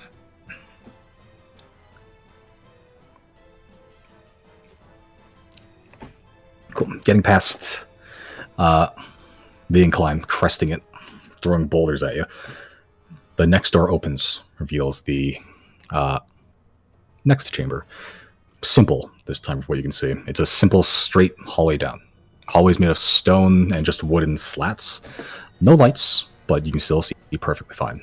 This hallway is long, difficult to judge from your perspective, but it's about 150, 200 feet long, about 10 feet wide and tall. As you enter, Starbright does not provide narration, leaving you alone with thoughts. And you just hear the clawing and moaning of the zombie horde slowly chasing you. Can you quickly re-describe that again, Simon? It's a hallway. Very, Hallway? yeah, just a hallway. Straight down. Very long. Can Janna cast Find Traps down this hallway? Okay. And it does not need concentration. Nice. Oh, sick. It's instantaneous. Instantaneous. You sense the presence of any trap within a range that is within line of sight. A trap for the purpose of the spell includes anything that would inflict a sudden or unexpected effect you consider harmful or undesirable, which would specifically intend it, blah, blah, blah, blah, blah. Okay, yeah. Okay. Doesn't reveal weakness, but it does reveal it. It doesn't show The you. spell would sense an area affected by an alarm spell, but it would not reveal a natural weakness in the floor, an unstable ceiling, or hidden sinkhole. Okay. The spell merely reveals that a trap is present. You don't learn the location of each trap, but you do learn the general nature of the danger posed by a trap you sense. Okay, so yes, you don't know where the traps are located, but you know they're ping there. it. Yeah. There's something. Yeah, so you ping it. You get about halfway through the hallway, littered with traps, like a lot. It says the general nature of the danger. Can you at least look like is it, There's a lot. There's a lot of spikes? different ones. Okay. There's a lot of different ones. Like there is a few magical ones. There's a lot of just things that will spring up and stab you. There's a flamethrower. Yeah, a lot of things. Okay. There's a lot of shit up there, guys. How far away? How long is this hallway? About roughly 150, 200 feet. How long have I had haste on for? Oh. Yeah, this one would have dropped, but the 6 seconds of exhaustion doesn't do much. Let's say you got to the top before it dropped. Okay, what you guys doing? Zero. Wait, can Zero disarm traps? I forget. Yeah, but it it'll takes probably time. take a good amount of time each trap. How much time? I asked the DM. I don't know. It's a process. You could do it. It would take maybe, it depends on how good the rolls are, but it can take anywhere between 20 seconds to a minute. Yeah, that's too much. I'm gonna conjure an elemental. Okay. Oh, I hope you're doing what I think you're doing. Wait, That's never smart mind. if you Never are. mind. Oh, Brandon. I'll say do Can that I- and just send something down the hallway to just trigger all the traps. Then we'll know where they are, or they'll be done. I'll summon some lesser demons. Okay. How many? Which ones? Oh fuck. It's lesser. So you can do higher level demons where you have few of them, or you can have 8 lower level ones, or something between. I'll do 3 to 4. Okay, so there's one for 4. So how? Do you want to choose demons, or do you want me to just pick one? Yeah, just pick one that's half rating. Okay. There's one. So we're gonna find one that are half rating. Nope. Nope. Nope. Do I not have any fucking half rating? Okay. You summon these 4 almost like imp-like creatures. They sort of,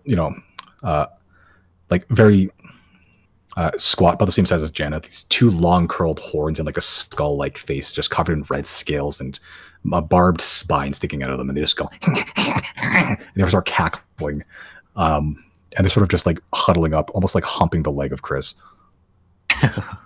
They're durable too. 10 hit points, not bad. Can I send Isaac back out to the other room just to kind of keep an eye on where the zombies are? Okay. Yeah, you see, send Isaac out. Are you viewing through his senses, or just sending him out, coming back in? I'm going to, I guess, while everyone else is doing what they're doing, I'm gonna send him out and look through his senses for a second. Okay, so while that's happening, you send out Isaac. The zombies aren't climbing the wall; they're World War Z-ing the wall. They're making this big ramp, almost made of bodies, and they're about halfway up at this point. Ew. Okay. Storm I'm Sphere also- doing little to mitigate. Last minute. So sorry. I'm also gonna put a card from my deck of illusions down at the entrance to this room, and maybe hopefully it'll I don't know, catch their attention for a second. Okay. All right. Let me pull out the cards here. Deck of illusions.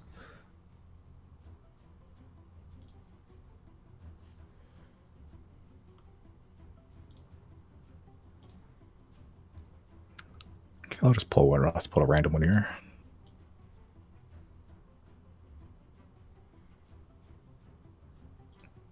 10 of clubs. What is that? When was the last time you used deck of with Hydra? No, I think it was. That was when you were sneaking into the thing. Yeah. Oh, one of those, I remember. Frost Giant. Yeah, that'll keep their attention for a while. It just lasts until it's moved, right? Yeah. Oh, fuck. Okay. So you just throw down the card, and then this giant, like 15 foot tall humanoid appears. It just blue skinned, almost covered in frost, covered in like dead bears, pretty much. I think the skins of them, just like wearing like the skull of a mammoth, like a huge axe with like rime covering it. Just gives it this guttural scream and just begins swiping at the zombies, not doing anything, but it is at the lip defending it. So is it before the storm sphere or after? This would be after. You guys are at the lip. The storm sphere at the bottom of the ramp. Oh, okay, I see. Yeah. Okay, that's fine. Okay. Sorry, just really quick. I'm gonna tell Isaac to stay there, and once they start like reaching the ledge, I want him to come back and alert me. Understood. Okay, let me mark off the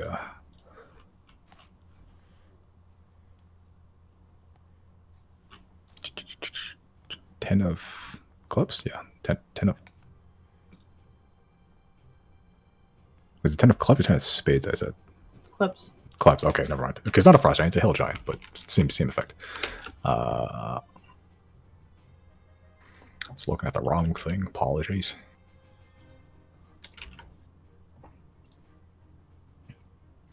Alright. Okay, so you're keeping an eye out with Azek and distracting them with a giant, gross-looking kill giant. Stevie, what are you guys doing?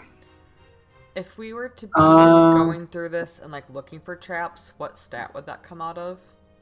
Investigation, intelligence. Intelligence. What is my investigation stat? Middling. I'll just send the little imps forward.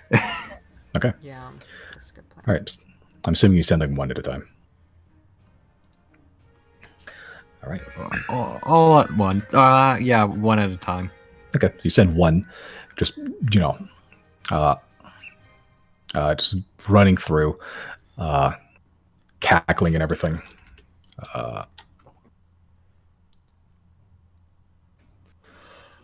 As it sort of gets about like 20 feet into the hallway, you see this big row of spears just jut out from the wall and just impale it, nail it to the wall as it just goes and just explodes and laughs into just a bunch of smoke. You hear Starbright.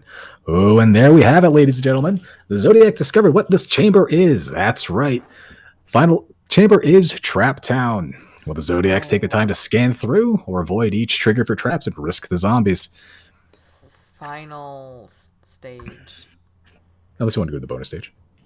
Do you guys want to risk if I spend... I don't know how much time we have between now and when the zombies actually get to the room that we're in currently, but do you want me to go ahead and start disarming the traps here and there where I can? Yes. And you guys can just worry, once they get in here, we can just worry about holding them back with like mass attacks.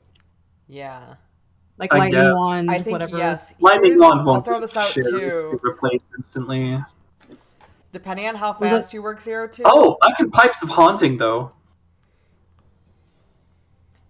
Depending on how fast you work 0, technically not all of us need to make it to the end. And if the things start looking weird, Janna is willing to just run through it as a tiger and just take as many hits as you get to the end, as long as it means disabling, shit, so you guys can just run through. But I like that plan of just, let's try to do the first plan. Yeah, if I can at least disarm like a good portion of Yeah. them, maybe we'll just have to book it. Yeah. Okay, I Is wanna there go any ahead way and we start- can assist 0 with this until like the zombies reach us? Yeah, you can spend time giving you 0 advantage if you want to, but Yes. you'll have to spend your time just doing that, and that's it. Yes. Okay. Yeah, my Pipes of Haunting to hold them at bay for a little bit longer. Okay. Okay, yeah. How long does Pipe is Haunting last? Do you know? it has a really weird fucking set of rules here. It's supposed to last for a minute, but apparently they can retry the saving throw at the end of each of its turns. And if they succeed, they're immune to it for 24 hours. So Yeah. Okay. DC 15. All right. Okay. 0. Make a investigation checks with advantage because Janna is helping you. Am I also able to give 0 guidance? Yeah. With guidance. Was it a D4? Yeah. D4 to your roll. Nice. There we go. Oh. Oh no! Sorry. No, you rolled it. We gotta keep it. 3. Nice. That's 22. You managed to find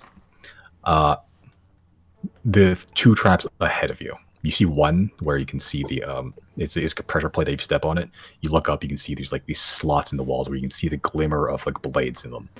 I'll say with that roll you can disarm that one immediately. There's one that is a bit out of your purview where you see hidden behind one of the slats you see is some sort of magical sigil. You spot it. You haven't triggered it. Not quite a trap you can disarm yourself. Chris, there's one here that is activated by magic. I don't think I can do this. Okay. Janna, I know earlier Janna did the detect traps. You said, Simon, that she's able to pick up what they do, but not where they are.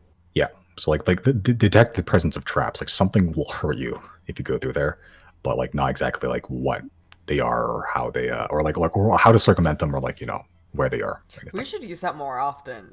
Like the thing is, I just have to prepare it. Normally, there's other stuff that I prioritize. Yeah. To be fair, we're like hardly ever in dungeons anyway. Yeah, so it's okay. that's where they'd be helpful. Anyway, where were you going with that? I don't know. I just can Chris.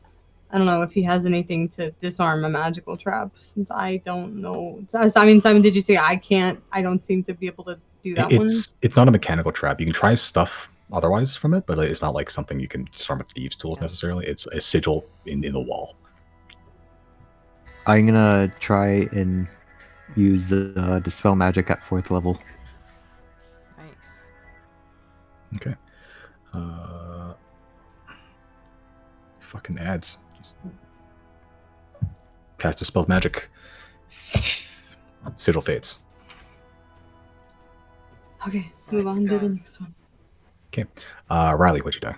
You're playing. I'm waiting until they're coming at us for Pipes of Haunting. Okay. 0. Make another investigation check with advantage, probably guidance as well.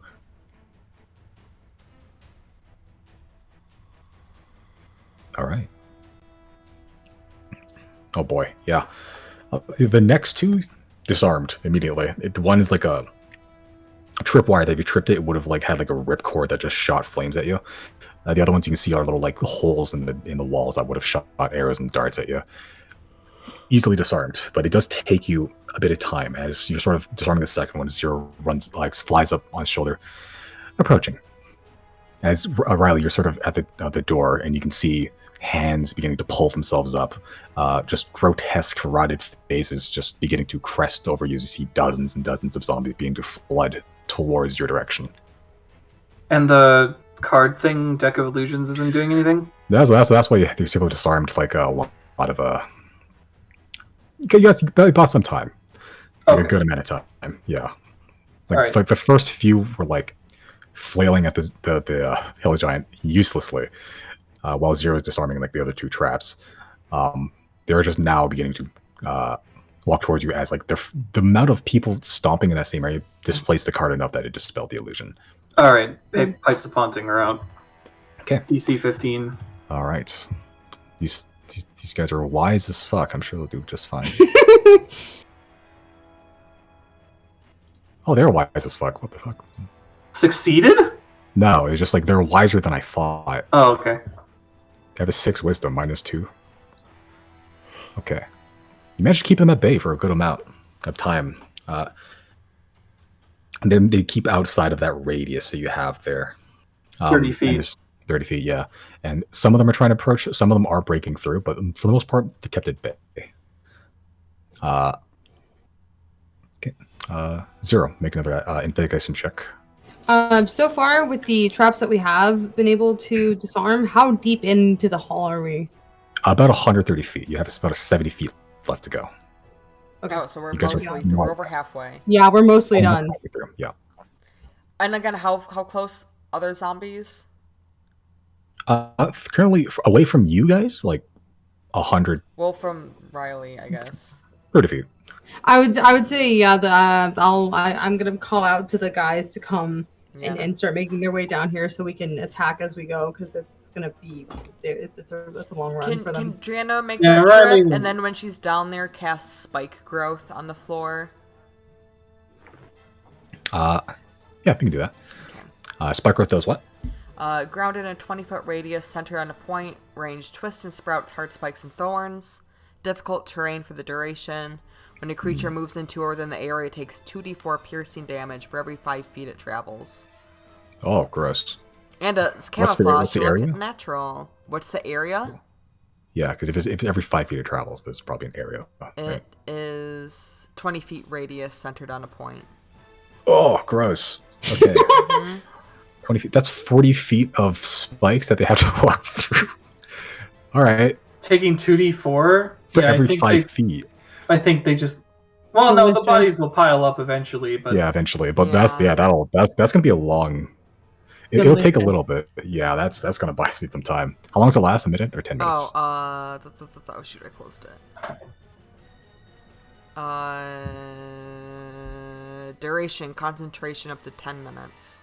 10 minutes. Okay. Yeah, they're definitely gonna pile on top of it before that thing runs out. But while you're doing that, Zero, make an investigation check without advantage. Just straight roll because Janna is no longer near you, helping you out. Okay. Right, natural one, so that's a 19. Nice. Okay, you don't manage to find multiple traps. You do find one. You haven't disarmed it yet, but you do know what it is. If you step on it, it's gonna close the walls around you and crush you. So you can take the time to disarm it if you would like. Yeah, that's all I can do right now. All right, make a sleight of hand check. We got all the time in the world, baby. Or a thieves' tools check, sorry. Which is the same thing, but whatever. Nice. Yeah. All right. Okay, so as you cast Spike Growth, good timing because at this point, some of the zombies are beginning to pierce through the veil. They succeed on their saving throw, and they're beginning to not be affected by it as they begin to approach. Janna sort of just walks up next to you, tells you to get your ass to the chopper, and then just spikes the rest of the hallway 40 feet away, 40 feet radius, and you can see like the zombies don't give a shit, but they're still trying to go to you, and they're like their ankles and shins are being like sawed off and like torn as they're just like trying to like wade through spikes to get to you. It's gonna hold them for a while. All right, let's good get going, work, Riley. team. Riley's just gonna saunter over at a brisk pace. Okay. Chris, you doing anything special? I'm just gonna put the 3 other like imps in front of me, but we're spread apart. We're spread 5 feet apart, and we'll go single file forward, and they'll be in front. All right. Okay, so as you're making your way back to Zero, keeping tabs on all this, Zero, make another investigation check. Jen has not gone back to you; it's just straight roll. Oh. Can I not go back to 0?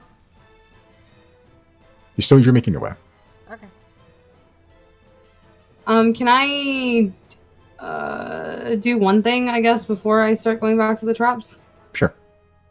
Can I expend a charge from my Truth Seer and use 1 becomes 2? And it says I can, place a copy of me 120 feet away.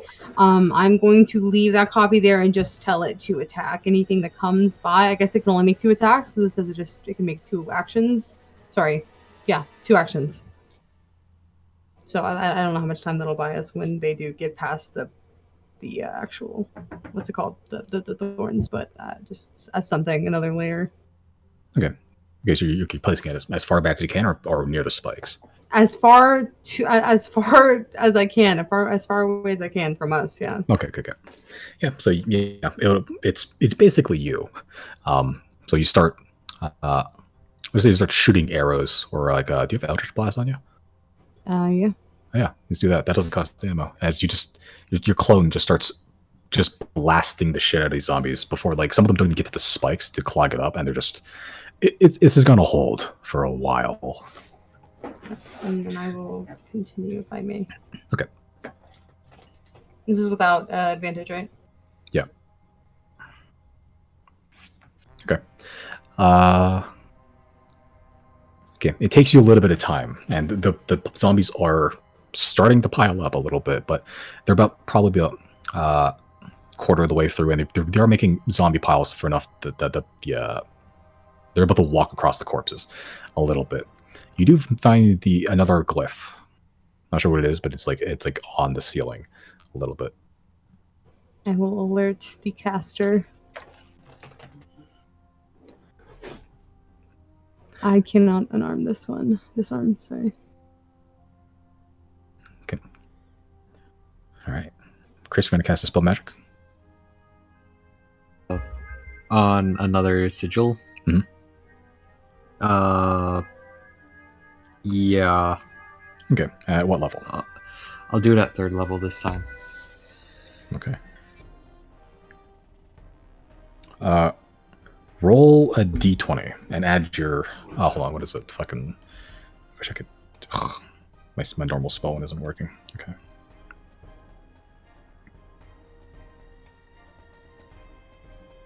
Yeah. Make an intelligence check, Chris or me? Chris.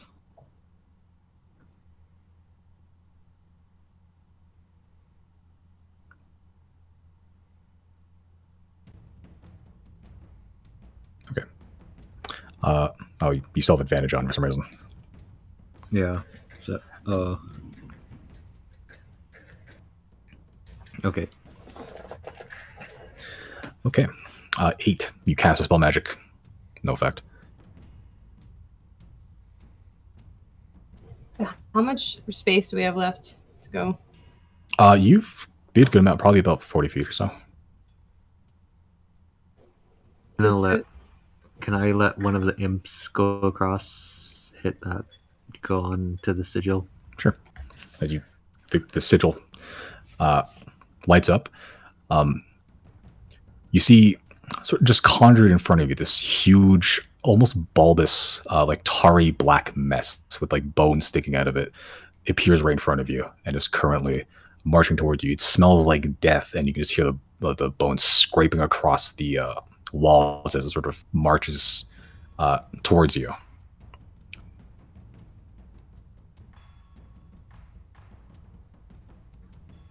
Okay, I'll send 2 of the imps to go in and attack it. Okay. As 2 imps go and attack.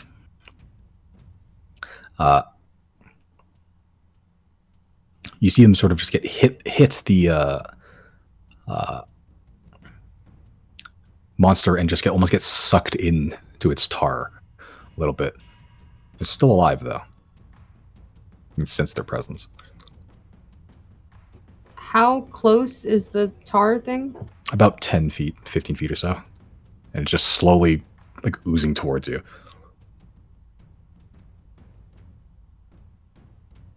Oh, I've got an idea. Pipes of Haunting on it. I'm going to force it back and trigger all the traps. Okay. You cast Pipes of Haunting. No effect. It's still oozing towards you. Okay, I've got no ideas. Good luck. Is it completely filling the hallway? Like I can't get around it? Yeah, it's completely filling the hallway. Okay, I want to get... Fuck. Yeah, and How... it's slowly pushing you back if you're marching. It's not going very fast, but if you don't want to get sucked into it. How long is it, like, from its direction coming towards us behind it? No idea. It's completely filling the hallway, but yeah. Okay, I'm gonna try Can I try one more spell? Sure. I'll do Tidal Wave. Okay. Cast Tidal Wave and launch a big gust of water at it. No effect. You said it's what? Black ooze? Like a black tarry substance filled with bones, and it's slowly oozing towards you.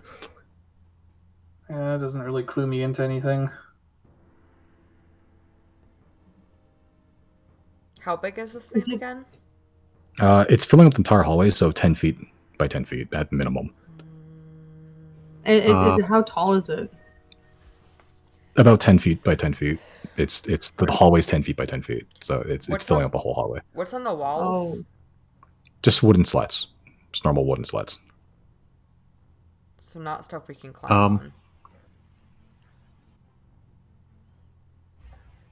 Can I cast Firebolt on it? Okay. Cast Firebolt. Gets absorbed with the tar. Seemingly no effect. I have a question for Riley. Does Tiny Hat has to stay stationary, right? Yeah. And it takes a minute to cast. Okay. Okay. Does this thing Go seem ahead. sentient? Maybe it's an ooze. It's sort of just sliding towards you. I have a really stupid idea. And this isn't even an idea. I feel like it just, in the spirit of our anniversary, I have to say this. What if we run the bell right now?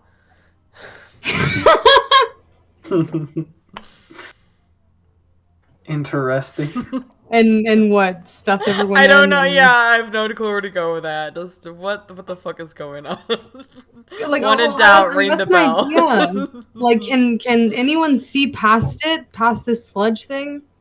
No, it's completely filling the hallway. I'm gonna cast Charm Monster, but with the wand. Use 4 charges on the wand.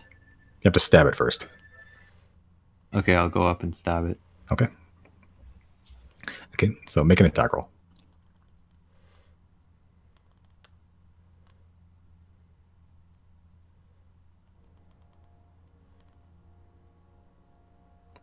Just a normal dagger attack.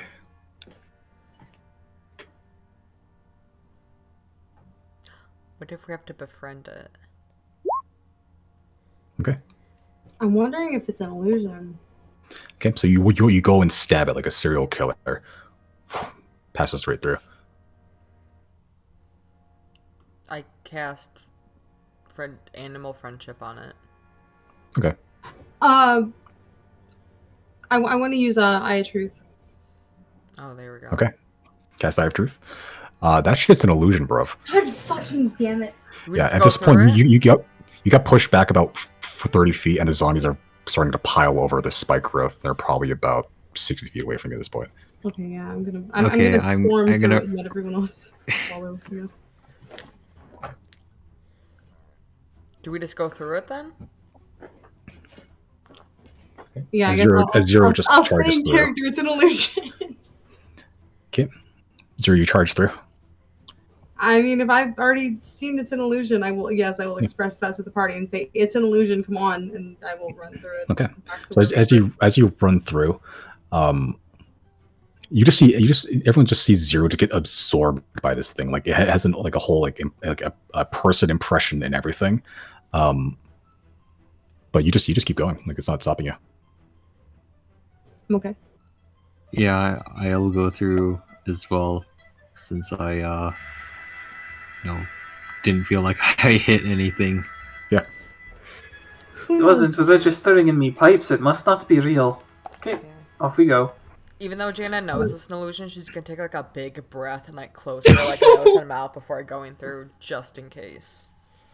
Okay. Yep. As you go through, it just sort of it's like you turn down like you have a black tint that's like 50% as you're going through, but then you just go through, perfectly harmless. All right.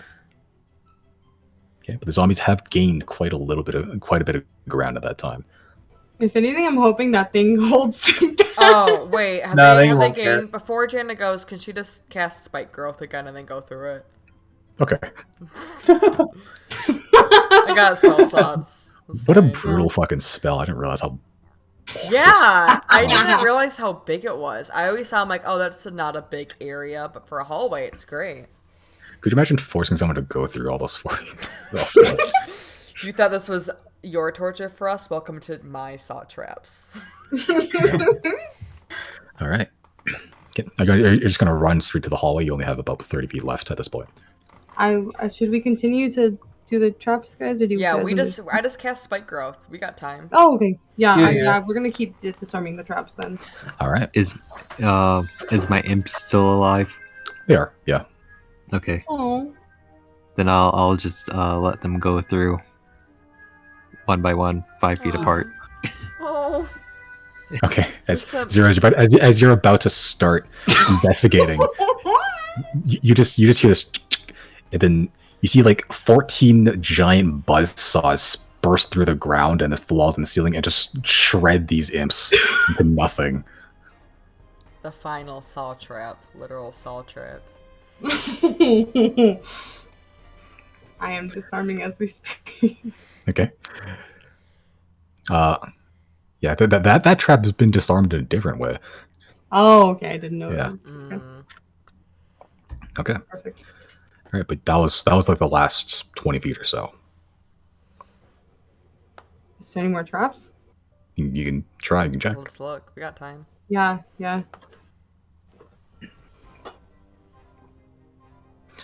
All right. Okay, make another investigation check with advantage because I'm assuming someone's helping, and probably guidance because Janna's not Yes. doing. Okay. All right. Not bad. You can say with like 100% in confidence that was the final trap. Okay, I'm gonna book it and just wave everyone to come. Okay. As everyone waves through to the final chamber, you as you look back, you can still see the illusion there, but some of the zombies have pierced through it. There's not too many. A couple of lucky ones, stragglers, got past the spike growth. But as you get to the final footstep, they just freeze in place as the last door opens up in front of you. Inside, you find not a chamber full of danger, but a similar room that you started in, just a nondescript small square room. On the opposite side is another circular depression chamber, and more noticeably, you notice the host of the game, Bernie Starbright, floating slightly above the surface by walking on stardust. He sort of approaches, clapping. You can hear the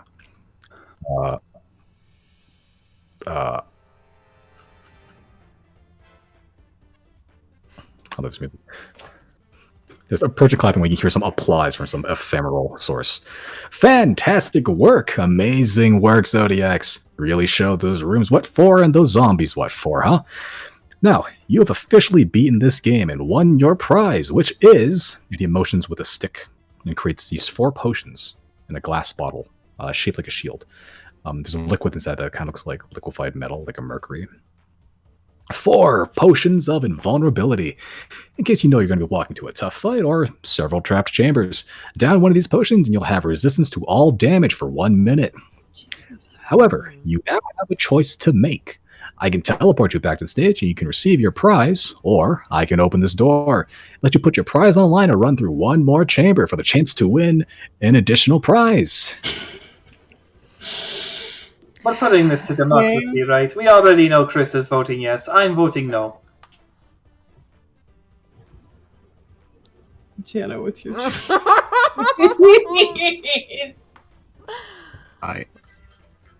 think not. we can do It's an additional prize separate from the one we just won. It's not double or nothing. We're not going to get more of these potions. That is correct. If you want to know what your prize is, it's this. He makes another motion with a stick device that he has. Creates various images, like just like alternating armors, leather, chainmail, plate, cycling through all the possibilities. A +2 armor of your choice. That's a permanent +2 increase to your AC without attunement. And for those of you not inclined to armor, Elven Chains is also available as an option, which will work on anyone, including you squishy wizards. Choice is yours, Zodiacs. Do you have what it takes to run the gauntlet one last time, or will you return with your one temporary prize? Will we heal again before the extra bonus? No! stage? Do you have bear armor? If you want to sacrifice your armor, Janna, I can make bear armor. I will. Okay, I won't. I won't answer that directly. How are we feeling? My vote is no. My vote is yes. How's I feel like everyone I doing could on the go either way. resources? I'm I have good. one instance of teleportation and ice wall left.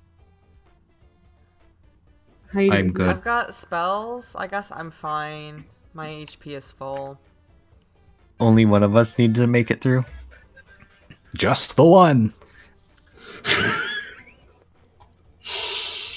Oh. I'm gonna roll. Right. I'm gonna roll a d20. If it's above 10, right? They'll be over. Right? That means yes, we do it. If it's under 10, that means no, we don't do it. Does that seem fair? I'm asking No, that's you. your vote. We I'm still need ask- Zero's yeah, vote after okay. that. Well, Oh. I guess my vote is no. No deal, Howie. I kind of want to say yes. So what What happens if in the case of tiebreaker then? I'm gonna flip a coin. Yeah. What if I give 5,000? What is What? that? What do you mean? I gotta bribe your teammates. Is what's going on. Oh, question. That's another thing. Like group huddle here. Can we not just buy better armor out in the real world? Like, I know it'll still be expensive, but it's like we're rich now, right? We have a dragon. I can steal like really Do you well. think we're gonna fight the host? If we, like, do you think that's the final challenge? He's gonna beat our ass. It's 1v4, tear us up. This guy actually snatched us from our world and brought us to a completely unfamiliar place. This guy's probably strong enough to burn our world to ashes. Yeah, this feels... I- Something's a little off to me, though. I'm like, I want to take it, but I'm hesitant. Worst case scenario, it doesn't seem like we die here. You know, we just lose these invulnerability potions, and you know, that's that.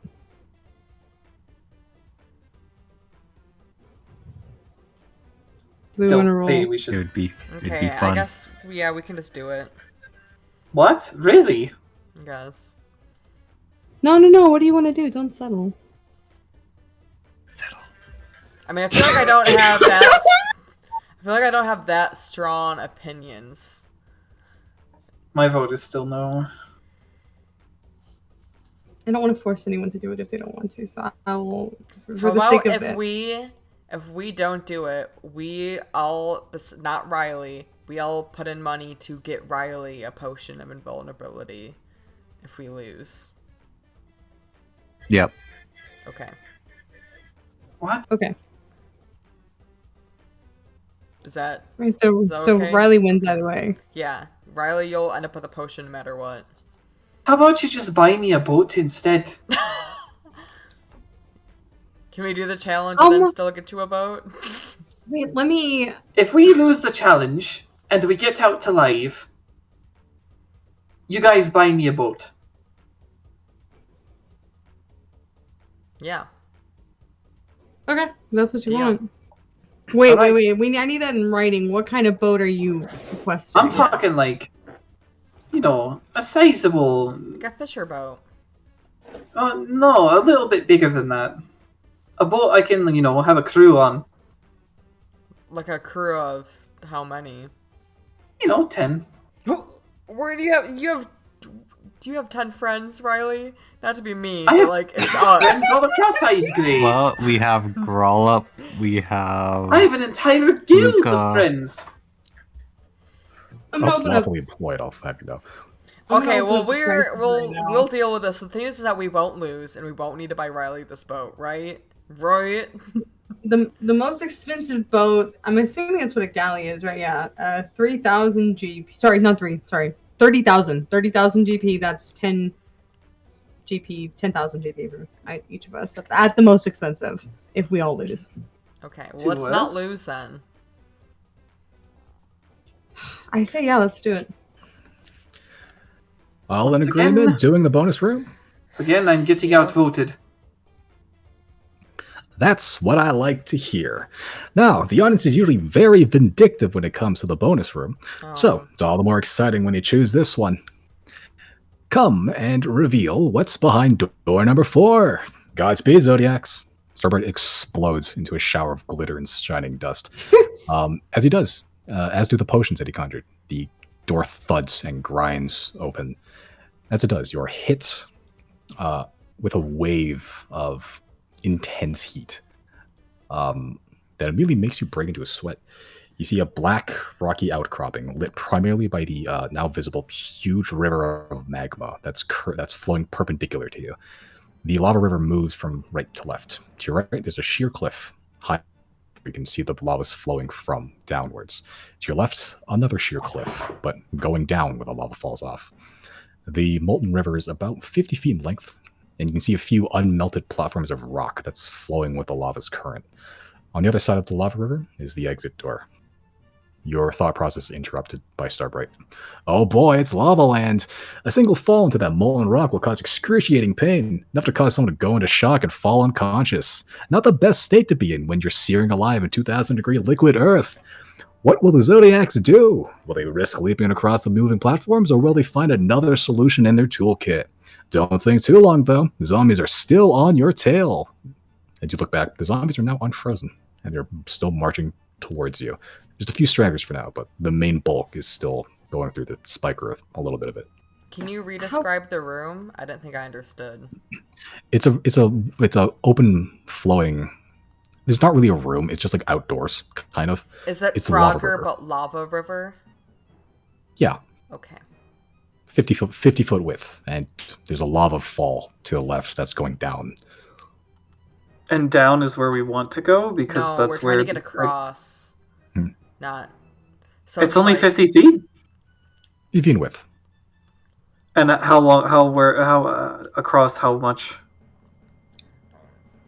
Across, you can't tell. The actual length of the river is coming from some unseen source above you to your right that's falling down a cliff, and then it falls off to the left. But But the we actual can width see the is exit 50. door. You can see the exit door. How far? 50 feet. That's it. It's 50 feet in width. I want to make sure I understand this because I'm Yeah. tired as fuck. If I Yeah. dimension door over there, I'd make it. Yeah. Okay, I'm taking 0. I'm Can we dimension all dooring. just can like bag of holding? Yoink. Let's No, I don't even need to do softball that. this. The door's right there. No, I'll just use Oh, there's scatter. only one of us needs to get and- over there, right? Yeah. But the rest I'll of just you will use die. scatter. But only I'll one just- of when we weren't gonna die for real, right? I mean, I would hope so, but even then, I don't know. I mean, I don't know. Chris, can you fly? Can you just like fly me over I'll there? just use scatter. I'll just use scatter. I'm worried that there's like a catch. It can't be that easy, right? This is the final room. I guess let's find out. I use scatter. Okay. Can I? Okay. Chris, roll a 1d20 for me. What does scatter do? Change this fucking It dimension teleports door. everybody. Yeah. Is it normal to roll a d20 on this spell? Nope. No. Okay. Cast scatter. You appear on the other side, no issues. Can I quick do like detect traps on the door? Sure. You detect one trap. There's something that was above the door, sort of embedded in like a very small, difficult to see, like rock outcropping. Some sort of glyph. I pointed out Is- to Chris and Zero. Is my Eye of Oh. Truth still active right now? Yeah. I'm gonna cast Dispel Magic at 5th level Okay. on the That'll. glyph. Okay, that'll do it. Through the door. All right, easy enough.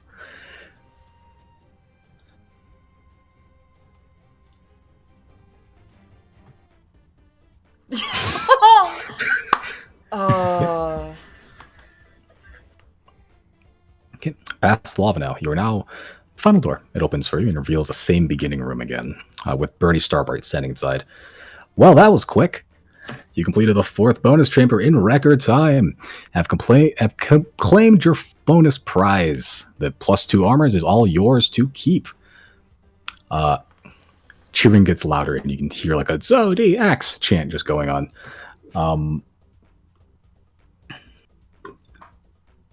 As you get teleported backstage, the neon rings appear again. You can see in the distance, you see like 7 dwarves who look literally the same, like the clones of each other, and they have like taken off the shirt and spelled Xodiacs across their chest. The guy with the S shotguns a beer. And with that, the +2 armor is all yours to keep. What sort of armor would everyone like? The current armor that you're wearing? Sure. I mean, as opposed to what? If you want, I don't know, plate mail? We still have to be proficient in it, though, right, Simon? Yeah. I'm assuming I could just give you the +2 armor variants of all the armor you're currently wearing. I don't think most of you really benefit from anything other than like studded leather armor. Yeah, which I'm already wearing. Yeah. Okay. Yeah. And Chris, you can get Elven Chain, which just gives you like you're proficient in it automatically. Okay. Yeah, I'll do that then. I'll put on some Elven Chain. Is there armor? Wait. He said. Okay. What is Giorgio's AC right now?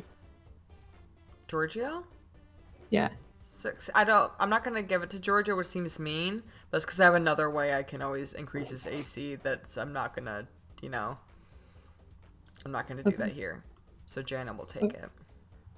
Okay. All right. So I'll add the +2 leather armor, studded leather armor to your inventories later.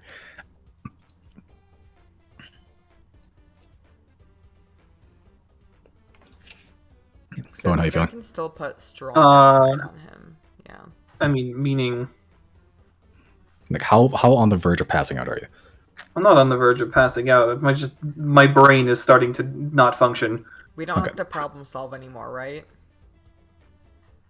Like if you want a lore drop, I'll be awake for that.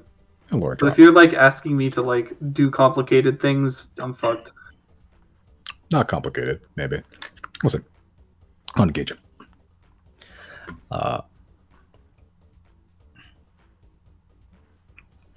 Okay. As Starbright gives you all the +2 armor, it looks beautiful. There's, as you're looking at it, there's like this glint of magic that almost like looks like this shimmering pink like force field to it, similar shade to the suit. There's still one more games to play, Xodiacs, and the prize for that one may be the biggest one to keep an eye on. Are you ready to claim another?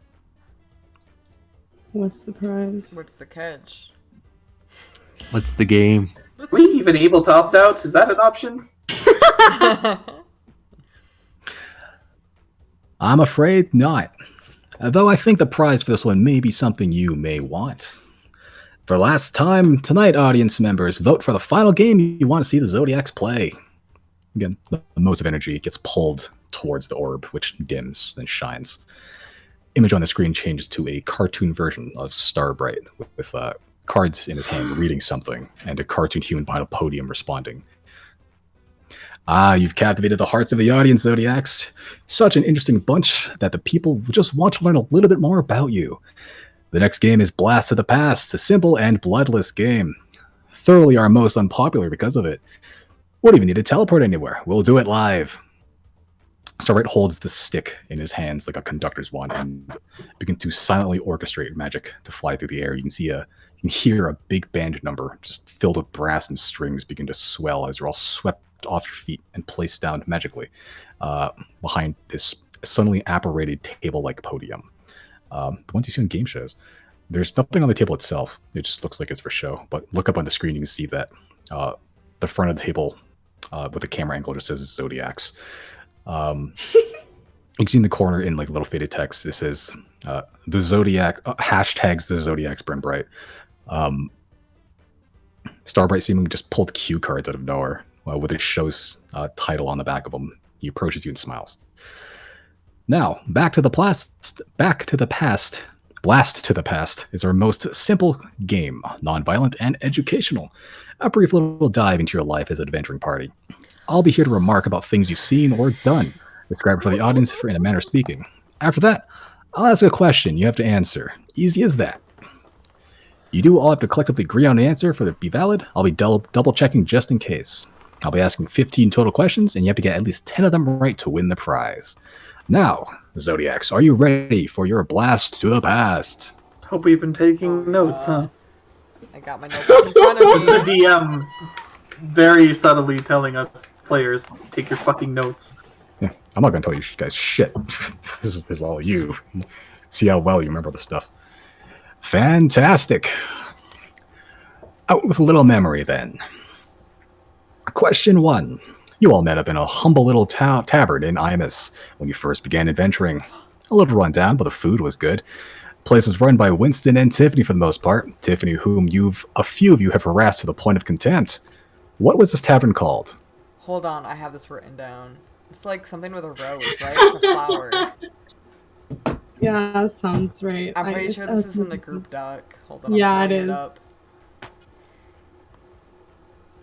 One moment, we're huddling. Huddle. Does anyone want to guess before I look at the answer? What did you say it was supposed to be like? A little Like rundown, a but the food was flower. good. It's like Dusty Rose or something like that, I feel like. That actually sounds very familiar. Dusty Rose. Hold on. I'm looking at it right now. Oh, do you have the group notes? I'm still trying to get it up. Yeah. That's what he said. Well, We didn't. it is like 3 a.m. for me. We didn't I'm sorry. go I back need this code and one. visit that when we went back, right? Holy fuck. What was your Words are hard, I'm man. pretty sure I wrote it down because I remember like referencing it later. And I used this to take is- it backwards. These notes keep Dusty saying magpie. Oh, Yeah, that was I think me. that was it. Magpie? It's. Yeah. I'm pretty Are you sure, sure it was that called wasn't the something- other one? Hold Yeah, on, we're that's- smarter than this. Control F. Winston.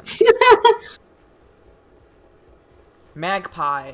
Bartender. Yeah, magpie. What though? I'm pretty sure it wasn't just magpie. It was something The else. magpie.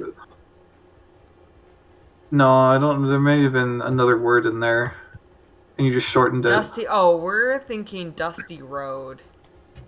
Wait, yeah. And then wait, was this not the same? Was Dusty Road the thief? Oh, bar?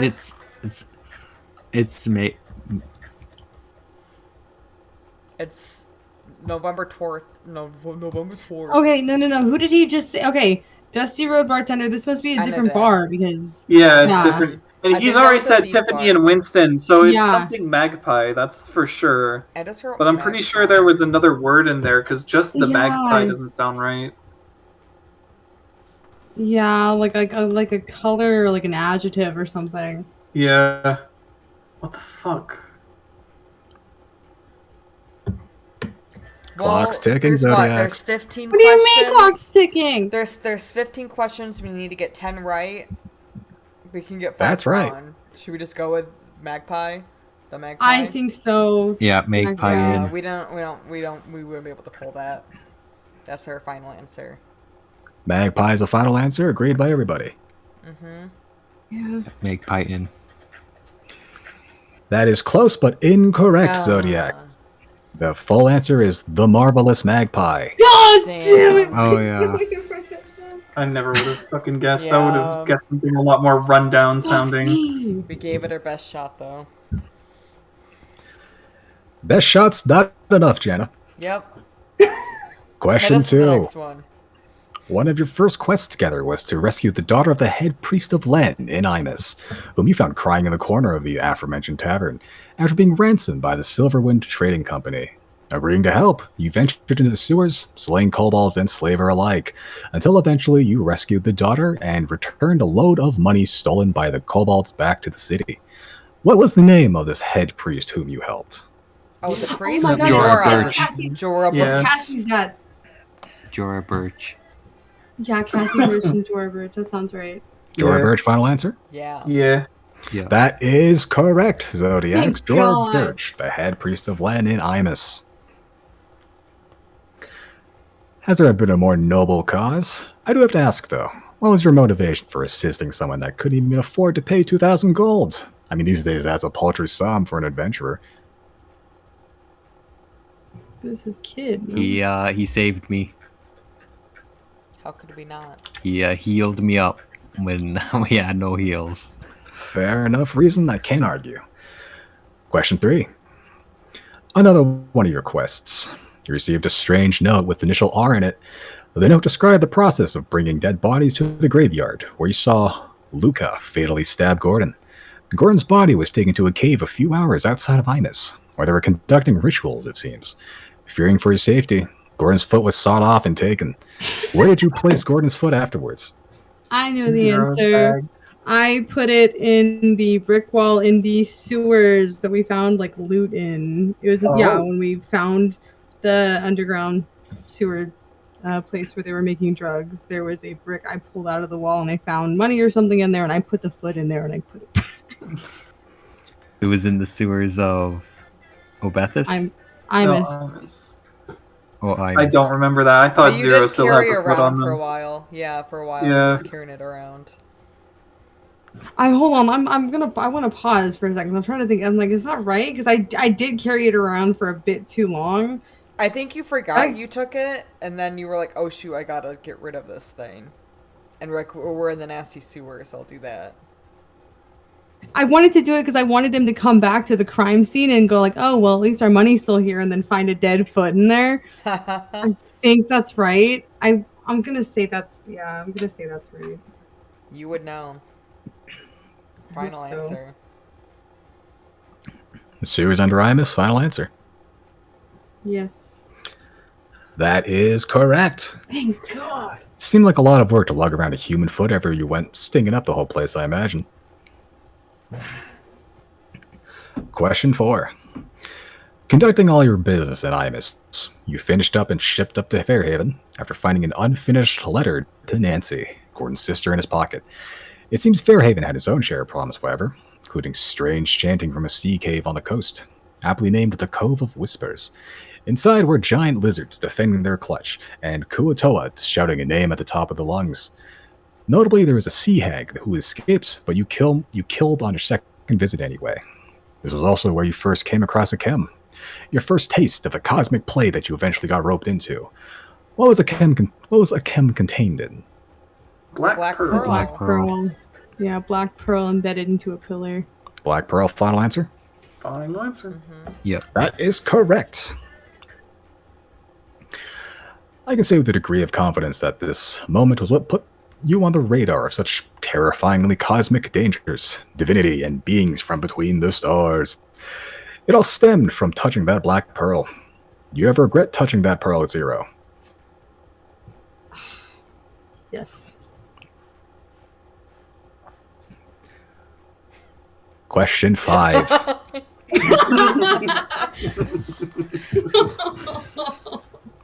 Getting bored of Fairhaven, you decide to leave and head for the capital of Bethis. Following up a riddle you found while bandit hunting with a friendly venturing group, the Four Corners.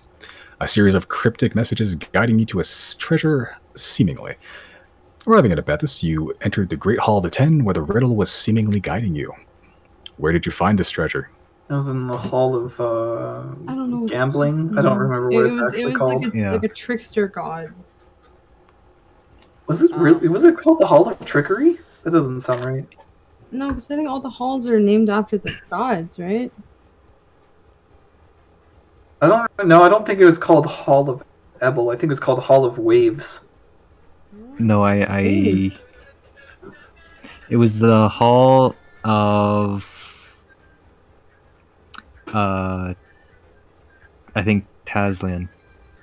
Oh, God of trickery and Taslan sounds commerce. right. Hold on. And the statue. Taslan, god of trickery and commerce, and other pranked shit.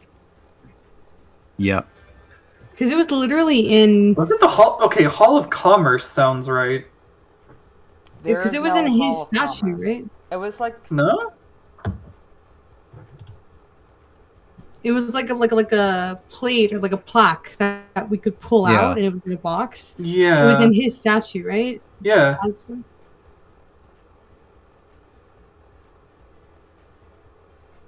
Yeah, it was in the Taslan, the Hall of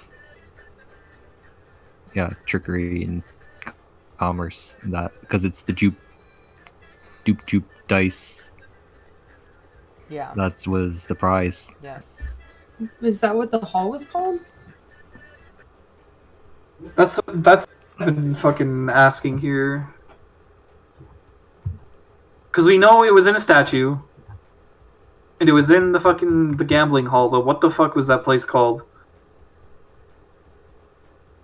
Oh, like the whole building? No, because that's the Hall of the Ten. It's the Hall of Taslan. It's you just say the Hall of the god, right? I don't God think name? so. I I don't think know. I'm pretty so. sure Like- not. Because what was the name of the hall where you spent all your time in, Riley? Where you were? The Hall of Waves. I am 99% sure about that. See, that's why I'm questioning whether or not it's the Hall of Taslan. If Bowen swears, and he spent the most time in the Hall of Waves, and if that's what he remembers it by, then maybe it is called. Cause what was the Crypts? What was that hall?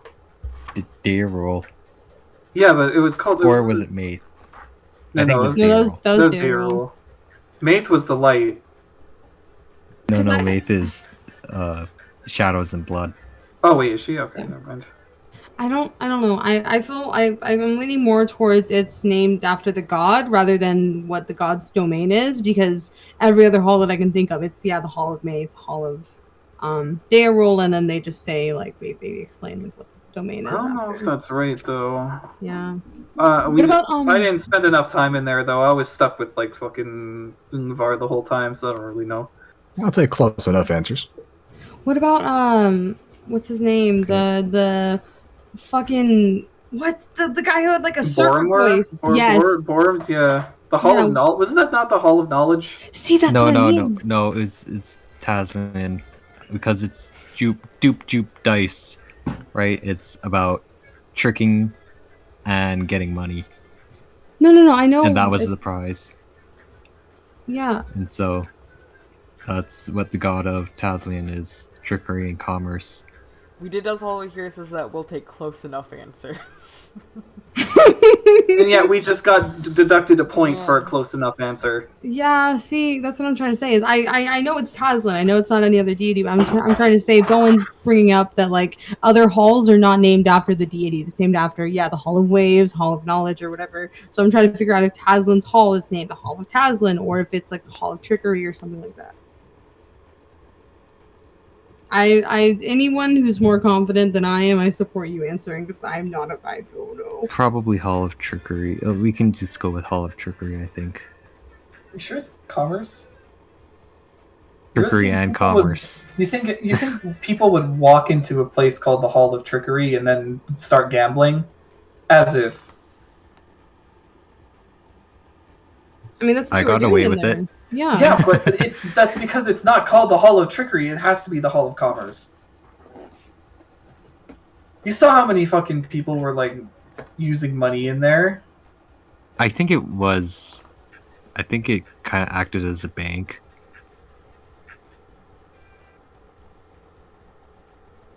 I'm trying to figure out how close enough is. Right? Hold on, before we lock in.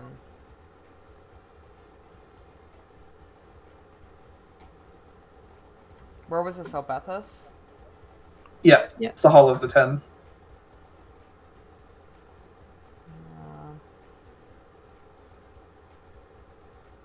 Did I put... How long did I take to roll 20 notes? 2 sessions. Okay. Yeah. I got nothing.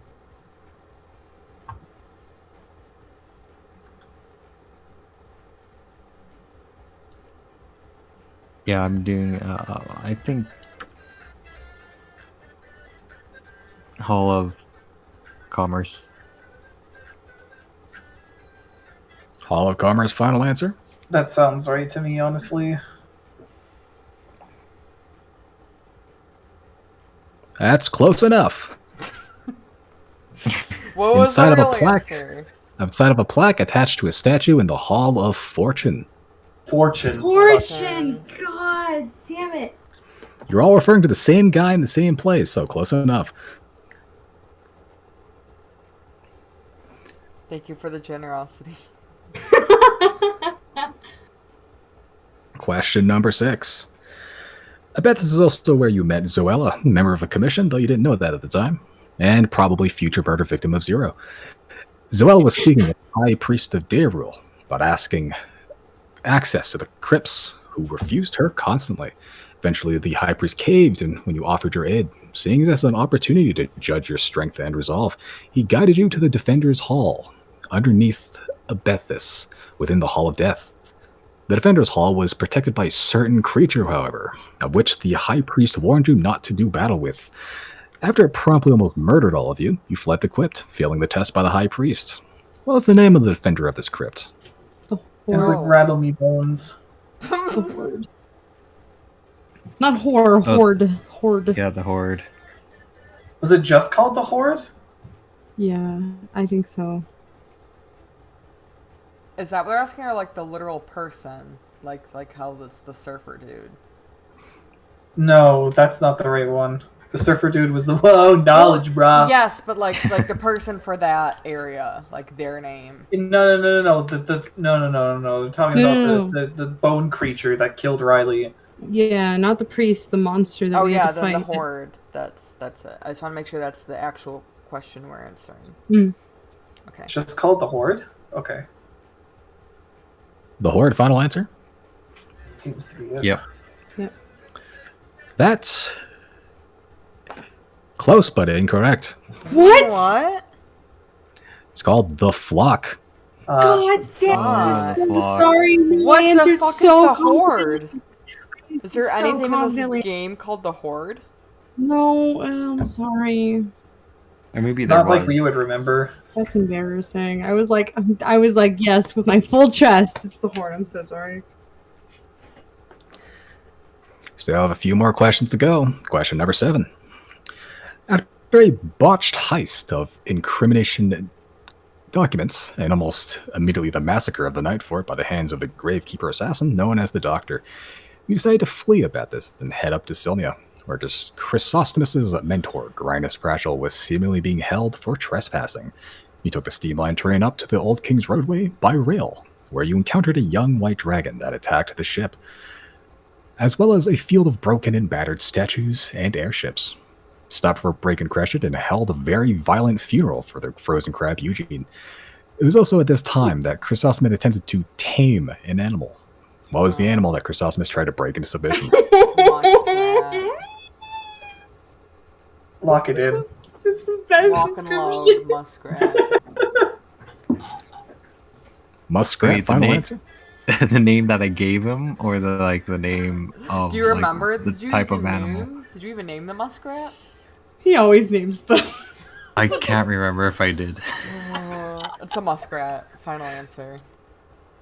I'll just Muskrat say- is correct. A truly memorable ride, one that no one on board that train will ever forget. Chris, would any animal would have been sufficient, or did it have to be the muskrat to be subjected to your torment? It had to be muskrat. What a terrifying answer. Question 8. Halfway there, Zodiacs.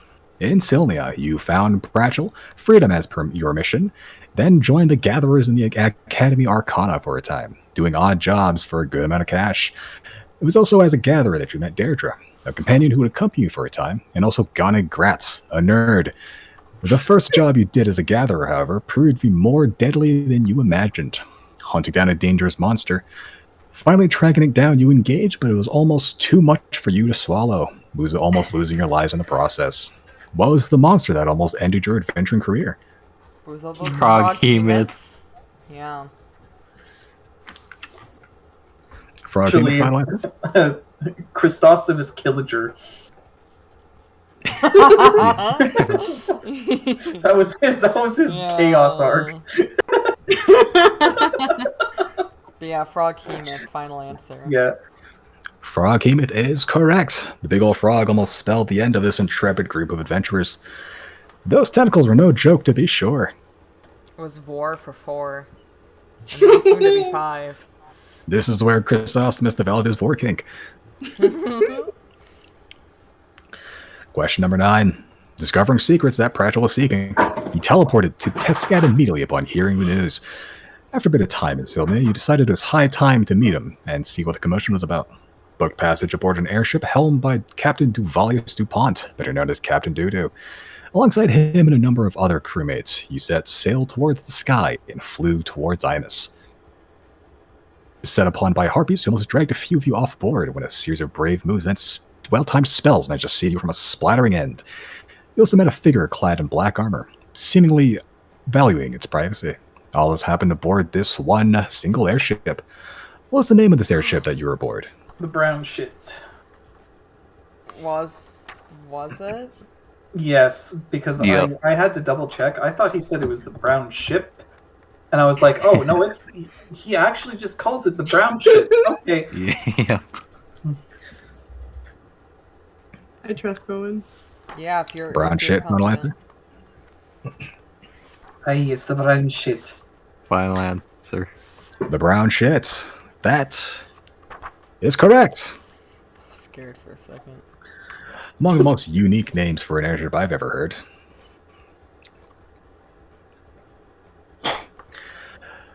Question number 10.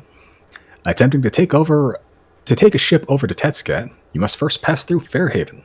Fairhaven had other plans, however, with even a bigger problem lurking in the shadows. An eerie poem, seemingly spread out of thin air and retold by the kids of the local Seaferry orphanage. Not only that, people have been going missing, and ill omens were coming true as told by the song. All a ploy by a coven of hags, you later discovered, whom you probably dealt with in classic adventurers' lethal fashion. Killing the Annis hag Mamatetto and the sea hag Noodle the Bitter. The green hag, Fetia the String Cutter, fled before he could deal the finishing blow. Tracking her down to an abandoned fort with a crystalline rambler slumbering right in the front yard, you snuck in, dispatched a number of Banderhobs born from a fell ritual, only to discover that the String Cutter had her own strings cut by none other than a chem. The kidnapped children were freed, and the hags were no more. Feeling safer about the future of Fairhaven, you casually staged a mayoral coup and then left on a boat to Tetscat, leaving the 4 children to return to their normal lives. What are the names of the 4 children directly involved with the hags? Kit, Nancy. Yeah, Rebecca. Rebecca Ol. Oh, Yeah, what is the Ol. orc? Half orc Yeah. Ol? yeah, Yeah. Ol. Oh. Yeah, Kit, Nancy, Rebecca, Ol. Final answer? Final. Yeah. Yeah. That is correct. Oh, thank God. Those 4 kids have been through a lot, huh? Just be glad that Zero didn't see them if they had orange eyes or not. Their lives are almost certainly going to be different now that you've made a splash in it. What do you think those kids are going to end up in 20 years? I throw a dagger at him. Straight through the Stardust. It's fine. Harbinger of Better chaos. than this game show host, am I right? Better than you, bud. Question number 11. Completely ignoring you. Finally arriving in Tetscat, you are greeted by high stone walls and worse, bureaucracy. Taking some time to rest at the Cat's Cradle Inn, you eventually found a way into the city through a list of paperwork and teleportation. Wasting no time, you beelined towards the abandoned mine where Pratchett was, and entered the first layer of the Underdark proper. Immediately beset by strange creatures with black glass claws, spines, and horns, you dispose of it, rescuing a pair of deep-gnome brothers who brought you back to their subterranean abode as a thank you, a place where you've been using a number of times, possibly the only friendly bastion of life in the Underdark. What was the name of the deep gnome town? Oh, Senna. Senna. Final answer? Mhm. That is correct. You guys are on fire today. Sometimes literally. Cha. You hear like an automated laugh track play in the background. No. Question number 12. One of the tasks the Deep Dome gave you was to investigate a strange opening that appeared very suddenly in a tunnel that used to be just a straight line down. Entering revealed a constructed hallway with a number of long dead bodies and some fresh blood, as well as an injured Deep Dome that had snuck off with a friend. You were spotted and sniped by a number of advanced construct, all of which you destroyed handily. Inside was a metallic hallway that you navigated all the way to the end, finding a series of containment cells and a squid-like construct, which once again you destroyed. Information gathered. Learning that you're inside of a starship, you messed with the controls to the containment cell, freeing one of the creatures who probably stole the ship the moment you left. One creature revealed to be a god, and another that's currently attached to your head. What is the species of the creature that stole the starship? Oh. Oh, The Neogi. Nyogi. Yeah, Are we allowed to check our notes? it's Neogi. It's Nyogi. I mean, that's why you have notes. Oh, I mean like on Roll20, because the Yeah, answer why is on not? Roll20. How's Simon gonna have It's stop the you? Nyogi. I'm gonna stop it. I can't stop you from That piece of shit called me meat. I hate it. Called you meat? Yeah. Yeah. It's like, yeah, shut the fuck up. Oh my god. Yeah, it was, it made me laugh. the Yogi final answer. Final answer. That is close and very correct. The Yogi is the correct answer. An eldritch and unusual location to be delving into. There were 9 of those chambers in there with a plethora of other monsters. What made you release the Flump and the other creatures? When? Just sheer curiosity? Oh. Nyogi Why? seems smarter. Why? Oh. How could I The not? old man wanted a new thing for his collection. Oh, I feel bad. This is off topic. I feel bad now in retrospect that we helped Colo and we let Pratchell take a fucking Yeti as a pet. That's true, yeah. Oh my god, sorry. How could we not? It's fine, he'll never know. Question number 13.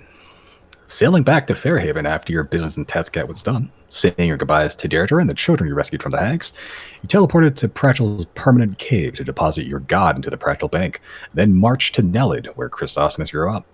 A Hydra had recently attacked, and the Pure Soul Dogma members dispatched to Slate have not returned. You went into the forest, finding what remains of the Dogma members, led by Seeker Niles Ort. Found the Hydra? Slayed it, but it was accompanied by a certain species of bird that would alert your presence to it if they spotted you. What's the name of that species of bird? This is an evil question. Oh, hold on. Did you say this is an evil question? I don't know the answer to this, straight up. Hold on, where was this in my notes? They had a really good. Wait, are they Tattletales? No fucking That way. sounds, Oh, that, that sounds sounds really right. correct. That sounds Yeah, right. yeah. That I think that's what it is. Tattletale's final answer? I would If go we're all for in it. agreement. Yeah. I don't have a better guess. I trust you. Yeah. That is correct. Oh, Tattletales is the bird. Conniving Like- little devils does things. I would like to thank Majora's Mask for this. Because they're an enemy in Majora's Mask. I was like that. Question number 14. Delving into more recent territory here, you then teleported to Sylnia, caught an airship to Thay to free Merrick of the Four Corners, which you did after slaying a dragon, taking everything, including the refrigerator from the lair, and then turning its corpse into a private jet. Gruesome. Anyway, through your whole escapade up in the north, you met a strange entity from the deep sea that gave you a number of secrets about your world. What is the name of this entity's endangered race? Oh, I wrote. Hold on. We're jumping around a lot. I need to find. Actually, wait, was Zal where. its name, or was Zal the thing? Zol's name. That was his name. Oh, is his name. Oh shit. What was the race? Can you give me the context around it again so I can find my place in my notes? It literally just happened. It's happened I last think session. last session. Like last session? Oh shoot. Yeah. Yeah, it was Did I write it down there?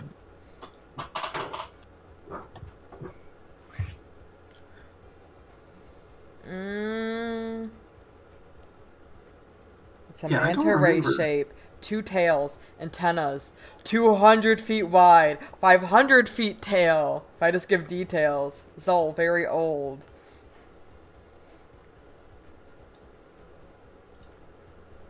Maybe it is just Zal. No, it's not his race. Ball is heart of prime elemental, heart of argent mountain elephant. Did I write these?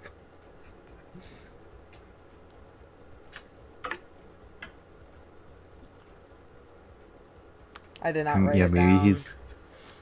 I know his abilities had something to do with like psionics and stuff like that. Did that? Yeah.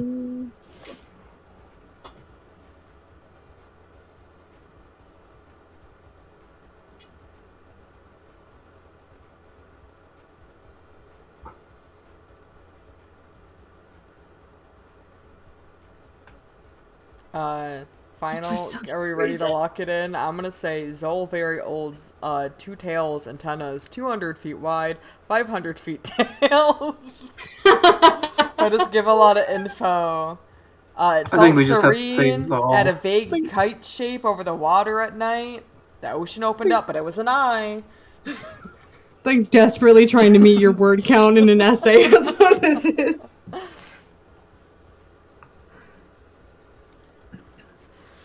Final answer, that huge blurb.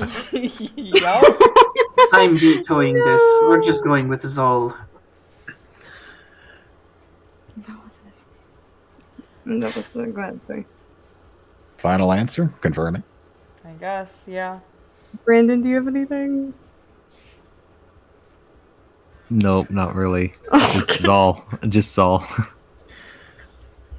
Either case, that is incorrect. Man. The name of Zal's race is the Yisata. Oh, I would never. Yasata. Oh yeah, the Yazata. We're gonna do another one of these trivia games. I'm writing it down. Actually, don't remember that at all. That's crazy. Yeah, same. There's I a lot watched of that- info, though. I watched that entire segment over like 3 times, and I did not process that at all. Last question. Question 15. This one should be nice and easy.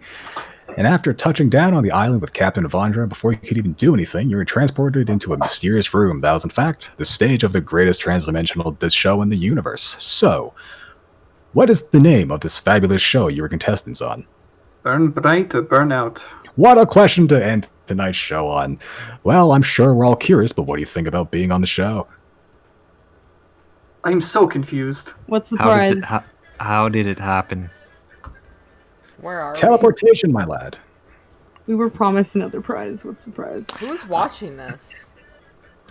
Everyone. You've answered 13 out of 15 questions correctly.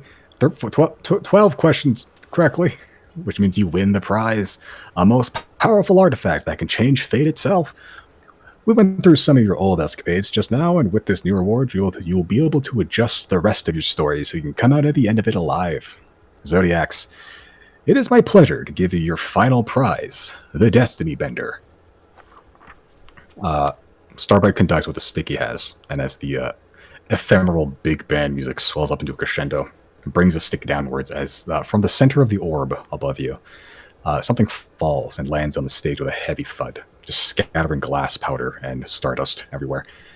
Clears up shortly. You can see a dodecahedron, like a 20-sided object, about a foot in length. There's platinum handles affixed to the sides. And you can see it just thrum and pulsate with like a white-gray energy, similar to little motes of energy, just the audience voted with. Your prize, the Destiny Bender. Let's hear it one more time for tonight's motley band of adventurers. You see, like the cheering is deafening. As you can see, like some of the vaguely, very strange shaped audience members give you like a standing ovation, clapping, whistling for like a full 30 seconds before Starbright chimes in. I think we can all agree that the Zodiacs burn so bright in our games. You can see in the corner, Zodiacs burn bright. Hashtag. Thank you to the Zodiacs for putting on such a great show for us. Thank you to our wonderful crew keeping lights on, and thank you, viewer, for watching our silly little antics. That's it for our show tonight. Tune in next time to see if the next adventuring party will, and then in sync, everyone just says, burn bright or burn out. Good night. The cheering, while loud, begins to fade away as the shining orb above you begins to dim until it goes completely dark.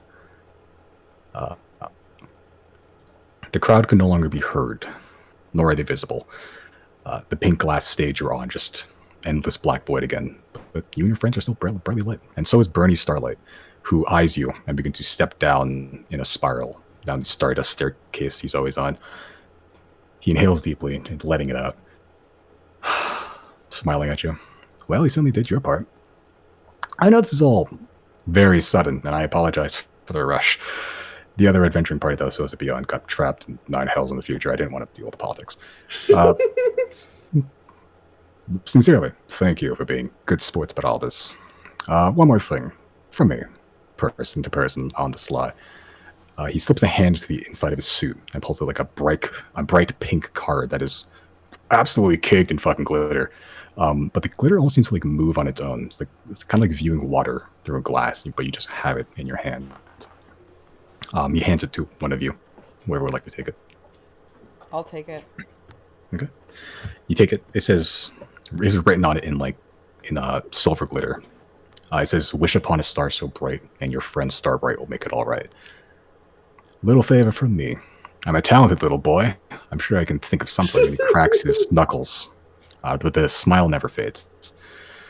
I'm thinking it's time for you to head back to your own world now. Your ship is through the roof with you, seriously. Okay. Who knows? Maybe in 3 years we'll do this all over again. That would be Starbright. nice.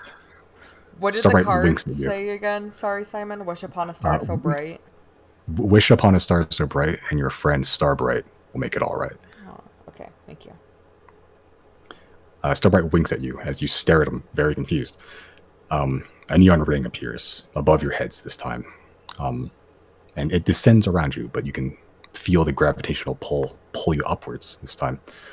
The reverse process of what brought you to this strange, weird place to begin with. You see another ring as you ascend. This time you see blue skies with some clouds. Gentle snowfall is suspended in midair. You crest the threshold of that neon ring. You find yourself back on the beach with Merrick and a diseased Avandra, and the crash ship behind it all.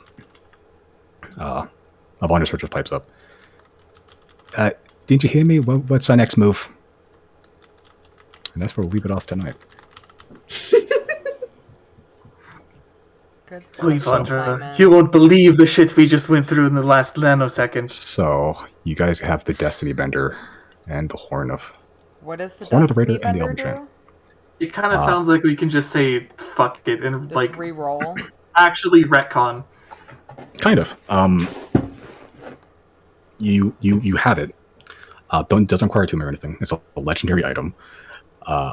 If you have it, you touch it, and you concentrate for 1 minute, you receive a changed destiny. And anytime the next 8 hours, you can re-roll a roll. Nice. So like if you make an attack roll ability thing, even if you have advantage, you just be like, I'll just roll another d20, and you just choose which one you want to do. Wait, so we have that permanently on us now, and every 8 hours we can do something with it? You can only use it once for every dawn. Okay, so But it it basically allows you a luck point every day for one of it. shit. So That's fucking nice. good. What the hell? That's pretty good. Yeah. Who wants to carry the Destiny Bender? Yeah, I think Nice. Not Janna. Chris. No? Yeah. Jenna? Oh, I can take it, I guess. I'm already adding stuff to my inventory right Okay. now. Add the card from I Starbright did. to your Yep, I inventory as well. put pink glitter, Starbright card, 1 potion of invulnerability. That one Destiny Bender. yeah, to the Destiny Bender. That card is a wish. Like the wish spell? Wait, like the wish spell? Like the wish spell, yeah. Shut the fuck up. Shut up. Shut up. Wish upon a star so bright, my guy. What does the wish spell do? Oh my Literally God. almost anything you want. That's crazy. That's fucking crazy. That is fucking crazy. One day I'll cast it. When do you have access? Like level 20? Level... Yeah. Level 19, When I I think. will. Yeah. That's crazy. Oh. Oh. You guys have one wish. Make it fucking count. And the Destiny Bender. And the Horn of the Raider. And the Elven Chain. And Oh. plus 2. And the There's what? There's so many. You still have to approve all final wishes, right, Simon? I mean, you guys have to figure out what the fuck you want to do with a wish. If at any point you can save it, do it now. I don't give a shit. This is not. I Yeah. feel like this is not a fun use of it, but I want to throw it out there just as like top of mind dumb shit to say. It's 3 a.m. for me. What if we just like wish like none of us could ever die ever? That'd be boring. We'd outlive Yeah, the I'm saying I universe. don't want that, but like just to get the gears turning. Yeah, there are limits to the spell. I'm pretty sure it's not like, you know, it's reality bending for sure. I wish we could never have anything less than 20 gold in our pockets. I'm not using it right now. That's not real. This better not be like a monkey's paw situation. I wish I could have 50 bears. That is something Starbright can do for you. I can't even imagine how quickly and how foolishly Chris might have used that if he'd given it to him instead. It's Janna has the I literally saw something pink and glittery, and Josie's Best brain was friends. like, take it. Take it. Also, I collect business cards in real life, so I feel like there was an instinct there. Okay. Quickly do some XP. EXP. Yeah, because I don't want to keep the people there sleeping up too long. Sorry, it went that long. Holy shit. Sorry, it was a good session. Happy 3-year, happy 69. and I managed to stay awake for it because it was interesting. But yeah, that was a bit long. Yeah, I didn't expect it to be that long, sorry. But I'll give you, including the flight and all the things, a clean 15,000. Oh, that's a lot of math. Wait, what? 15,000. Are we? Oh yeah, we're that at 3 more numbers zeros? than that. No, that's 3. 15 and then 3 zeros. So we should be at 20. Plus 1, 5, 5, 5, 6, 9. 170, 5, 6, 9. Is that Yeah. seem Yeah, right? that's I can't fucking do math. 170. Yep, 170, 5, 5. 6, 9. Okay. You sometimes level you up? do the math for me when I can't do the math, Bowen. It's a beautiful back and forth. There's no way we leveled, right? I don't think so. We were ways off. What's your total right now? 170,000. 170. Yeah. 170? Yeah. Wait, 170? 170,569. Oh, that's a level. Oh, so we're 15 now. Leveled? That's a level, yeah. Holy shit. Yeah, 165 is level 15, yeah. Oh. Good. Didn't we just level? Yeah, like a few sessions ago. I mean, we got through the anniversary, so this is kind of like This is anniversary leveling. Milestone. yeah. I actually Also, the have- Garistro fight was like 11,000 already, so I was like, oh shit, I'll just round Oh, up. Oh, I do have stuff prepped. Level Okay. 15. Yeah. holy satire. Crazy. Yeah, don't have to do your leveling stuff right now. Go to sleep. Yeah. No, I I'm wanna gonna at click least on roll my HP. Roll your HP and then go to sleep. Is it hit dice? Is that how it's done again? Yep, it's whatever your hit dice number is. Ooh, There you go. Yes! max roll. Let's Yes! fucking go. Finally, did you breach 100 yet? No. Holy Go shit. Ranger. I'm going to Ranger, Simon.